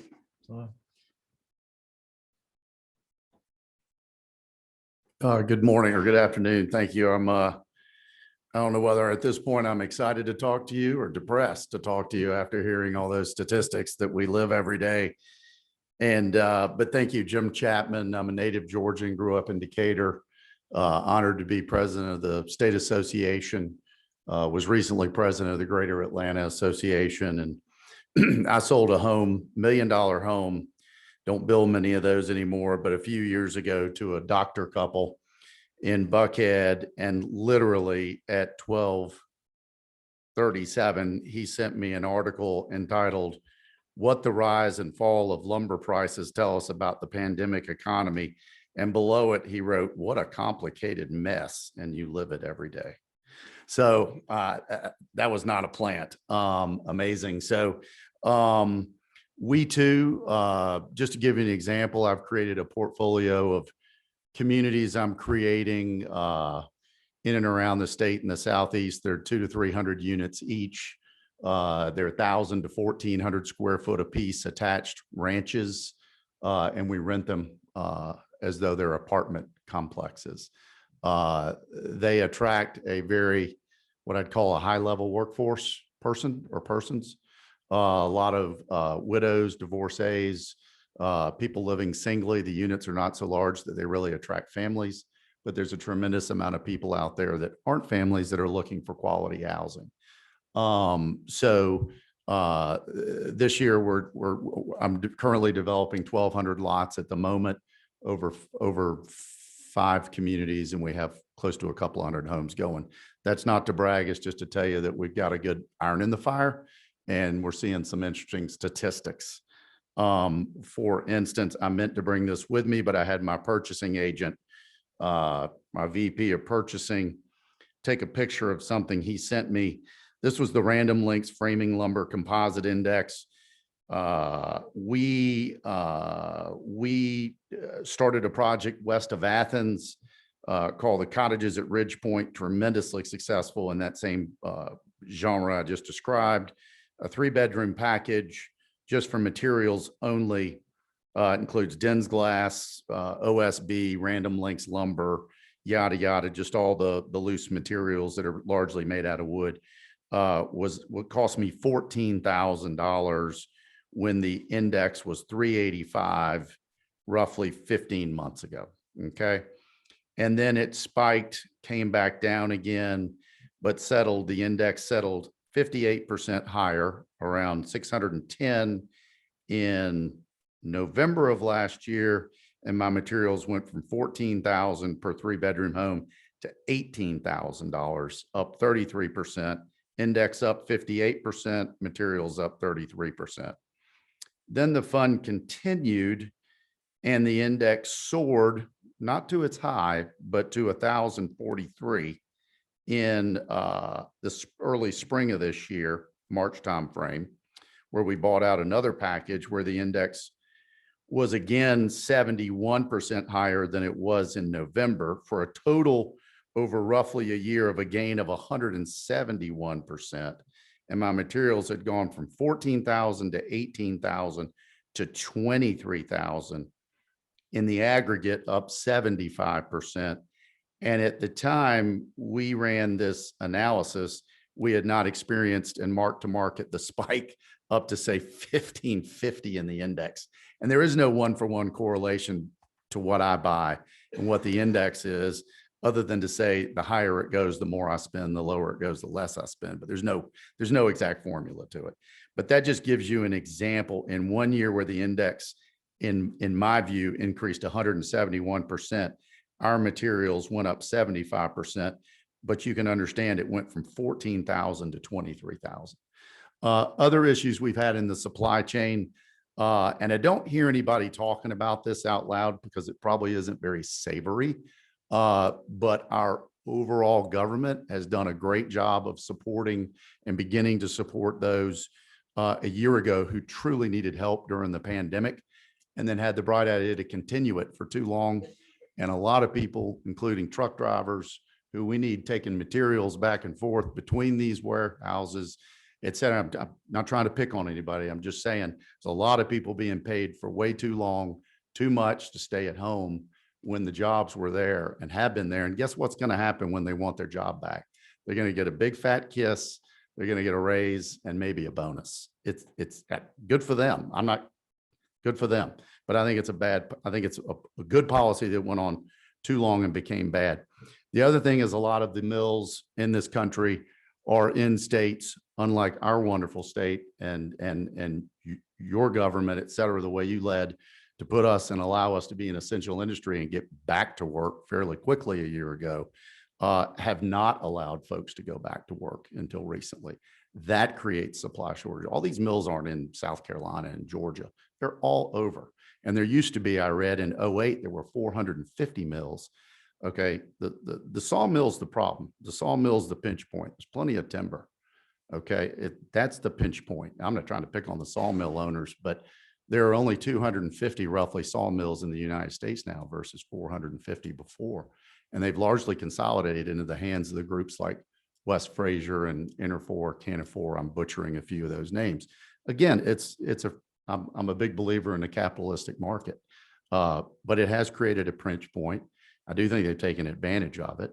God bless them. They're trying to make money. But there is plenty of timber there, and there are issues getting the timber to them and getting the lumber out.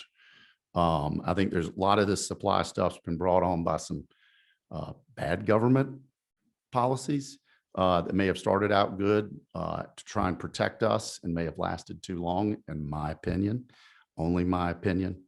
And on the other hand, you have the federal government running QE umpteen like crazy, buying all kinds of treasuries, et cetera, keeping our treasuries low, keeping our mortgage rates low, which I can't believe I'm a home builder saying that it wouldn't be bad if mortgage rates ticked up, but it has thrown gasoline on demand and your shortage with supply. You don't have to have a Harvard degree to understand where that doesn't work.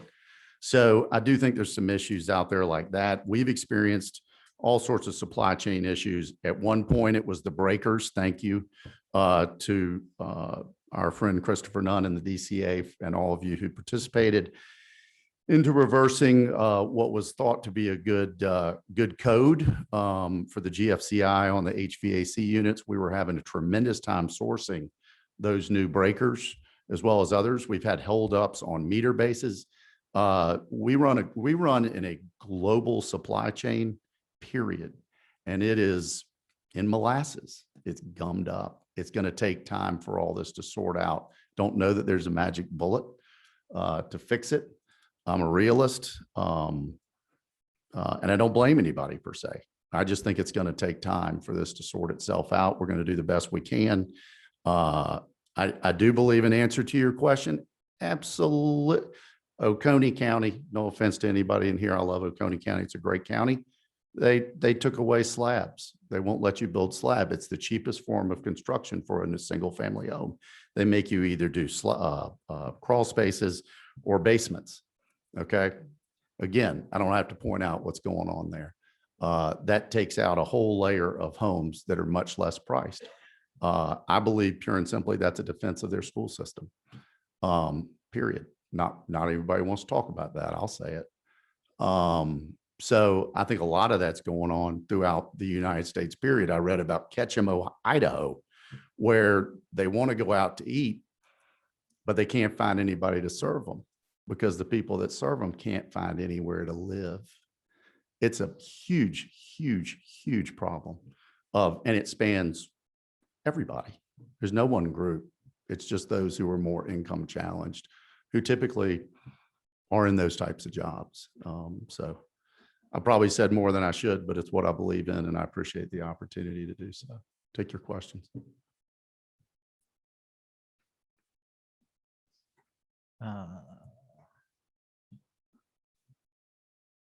Here, can you pull? No, I didn't fix anything. Sorry, our apologies here. We're having a little technical difficulty, but I appreciate you coming. I'm in the industry as well, and I think you were very articulate and probably very calmly explained some of our industry's issues up there. So thank you for coming. Sure. And just, for benefit of the committee, for your experience, lumber price has increased, but home prices have increased as well. Talk to us a little bit about that for folks who aren't in the industry. Tell us what your experience is. Sure. I've got one friend in Savannah who, and I reference him because I've largely changed my building model from building individual homes for sale to selling communities of homes that are rented, more of a cash flow. But he made a very distinct decision not to frame any homes in May, and he continued that in June, because it just didn't make any sense. No one's going to go the risk that builders take. I don't know if anybody realizes this, but most builders, probably 60-70% or more of the builders in the United States, when they get a loan to build a house, you sign a personal guarantee to get that loan.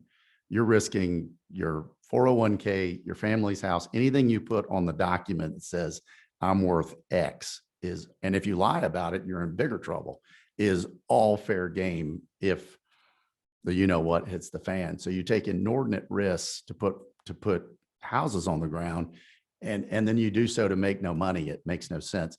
So he decided to abstain and literally not participate for a period of time.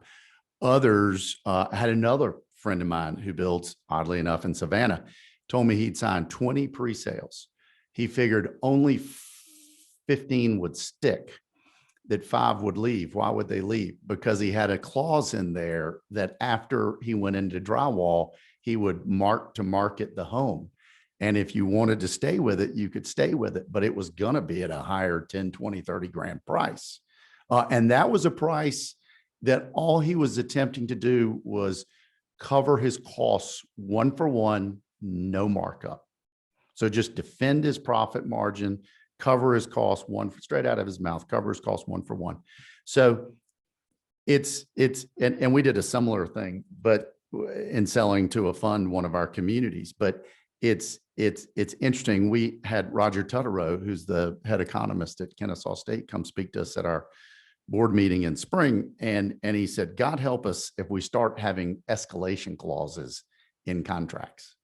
Well, God help us, we do. A lot of guys and women who are builders are doing this already. So any of these costs, when we raise our price, wonderful example, that gentleman's not trying to make more money. He's trying to salvage his profit margin as was. So it's not like wow, let's try it. Everybody's trying to make more money. It's America. But at that point, he's just trying to defend his profit margin. And I think that is systemic across the board. Does that help?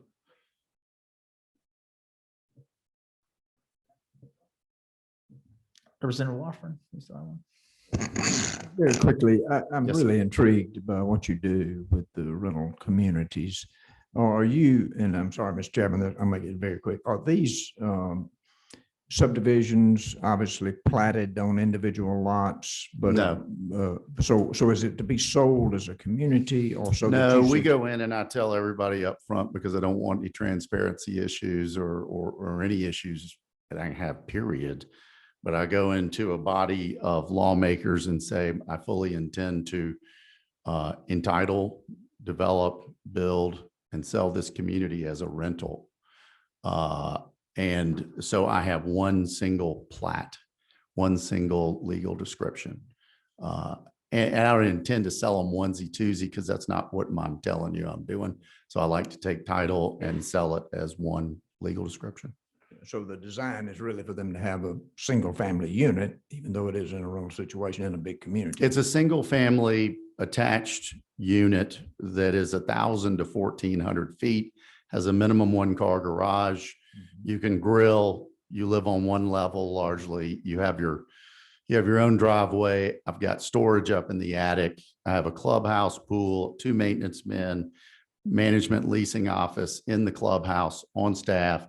There's never any trash anywhere. Anybody misbehaving gets penalized by fines that are very leviable because I can put it on your credit history if you don't pay me. And there's no neighbor above you. There's no jumping up and neighbor above you, down below and you. Clogging above you, right? And there's no, and there's really nobody raising heck. Yeah. It's a wonderful situation, actually. Very good, very intriguing. It's simple, but it's kind of novel. So. All right, I think we got one online. Representative Wade, can you hear us? We'll try this one more time. I got you. Can you hear me? Yes, sir. All right. So my question is based on the regulatory risk that came out of the last recession, that banks that were in the construction lending business either reduced or completely got out of that market. What do you think that's doing to the overall industry? And then what can we in Georgia do to combat that regulatory risk? You already mentioned the normal economic risk for the builder and the personal guarantees. I'm a community banker, and I've seen, my area, most of the small builders are just no longer able to get access to capital because most of the community banks that were doing that are gone or have been consolidated, and the risk profile of the federal system has just made it a business unit that very few banks are jumping into. You got any thoughts on what we can do to fix that? Boy,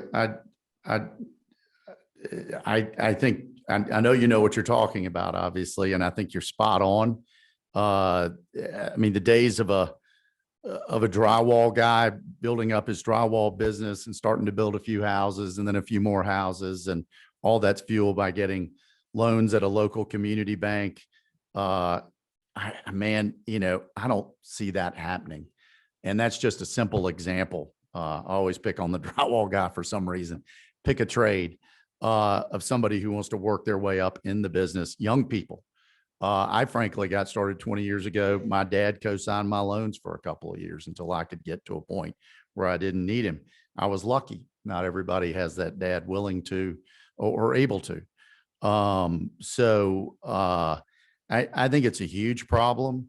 I don't know where the smaller builder who doesn't have a pre-sale or a custom type job where the person who they're building for has a construction perm or they have a solid contract, where that young person's getting that money from.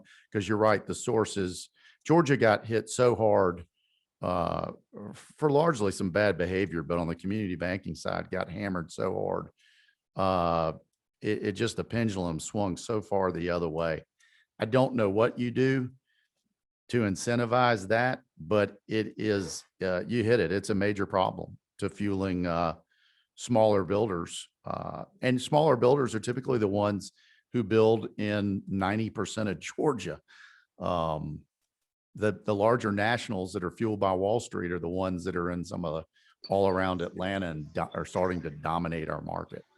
Can I do a follow-up question, Chairman? Go ahead.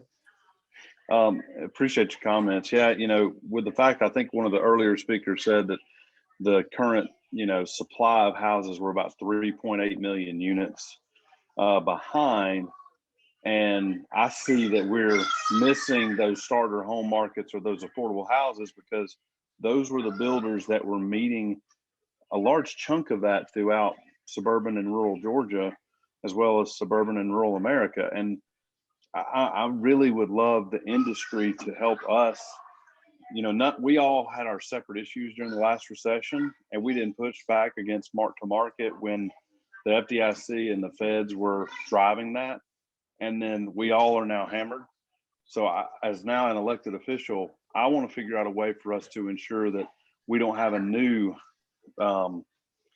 unprecedented market correction that's going to continue to make the small guy hurt and the first time home buyer hurt. I mean, we've got to come up with some solutions, and I'd love your insight on that as well. I don't come as well prepared to speak on that, except for the fact that it is a major issue. I think I've read a fair amount about the fact that, people started buying a lot of homes during the pandemic. I think a large part of that was the millennial finally started buying homes at a much later age, marrying later, buying later, and they're here and they're starting to buy, and they all aren't double income, no kids, and they all aren't buying $500,000 houses, and they sure as heck aren't all in Atlanta. So there's an issue in Augusta, LaGrange, anywhere you want to pick. I don't have an answer for you, but it would be something that would be great from a money supply issue, a debt side. How does that side loosen up and help fuel the smaller builder to supply this missing amount of homes that shortage does exist?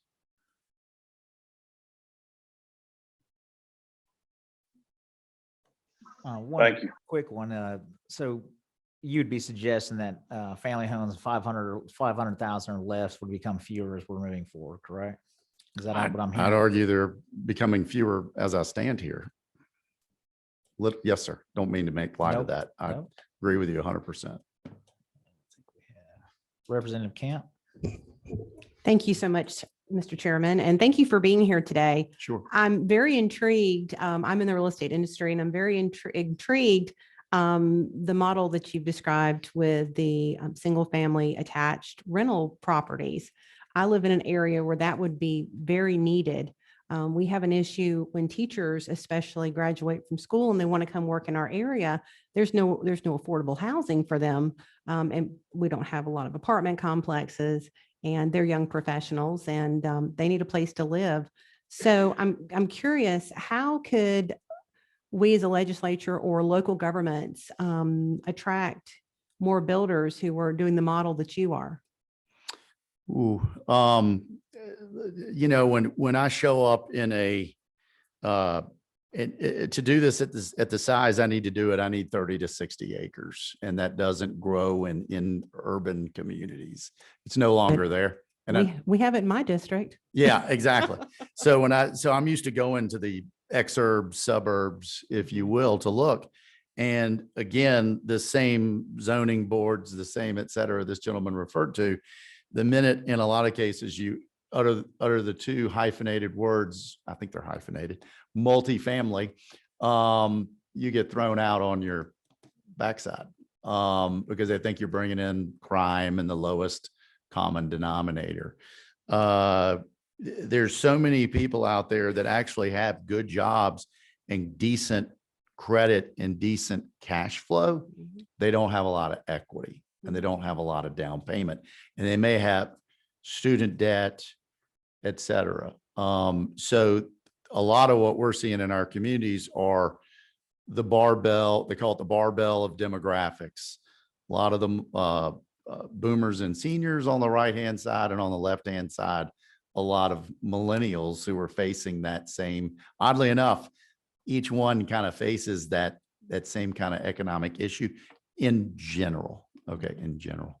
So I would just think it would be educating the local municipalities. The best thing I've done is beg a mayor or a county commissioner to give me an hour and drive to one of my existing communities and let me give you a tour.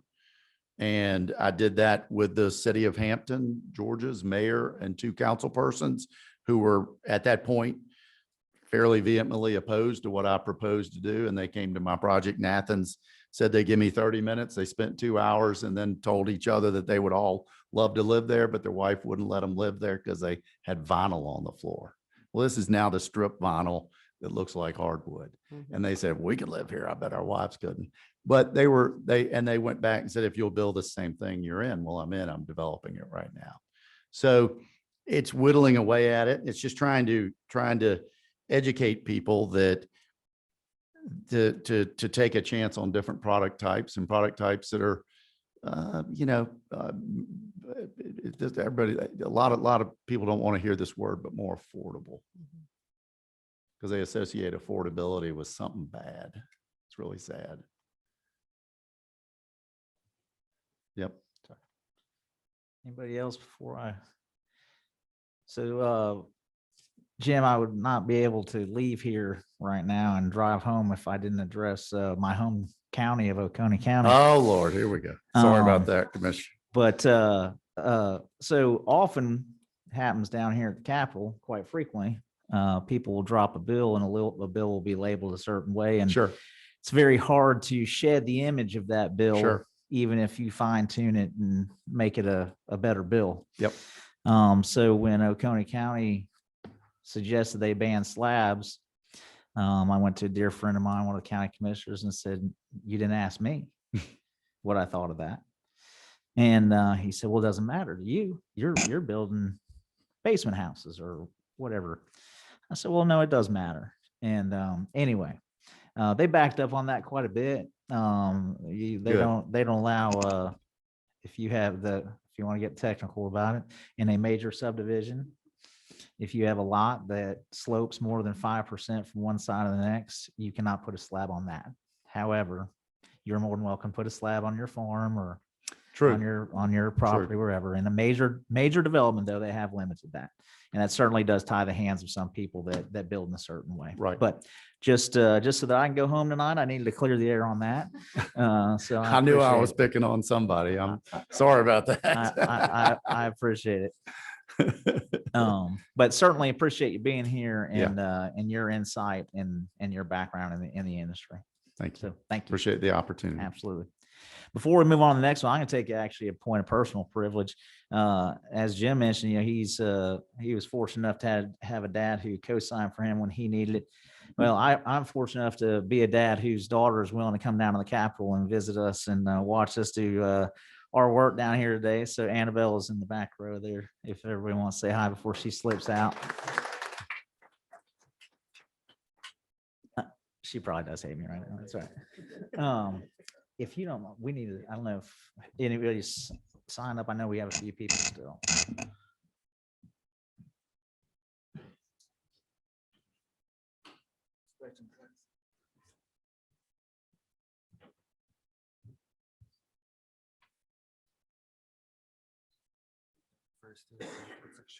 Yeah. Sharice, you're up.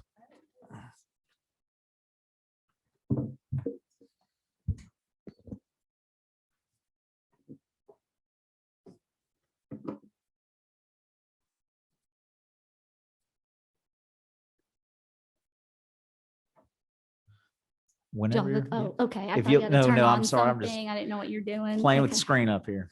Okay. If you'll introduce yourself to Okay. everybody. that'd be Good great. afternoon, everyone. I'm Sharice Cartwright, and thank you, Mr. Chairman, for orchestrating this, and thank you, Dale Washburn, for inviting me today. A little bit about me. I'm a mom, I'm a wife, I'm a small business owner. I have a construction company, and I also I'm a real estate developer and a builder, and I have a real estate broker's license. So I'm a little bit of a busybody, but I really am here to talk to you today about, I don't have a like statistics or fancy PowerPoint. I'm a Gen Xer, so I have a piece of paper and some notes that I took. So basically, a lot of concerns, what I feel is a big concern in this industry is, well, first of all, let me back up. My husband and I sit on a lot of boards locally. So at night, instead of watching Netflix, we talk about the burning issues of the community. He sits on the chamber board, on the land trust board, and the College of Coastal Georgia board, Boy Scouts of Southeast Georgia, and the technical college. And I sit on the Career Academy board, the Veterans Village Initiative board, the Glen Environmental Coalition, and Morningstar Children's Services. So between the Career Academy and the College of Coastal Georgia and the technical college, we've just noticed that something that everyone here today kind of talked about and touched on was, how do we attract people to these industries like forestry, logistics, plumbing, electrical, and HVAC? But what wasn't really talked about was, how do we as parents and as people, as teachers and educators and guidance counselors, stop telling our kids, hey, we want you to be doctors and lawyers and engineers, and instead saying, hey, how about you go, instead of getting that $100,000 philosophy degree or that $300,000 art degree from SCAD, which is what my son wants, go out and get you a plumbing apprenticeship. And as an apprentice, you can make six figures by getting educated, being a plumber, and becoming a plumber is like a 6-year thing. It's like you get paid to train, you get paid to go to school, you get paid to learn, and you get a good six-figure income. But it's not a sexy job. You're under houses, you're roughing in plumbing. But guess what? Out of everything that artificial intelligence can do, they're not going to rough in your plumbing. They're not going to rough in your electrical. They're not going to wire a house. And that is something that we need to realize, that yes, artificial intelligence could do a lot of stuff like, self-driving trucks, and that can help with logistics, but could it really wire your house? Could it really plumb your house? Could it really do things in the construction field that we need? But I don't think that that's being addressed. Yes, material costs are rising. A lot of the rising material costs, though, come from a labor shortage.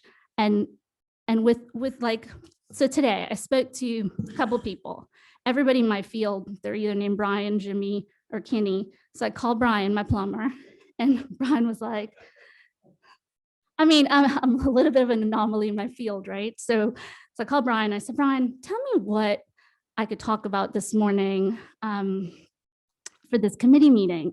And he was like, I'm having trouble finding help. He's like, no one wants to work. He's like, young people just don't want to work. I was like, well, can you get an apprentice? What can you do about it? He's like, no, they just don't want to do this. This job isn't cool. They want instant gratification. They want to be a gamer, or they want a technical job or something that they can just, do instantaneously and get that cash right away and not actually work hard towards something. And then I called Kenny, the plumber, my electrician. I said, Kenny, what is going on with the electrical industry? Tell me what's your biggest issue. And he said, not only is a roll of wire $58 a roll, it was $58 a roll last year. And he's like, I built a house last year. I built about 1 or 2 houses a year.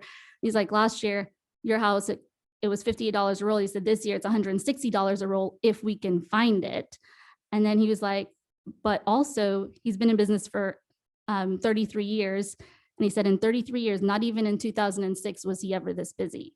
He used to have 4 trucks with 10 people working for him. Now he has 4 trucks with 8 people working for him, and he's working more and harder. But he's making a lot of money. He said they sell their scrap copper for $4 a pound, which is kind of crazy. But it's just, the industry is good for plumbers and electricians, but it's not good for the consumers and the builders who need those jobs. When I had a little plumbing issue, I had to wait 6 weeks for that to get fixed because my plumbing issue wasn't big enough for a plumber to come out and do it. I got Brian to come do it, but he did it nights and weekends. And then I called my HVAC guy and he said the same thing. He said, you know, I just can't get anyone to come out and work. And that's a problem. I mean, it's a problem when you can't get materials, but it's a problem when you can't get labor too. So what I was thinking was to just talk to y'all today about, you know, I don't know if there's supposed to be another subcommittee for this, but to get parents and teachers and guidance counselors to really reach out to that career academy. Because when I asked my guys today, I asked Brian and asked Ken and asked Jimmy, I said, what do y'all know about the career academy? Like, could y'all go to the career academy and get some, you know, interns and get some students? And they're like, well, we never even thought, we don't even know what that is. So there's a disconnect between places that actually are producing people and the actual jobs that are out there. For instance, I sit on the board of the Golden Alice Career Academy, and Sea Island is a local resort where I live in St. Simons, and Sea Island comes and they get the Career Academy kids who are in the welding trades, the plumbing trades, the electrical trades, and they get them to go valet cars and work the poolside and do that stuff, because that is more appealing to these kids as a summer job than going out in the heat and in a crawl space and roughing in plumbing. So if we can get our trades to recruit at the schools, at the technical schools, and at the career academies, I think we'll be able to solve not the world's problems, not the material cost problems, but just some of the labor shortage issues that we're having. We could solve it just by connecting the local schools and the students into these trades as a summer job. So anyway, I appreciate the opportunity to be here today. And if y'all have any questions, I'll take them. Representative Prince. I thank you for coming and thank you for sharing that, because that is a different perspective in a sense from what we've been looking at as far as the actual material and things like that. But that labor, I think it still ties into, as we talked about, truck drivers and things like that. Those are the types of things that maybe we can focus on with the career, the technical schools and possibly career academies. But also, you know, I know the builders, they do a lot of work, at least in my area, having like sort of, I don't think they call them rodeos anymore, but they have a bunch of kids come down to fairgrounds, and they because some of the high schools do have that trade, whether it's plumbing, electric, and they actually run stuff and, you know, test them. And that's a work pool that I think that they can draw from. But I concur with you that everyone, especially in my area, cyber, I'm out of Augusta, that is all kids can hear. It's hear it on the radio, they hear it on TV, got to go cyber, but those hard labor fields are definitely needed. Thank you. Thanks. Representative Washburn, do you have a question? I am. I think your presentation is very good. I appreciate you doing this, because we are focused on material cost, of course, and other rising costs. The labor issue is a real problem, as we know, and I serve on the Higher Education Committee in the House, and so I've been intrigued by the thing about truck drivers in particular, and planning to go see Dr. Ivan Allen in Macon, who is the Central Georgia Technical College president, and speak to him about that. I know we have a truck driving school in Athens. I think we heard about that, but that does seem to me to need to be duplicated across the state. I think you're raising a very good point, and the idea of just the changing culture. You know, we hear so much about student debt, where people borrow money, kids go to school and don't get a degree and have a huge debt. The idea of trying to make the trades appealing, and I'm not sure what the answer is, but I do think trying to work within the career academies and those kind of things. And I'm also intrigued by trying to talk to some folks in the construction business and see if they have ever done any kind of thing where they try to match up an apprenticeship with the career academy. In other words, some work, classroom combined with work. So anyway, I don't want to take too long about that. I didn't have a question. I'm just sort of held forth on this.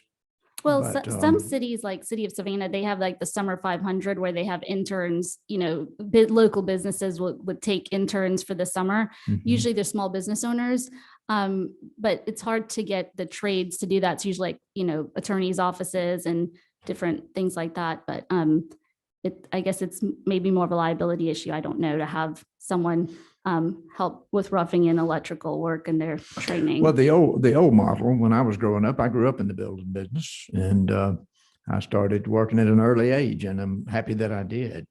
But in that era, you went to work and you worked, and somebody taught you while you worked, and you earned some money while you were in the process, and you got the dignity of working and earning money and feeling accomplishment about learning to do something. I'm not, and I'm sure that some of that is done now, but it does seem to be anyone you talk to, any small businessman, it is always the same. If we could find the help, you know, if we could find folks to work. And so it is just a real challenge, a real problem. And thank you for bringing that to us and for your comments about it and for your service down there on the Career Academy and the other things y'all were doing down in the St. Simons area. Thank you. Sorry, Mr. Chairman, that I took a little longer. We've gotten used to it. I love you, Dale. Is that it? Or does anyone have any other? If there's any other questions, I think thank you so much for Thank coming. you. I really appreciate it. I think we have one more. Actually, before we move on from that, I'm sorry. When she was talking about the jobs, you think about HVAC, plumbing, electrical. I mean, every time I've talked to my guys long before, quite frankly, even COVID or any of these other things, they can't find people to do the jobs.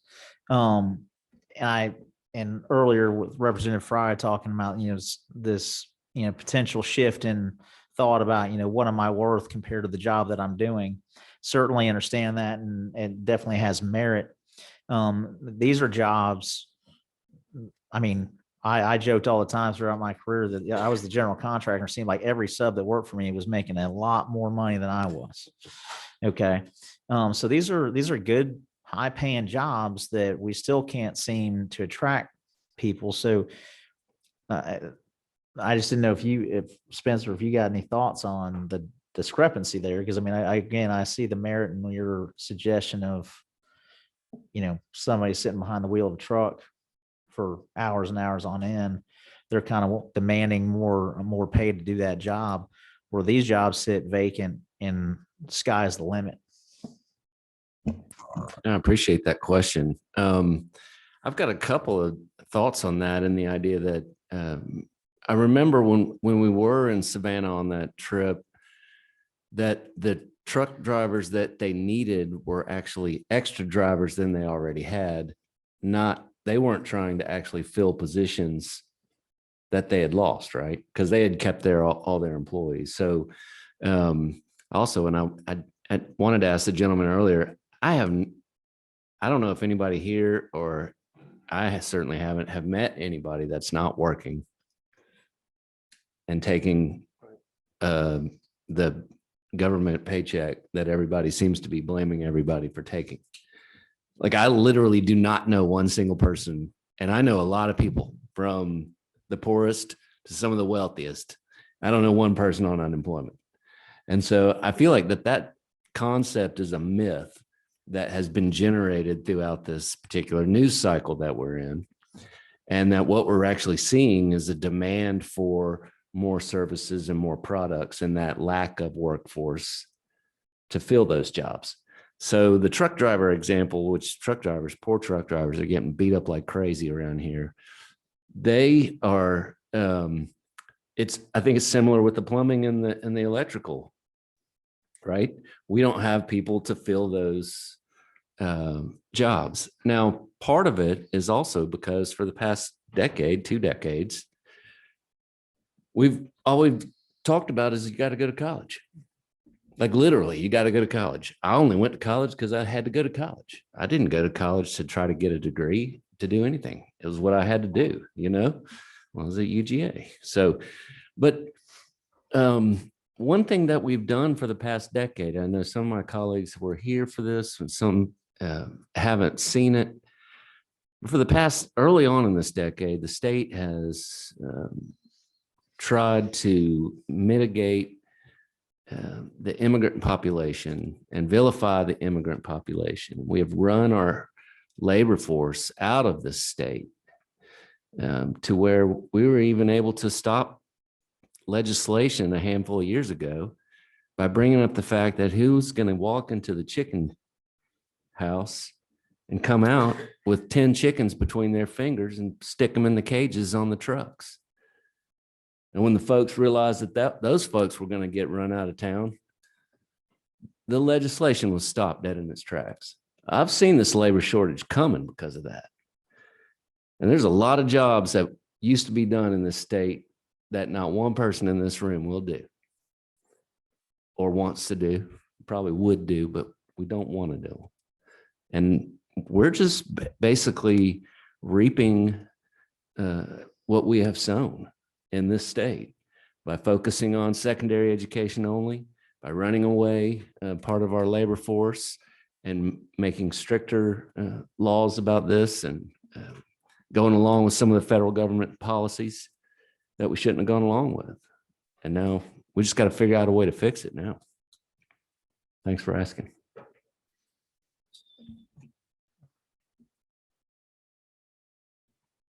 All right, I think we had one more, Brad. Yeah, go ahead. You can come to the mic.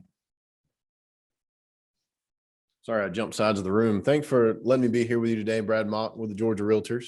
Enjoyed our time in Savannah as well, and have enjoyed just getting to talk with you guys and work through this conversation. It's one that really the home builders and ready mix concrete and trucking have already kind of discussed that we've all had for a little while now, right? And I think in a lot of ways, COVID-19, it brought out some things that were already there. And while I can't tell you a lot about labor shortages or trucking or things like that, what I can tell you is that people want to live and work in Georgia. The number one thing I hear, and since June 1st, I've been with 24 different groups of realtors in 24 different cities, from Dalton to Savannah to Moultrie to Valdosta, Griffin and Zebulon and back. And two things we hear over and over again from brand new realtors and from folks that have been in the business for 40 years, and that's they're having more cash buyers than ever and more out-of-state buyers than ever. People want to live and work in Georgia. They want to seize that opportunity. And at the end of the day, outside of, and I'm really cutting this short for the sake of time, but at the end of the day, you know, you guys only have so many opportunities to impact big, huge things like lumber shortages or nationwide policies. But what y'all can affect directly are things that are right here in Georgia. And these regulatory burdens are forcing folks out of the communities that they want to live in and that they do work in, right? And it creates more traffic problems and it creates more infrastructure problems along the way. We have a lot of issues at the local level in some places, right? With 159 counties and 540 cities, it's not all of them, but in some places, at best, heavy-handed regulations accidentally keep people out by driving up cost, and at worst, intentionally keep people out by driving up cost. And when you add $10,000 or $20,000 to the front cost of a home, you add $50,000 or $70,000 to the life of the loan. And all of you folks here, you work in the industry, and a lot of people that are paying attention to this conversation, you know that when people go out and they're looking for a house, rarely do they buy under the top of their budget, right? They show up and say, Mr. Banker, I can afford $1,200 a month. What's that mean I can buy? And they get pre-qualified, right? Pre-qualified it's a part of our everyday language now in a way that it wasn't decades ago. And people walk around with their pre-qualified letter and they know they can buy this much house. And on a Tuesday, a mandate is put in, and then 2 weeks later, it's four-side brick on top of everything else and a permit that's attached to a percentage on a project. So when you guys want to go in and build, and now the materials costs have jumped, I think I heard 400% earlier. That's going to be a significant permit cost just to break ground. Those are all things that stop people from getting into those homes. People want to live here. People want to work here in Georgia. You've created a great business environment. They want to be here. I hope they'll have the opportunity to be here. It's a conversation that we've had for a few years. I look forward to continuing to have with y'all. We've got a lot of great realtors. We've got great realtors here with us, and we're happy to have you as part of our association. We love to claim you guys, and I hope you'll continue to claim the brand. But I know with nearly 50,000 realtors across this state, those two things always come up. More cash buyers than ever, more out-of-state buyers than ever. Folks want to be here. I hope you guys will continue the work that you've been doing this summer through these meetings to find ways to help them be here, not to stop them from being here. So thanks so much for the time that you've given me today. And thanks for having these conversations with me. I don't want to beat you guys up with stuff that we've talked about before over and over again. And a lot of it, you've heard really great input today. I can't cite you those statistics, but what I can tell you is the University of West Georgia is doing a statewide study on what housing mandates do to the market. They push people out of communities. They stop growth. They stop smart growth, right? And we're not talking about HOAs or historic districts. We're talking about just mandates that Bob wants to build on the side of a state highway and now he can't. They're studying that. I would encourage you to look at it. We've got that. I can send it to you. I can send you the link. So you're not, it's not a realtor study. It's a University of West Georgia study. They're doing a great job on it. They've worked on it for a couple of years. I hope you guys will take a look at that and see what those concepts are. I think they don't really have great ideas for solutions, right? But they can tell you what is happening. And maybe you guys, you're smart enough, maybe y'all can figure out what to do with that information. So thanks so much for having me and thanks for your time. And thanks for letting our folks engage in this process throughout. Anyone got any questions for Brad? Yeah, happy to do that. Send it to you and you. Yeah. Yeah, sure. Yeah, do that. Cool. Well, thanks guys. We appreciate it. Don't want to digress, but I do want to lend a voice here. Representative Earhart, like I said, she's got her hands full up in North Carolina, but has sent a message. So she's a small business owner. And I think Representative Fry, I think what we're probably going to find in that narrative is, maybe the kind of the pool of people we run with or the situation. She has 3 employees that are still on unemployment and still won't take their jobs back. And so, and I don't know what your email has been like, but the number of unemployment emails I've continuously gotten, I may not know some of the people individually, but they certainly are at least still talking as if they're, I would love to forward you mine. Anytime you would like to log into my email, I'll be happy to share that with you. We've got one more here, Representative Washburn. And I appreciate Representative Fry's comments. I do recall them. We were at Gary Lumber in Savannah that they told about how they would have phone calls from people about openings they had with truck drivers, and they would give them all the information, and then they never hear back from them. And the clear indication was that those people were just looking for the proof that they'd applied for a job when they went back to claim their unemployment. So I do think there is some evidence there are some people still not working. One of my issues about it is for us to now, I always just say, well, where did the workforce go? Did it just evaporate, in between pre-pandemic and post-pandemic? So I think there are just some difficult questions to answer. I do agree with you that the free market, people paying more, if you can't hire somebody, raise, just like in anything else, offer to pay more to see if they'll come to work. I do think there's some merit in that argument. But I do believe that if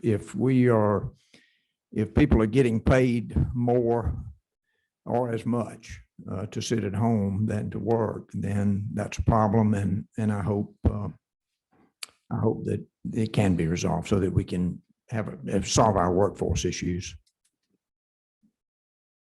Representative Camp. Thank you, Chairman. I just wanted one level of this conversation that has not been broached is the benefits aspect of the job market. If you work for a larger company, of course, you're going to have benefits like sick time, 401k, and probably access to group medical insurance. In situations where you've got small companies, plumbers, electricians with less than 10 employees, many of those people who work in that industry actually do not qualify for the Affordable Care Act. So they don't get any kind of supplement. So they're in a situation oftentimes where they're making a decent living, but yet they can't afford $2,000 a month health insurance for their families. So they go to other areas, sometimes for jobs that make less money, because their household net is actually better to make less money and have access to lower cost health insurance. So I think that's a layer that we're probably not going to solve here today, but I think that could be another issue and people returning to work And also with people staying in industries where they're primarily operated by small businesses.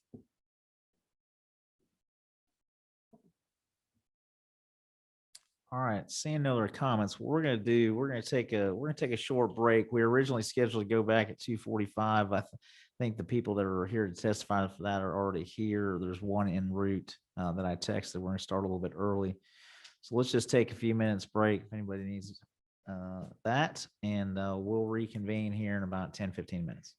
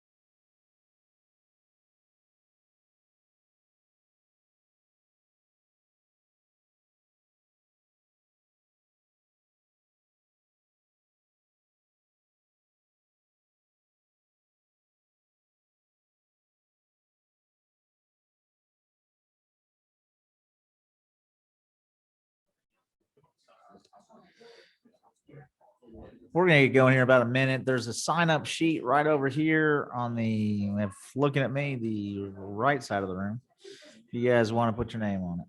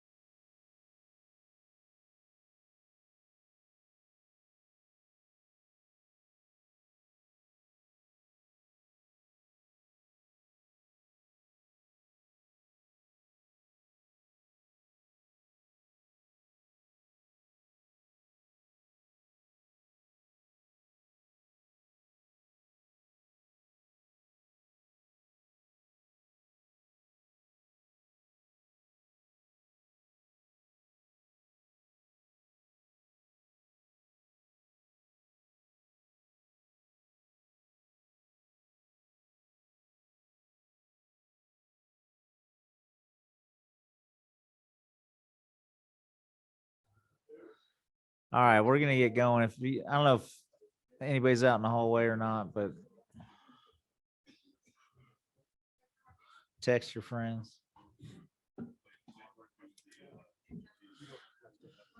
I know. I know. I'm not worried about that.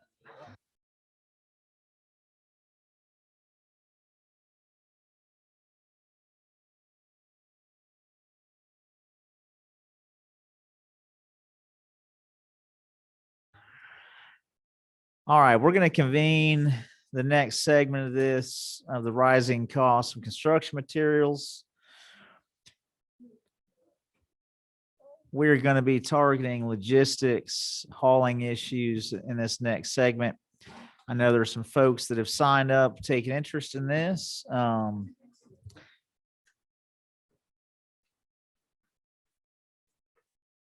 will start by saying that, as we get into this, this touches, as we've talked about all these other topics, we've continued to hear about labor issues, trucking issues, specifically truck drivers.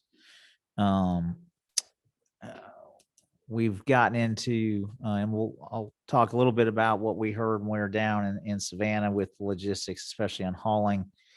It was alluded to earlier, some of these, you can't get a license without 2 years of experience or insurance issues.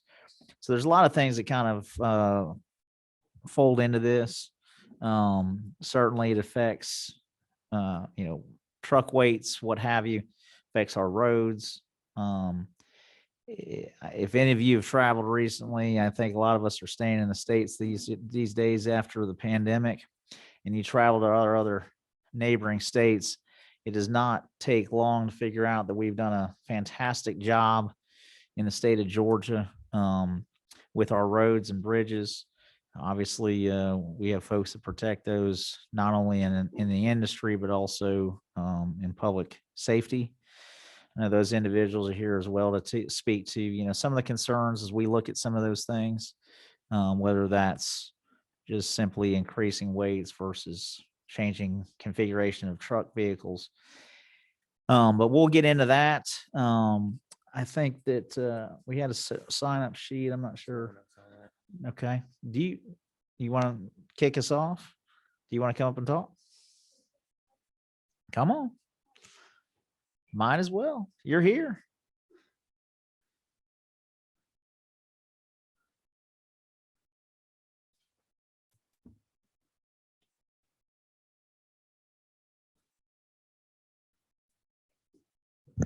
Hello, everybody. I'm Kathleen Bowen from ACCG. We do represent all 159 counties in the state. I was not prepared to speak today, but the topic of increasing truck weights, if that's where we're going right now, has been a topic of strong interest of our members. It's been, I think I've got some background information that I can share with you about the amount of times that the weight has been increased for different commodities. Before you continue, let me back up, and I apologize. So, for my purposes, what I would like out of this, and for those of you that might speak on some of these subjects, this being our first hearing, I would love for this to be very informational in the sense of what are the things as this community needs to be considering, the people that it's going to affect. Obviously, the cities, municipalities have a voice in that as well. This would just be a great time just to share the concerns that you guys might have as we explore some of the things that we might consider. Does that help? Sure. All right. Okay, so I guess I'll back up then and say right now, there are different commodities, and I'll read those out to you right now, that can be at 80,000 pounds on local and state routes, right? Let's take the federal piece off of it. I'm just going to address state law. And 80,000 pounds with a 5% variance. These are the commodities that this would apply to. And these are the commodities that periodically come to you and ask to have their weight limits increased. Okay, so that goes for forest products, poultry, cotton, feed, granite, raw ore, minerals, solid waste, concrete, and poultry waste.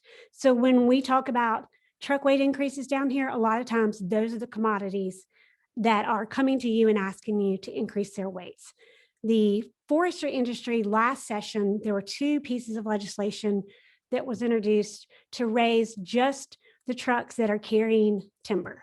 So that's out there. It did not advance last year. So that's something that it is ripe for debate. There was some conversation in the Senate, but the House version never came up for debate. Those bills typically go to the transportation committees. So that's what we're talking about. The industries have come back and asked to increase their weights to 90,000, 95, up to 100. And they are trying to get parity with other states around us. And they'd be better to speak about that piece of it. But from the county's perspective, most of our county roadways are designed for 56,000 pounds. And so any kind of increase to these trucks does damage our roads. And the biggest piece of this is it does damage and puts additional pressure on the bridges. So while these particular industries might be looking for efficiencies to their routes, GDOT can show a map that shows that sometimes it's not helpful because there's going to be more bridges that have to be posted. So we have a lot of counties that this timber might be coming off the land, every 5-10 years, however often it's coming out, and they're coming out onto the local roads. And we do have protection from bonds. We can ask the timber harvesting industry to call for a bond, but that bond only covers when they come out and get straightened up and then get going. It doesn't take into account the damage to the road once they're on the road going down, right? So again, these roads are meant for 56,000 pounds, not 80,000 pounds, 84,000 pounds or higher. So you do have counties seeing damage to their roads because of these heavier trucks. And then their citizens get mad when dirt gets on the road, or when the culverts get damaged, or when you can see where there's a lot of turning, you can see that kind of washes out to the side. So we have photos to show what this damage is. But again, there's always the balance. Public use of a road versus an industry that obviously has to get their product out of the woods into the mills. So, I mean, we do see that the product does have to come out of the woods and does have to use the public roads. But y'all get to pick the winners and the losers of this debate and get in the middle of these conversations between what is the best approach. So we have ACCG is always opposed to any kind of increase to truck weights. And I'll share with you, I can send it to David, every couple of years or so, the different commodities come and ask for the increase. But for this past session, it was just the forestry industry asking for that increase. Are there any questions or anything else I could provide? I'll start. And I know you're a little on the spot today, so we'll go easy. Would you happen to have some of the other, you listed off the industries that are at the 80,000 pounds. Can you get into some of the industries that are differ from that? Or are there ones that are higher, or are you suggesting there's others that are lower? Or maybe that's a question for DPS. I think GDOT or Department of Public Okay. Safety could probably, because they can get permits. Like there's different things that the other industry or different types of commodities or a big piece of equipment can apply for a special permit, and they have a specific route they have to take. I mean, there's other nuances out there. I'll follow up with them. And then second question, actually, I'll let Representative Fry. Thank you, Mr. Chair. So you said is the road rated for 56,000 pounds? That is what most of our county roads were designed for. Okay. They're not designed to carry a timber harvesting truck because it's so infrequent that they could be used in certain roads. So what would it be to redesign to handle the weight that is necessary to move the products of our commodities in the state? I know there's some counties that are doing that for their higher traffic areas, especially like Colquitt County that has a lot of poultry industry going down their roads and different types of different crops and commodities. They are building certain pathways, certain routes to handle that. And I've got it somewhere how much that costs per mile. But some counties are definitely trying to accommodate the more heavy trafficked routes. Thank you.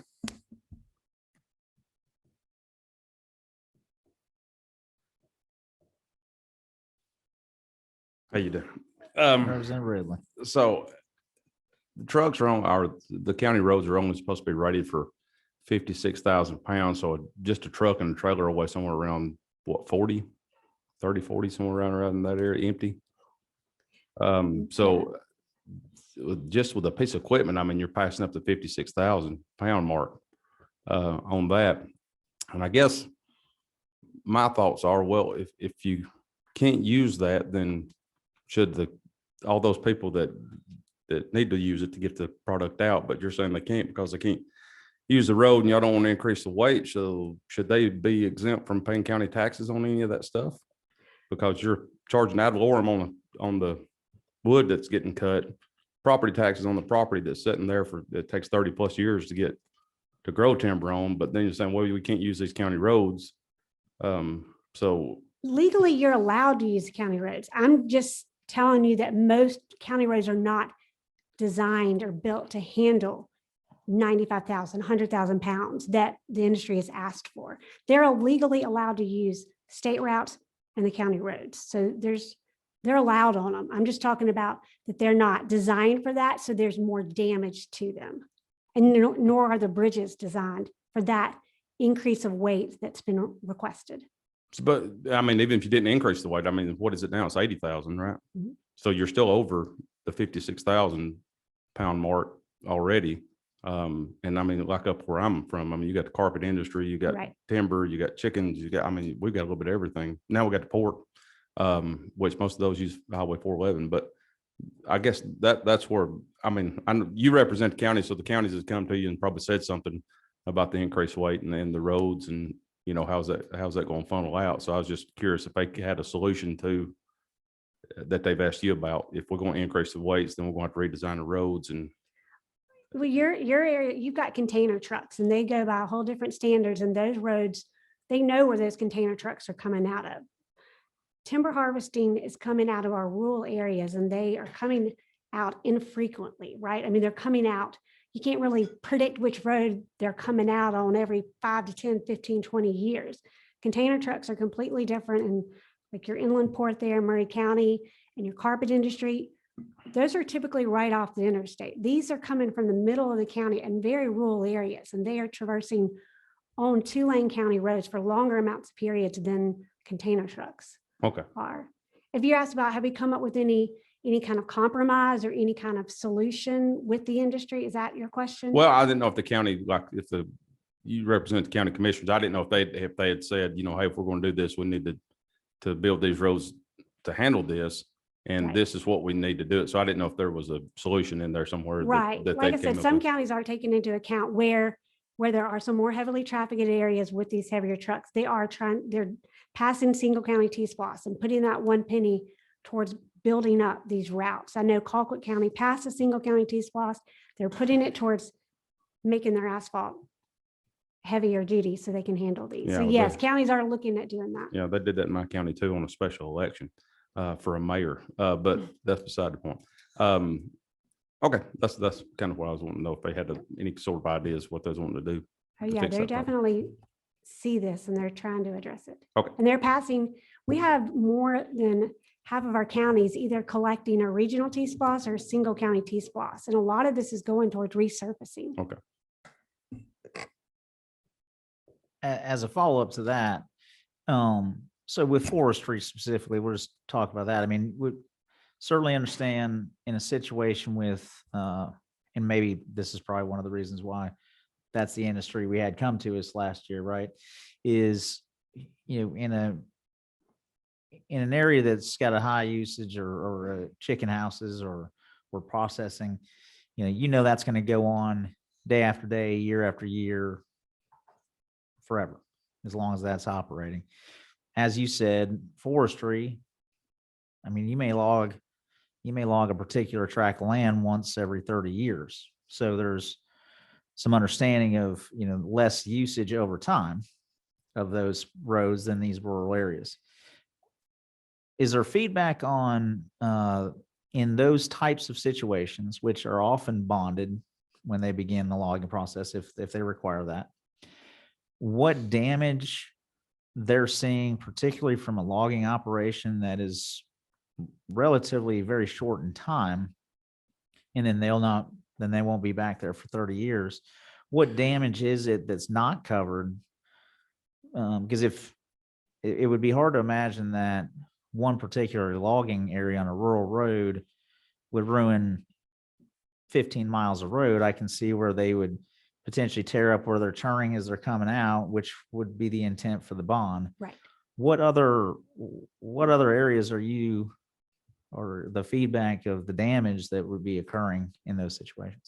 A lot of it happens during weather events where they shouldn't be out there logging anyways, and they continue to do more damage, but those can get stopped, right? But nobody likes to go out there and stop those type of operations. But the bond is so minimal, it's $5,000.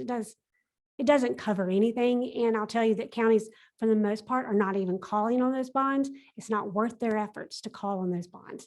We did pass legislation, y'all did a couple of years ago, that they can increase those bonds for the companies or the operators that continually are bad actors. That was put into the legislation so that it was helpful, that it can increase if the bad actors keep coming and doing, if they're damaging the roads, they can be held accountable. And if they are repeat offenders, they can be held accountable. So that was a good piece of legislation that passed a couple of years ago.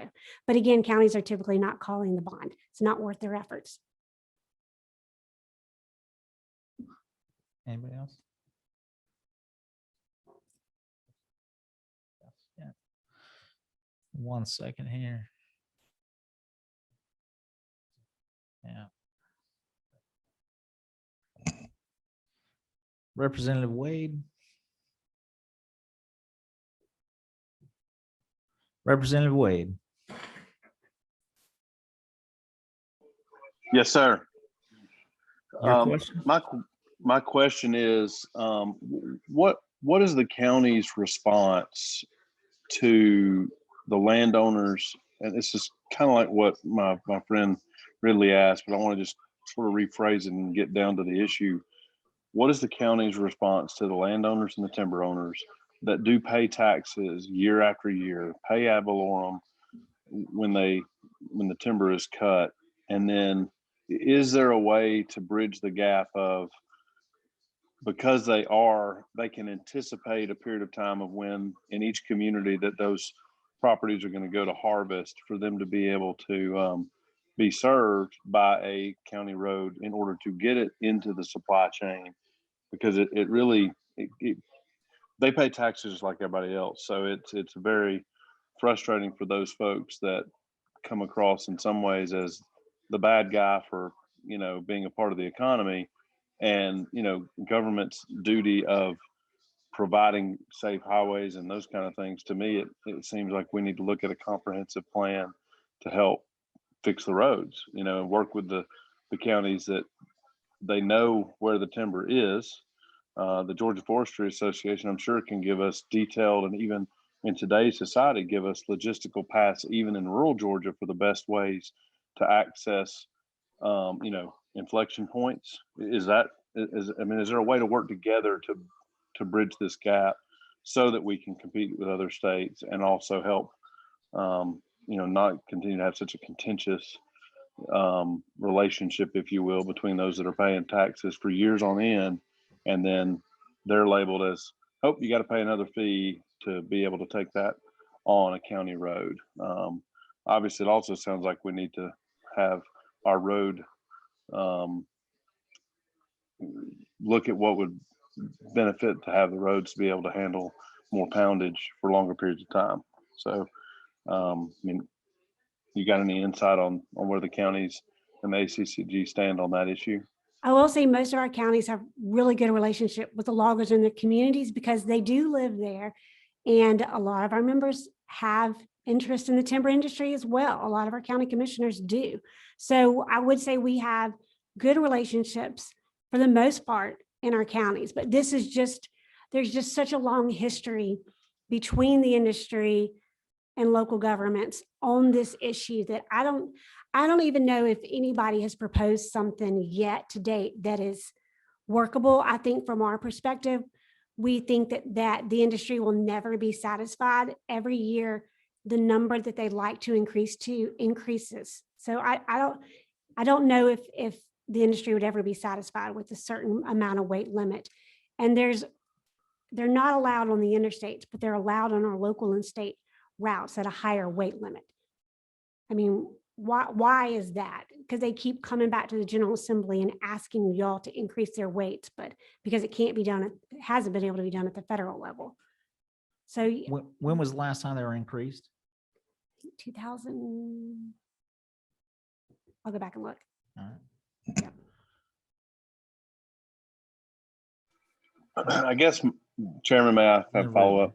I just had one follow up. You're talking about the increased weight. I know last year when we talked about it, when they were talking about increased weight, they were also talking about adding another axle to the trailer to distribute that weight more evenly, where it wasn't putting so much pressure on the roads. And that was going to be one of the requirements. If you were going to haul that, then you had to buy a trailer that had an additional axle, right, which would be 3 axles on the trailer hauling. So it would distribute that weight, because that's what's ultimately turning up the roads, is because you got so much weight in these certain points. So if you spread that out, then it don't tear up the roads. And you see that a lot of equipment running up and down the roads. The truck and the trailer have more than 2 axles on under each one of them. It'll have 3 or 4, depending on when we're hauling heavy loads. So I know that was one thing that was talked about last year whenever they were talking about the increase in weights.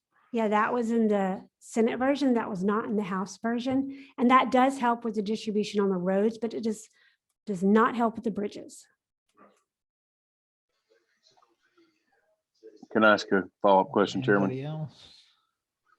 I'll just leave you with this. I mean, obviously this is as we saw last year, and I think there's even maybe a Senate study committee as well. And obviously our questions here today, not everybody down here is interested in compromise as I am. But I might contend that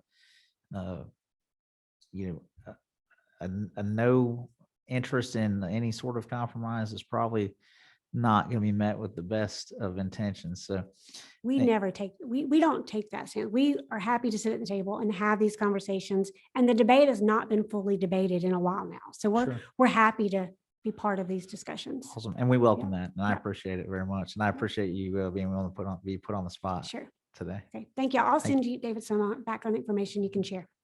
Okay, thank you. Thank you.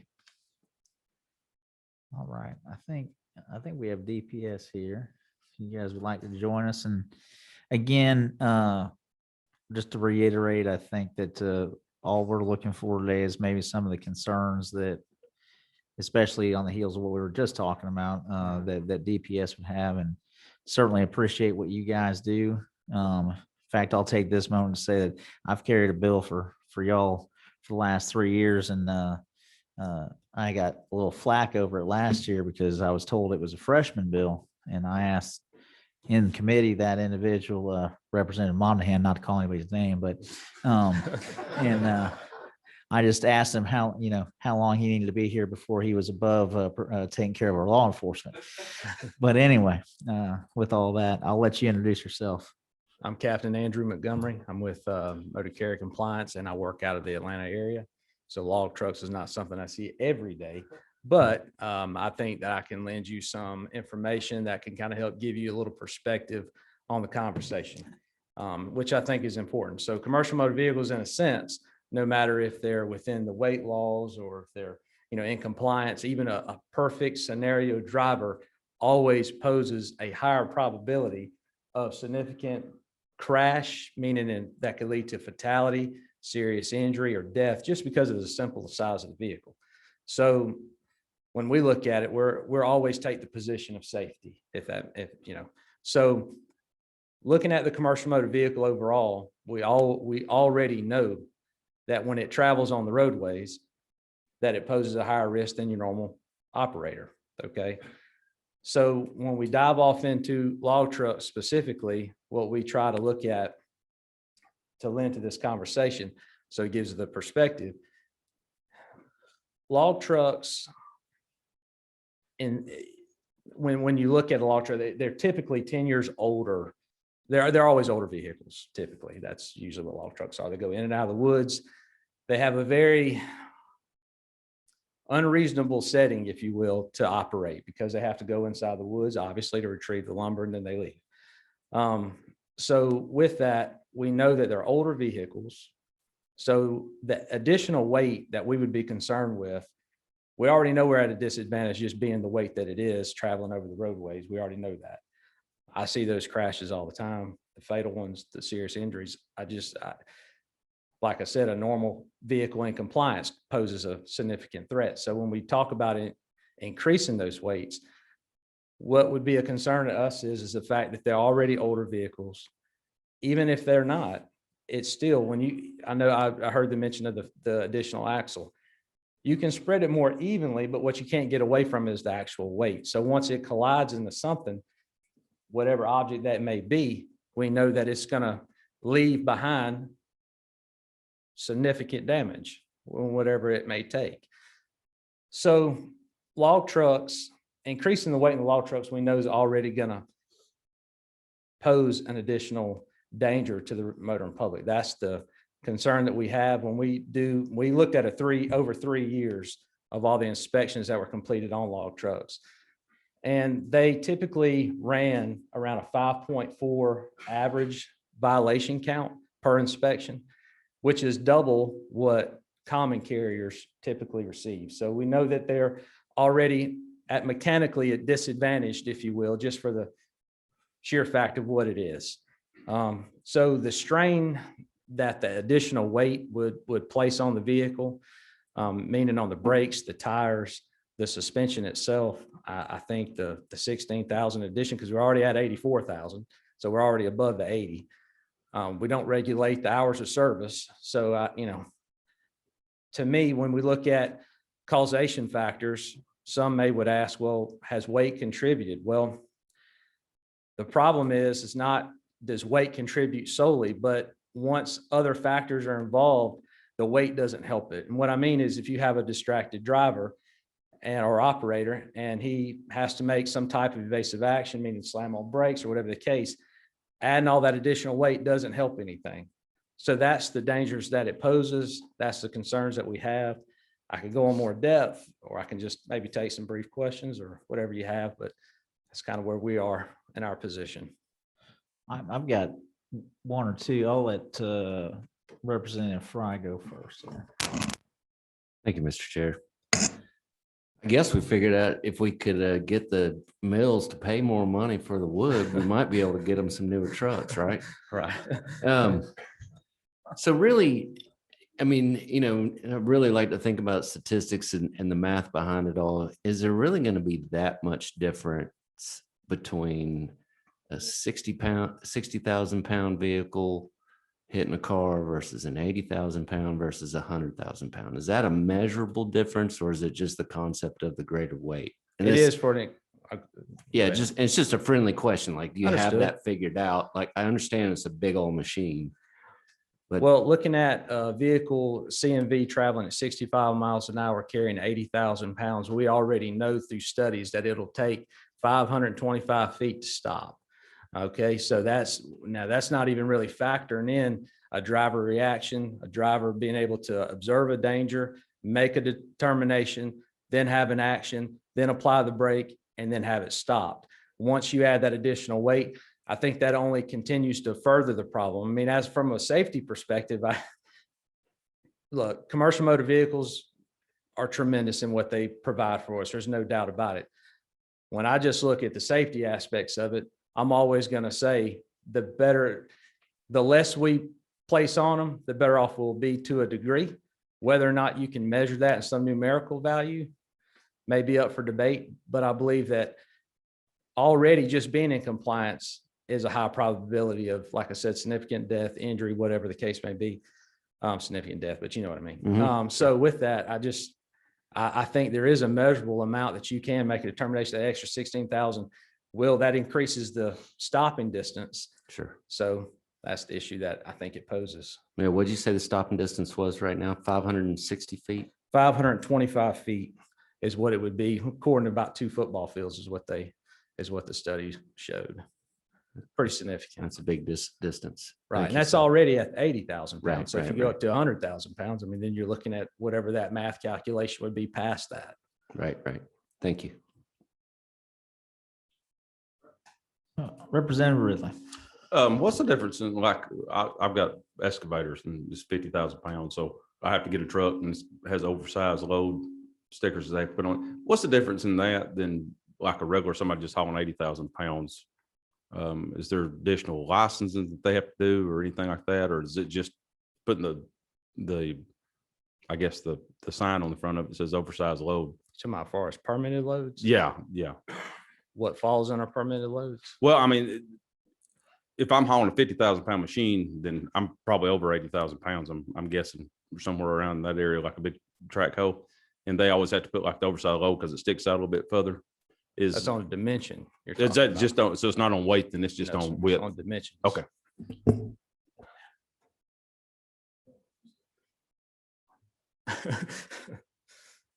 All right, I got a couple if nobody else does. All right. Backing up to a question from earlier. So are there other industries that actually allow for a greater weight, or is that the top end? As far as the gross weight? allowable on the road? It'd be something I'd have to go back and research. I don't know. I know, like I said, we're already at a 4,000 with a 5% variance on it. So I know that they increased it, to try to help, provide a little bit of assistance to the industry itself. But as far as other industries, Captain Carroll may know of, it's the same ones that she listed. So this is the top end. Yes, sir. From what we're hearing. Okay. And not to throw shade on the neighboring states, but not that we want to model all of our laws on neighboring states. But you look at, do you have an opinion or an insight on with the neighboring states around us with larger weights? I know one of the complaints that we've had is, as they load it in one state and try to get it to another state, but they come through Georgia, and just that change in weight obviously throws them into a loop. Do you know? I mean, it seems like we have better roads than every state around us, and that doesn't speak to a safety thing, but that is a quality of road thing. Well, I think the answer to that really poses we're fourth in the nation on fatality crashes, commercial motor vehicles. So I think our traffic volume speaks to that issue. The other states, or surrounding states, maybe doesn't have the traffic congestion that we do, or the traffic problem that we do. I know you're looking at log trucks more of in a rural area, but Captain Carroll was bringing up a point this morning. He monitors the statewide crashes. We're receiving at least a rollover crash about every day throughout our state, involving just a log truck itself. So like I said, anytime you add weight to anything, it makes it more difficult to operate. And then, like I said, it just poses so many other issues. I mean, 80,000 pounds is just too much, but we can't, obviously we know that we need to at least maintain where we are, or 84,000 is where we are. So to me, I just think that it speaks from the traffic volume. We're already rated fourth. So with the amount of crashes that we see within our state, placing any other burdens to try to, I think anything we're doing would be increasing that probability to even become worse ranked, if you will. We look at that data all the time, and we look at ways to improve our safety just for the motoring public itself. And these are just one of those topics that, I definitely understand the perspectives that everyone brings as far as helping the industry. We just look at it from a safety perspective, and just safety speaking, there's nothing I think you can do to make it safer. Okay. Which actually kind of segues to my last one, and then I know we got one other here. And I think it's honestly one of the reasons that I think our trip last week was very valuable to the things that Kathleen said earlier. If we weren't standing, for some of us, if we weren't standing out there in the middle of nowhere, like middle of nowhere, Effingham County, you might not have the same perspective of the types of roads that, these trucks are coming out on. Also, we wouldn't have perspective of, what these trucks kind of have to drive through to be loaded, and they're coming in and off the sites, and the wear and tear on the types of vehicles that you're talking about, and why, they might be of greater focus than other commercial hauling vehicles. You just ended on, there's nothing that can make them safer.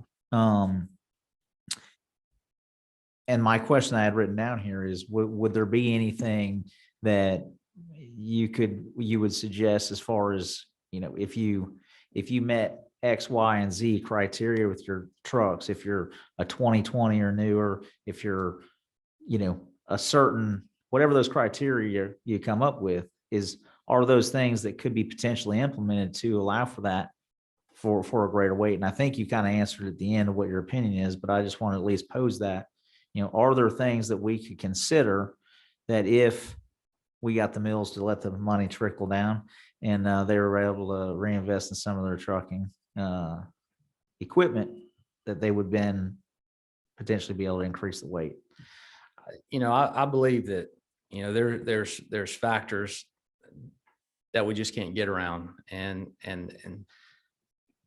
whether you reconstruct the vehicle to have better brakes, heavier duty frames, better tires, you name some type of thought that you could put into something to try to make it better.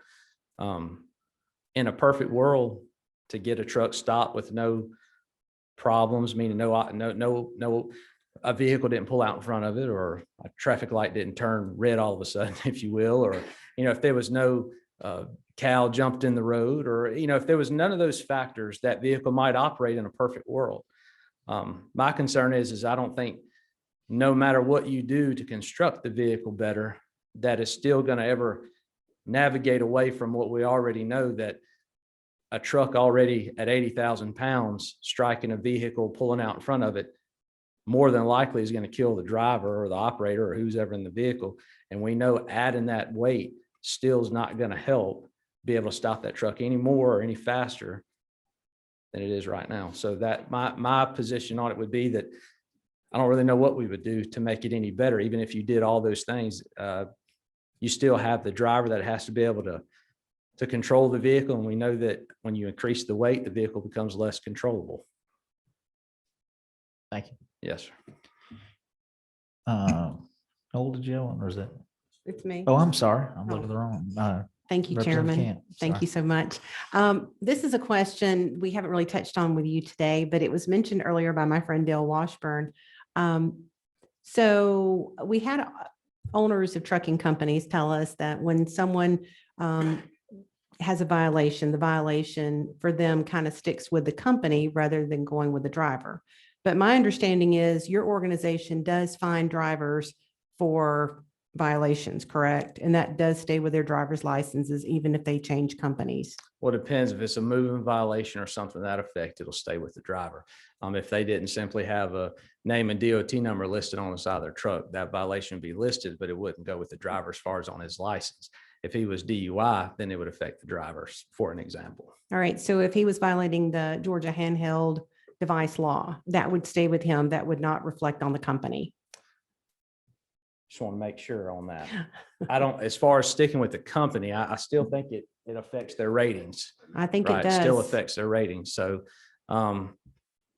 so basically, yeah, I guess you'd say the advantage may be could be some to the driver, but it's always going to affect the company. So the company really is bearing a great deal of responsibility because, as we all know, we can't control the people that work for us and what they're doing at all times.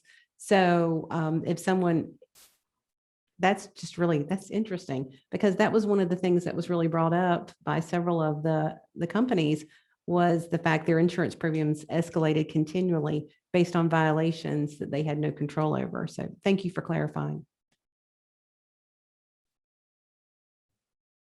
All right, anybody else? Anybody online? All right, well, I appreciate it. Absolutely. Really like your haircut. Thank you. Thank you.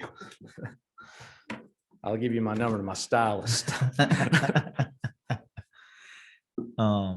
think at one point I heard DOT might be coming, but I'm not sure. Anyone else in the room care to speak to this before we move on? I appreciate the time. We will, this has all been good food for thought, kind of on a fact-finding mission or to kind of incite some thoughts here. So we'll circle back, get back together as you guys think through this. If you guys got questions that, or other people we haven't heard from or people we want to hear from more in depth, and certainly the people that have testified today, if there are additional things as it moves forward, certainly reach out. We're happy to continue the dialogue, but we'll stand adjourned and unless anybody's got anything else. Everybody travel safe.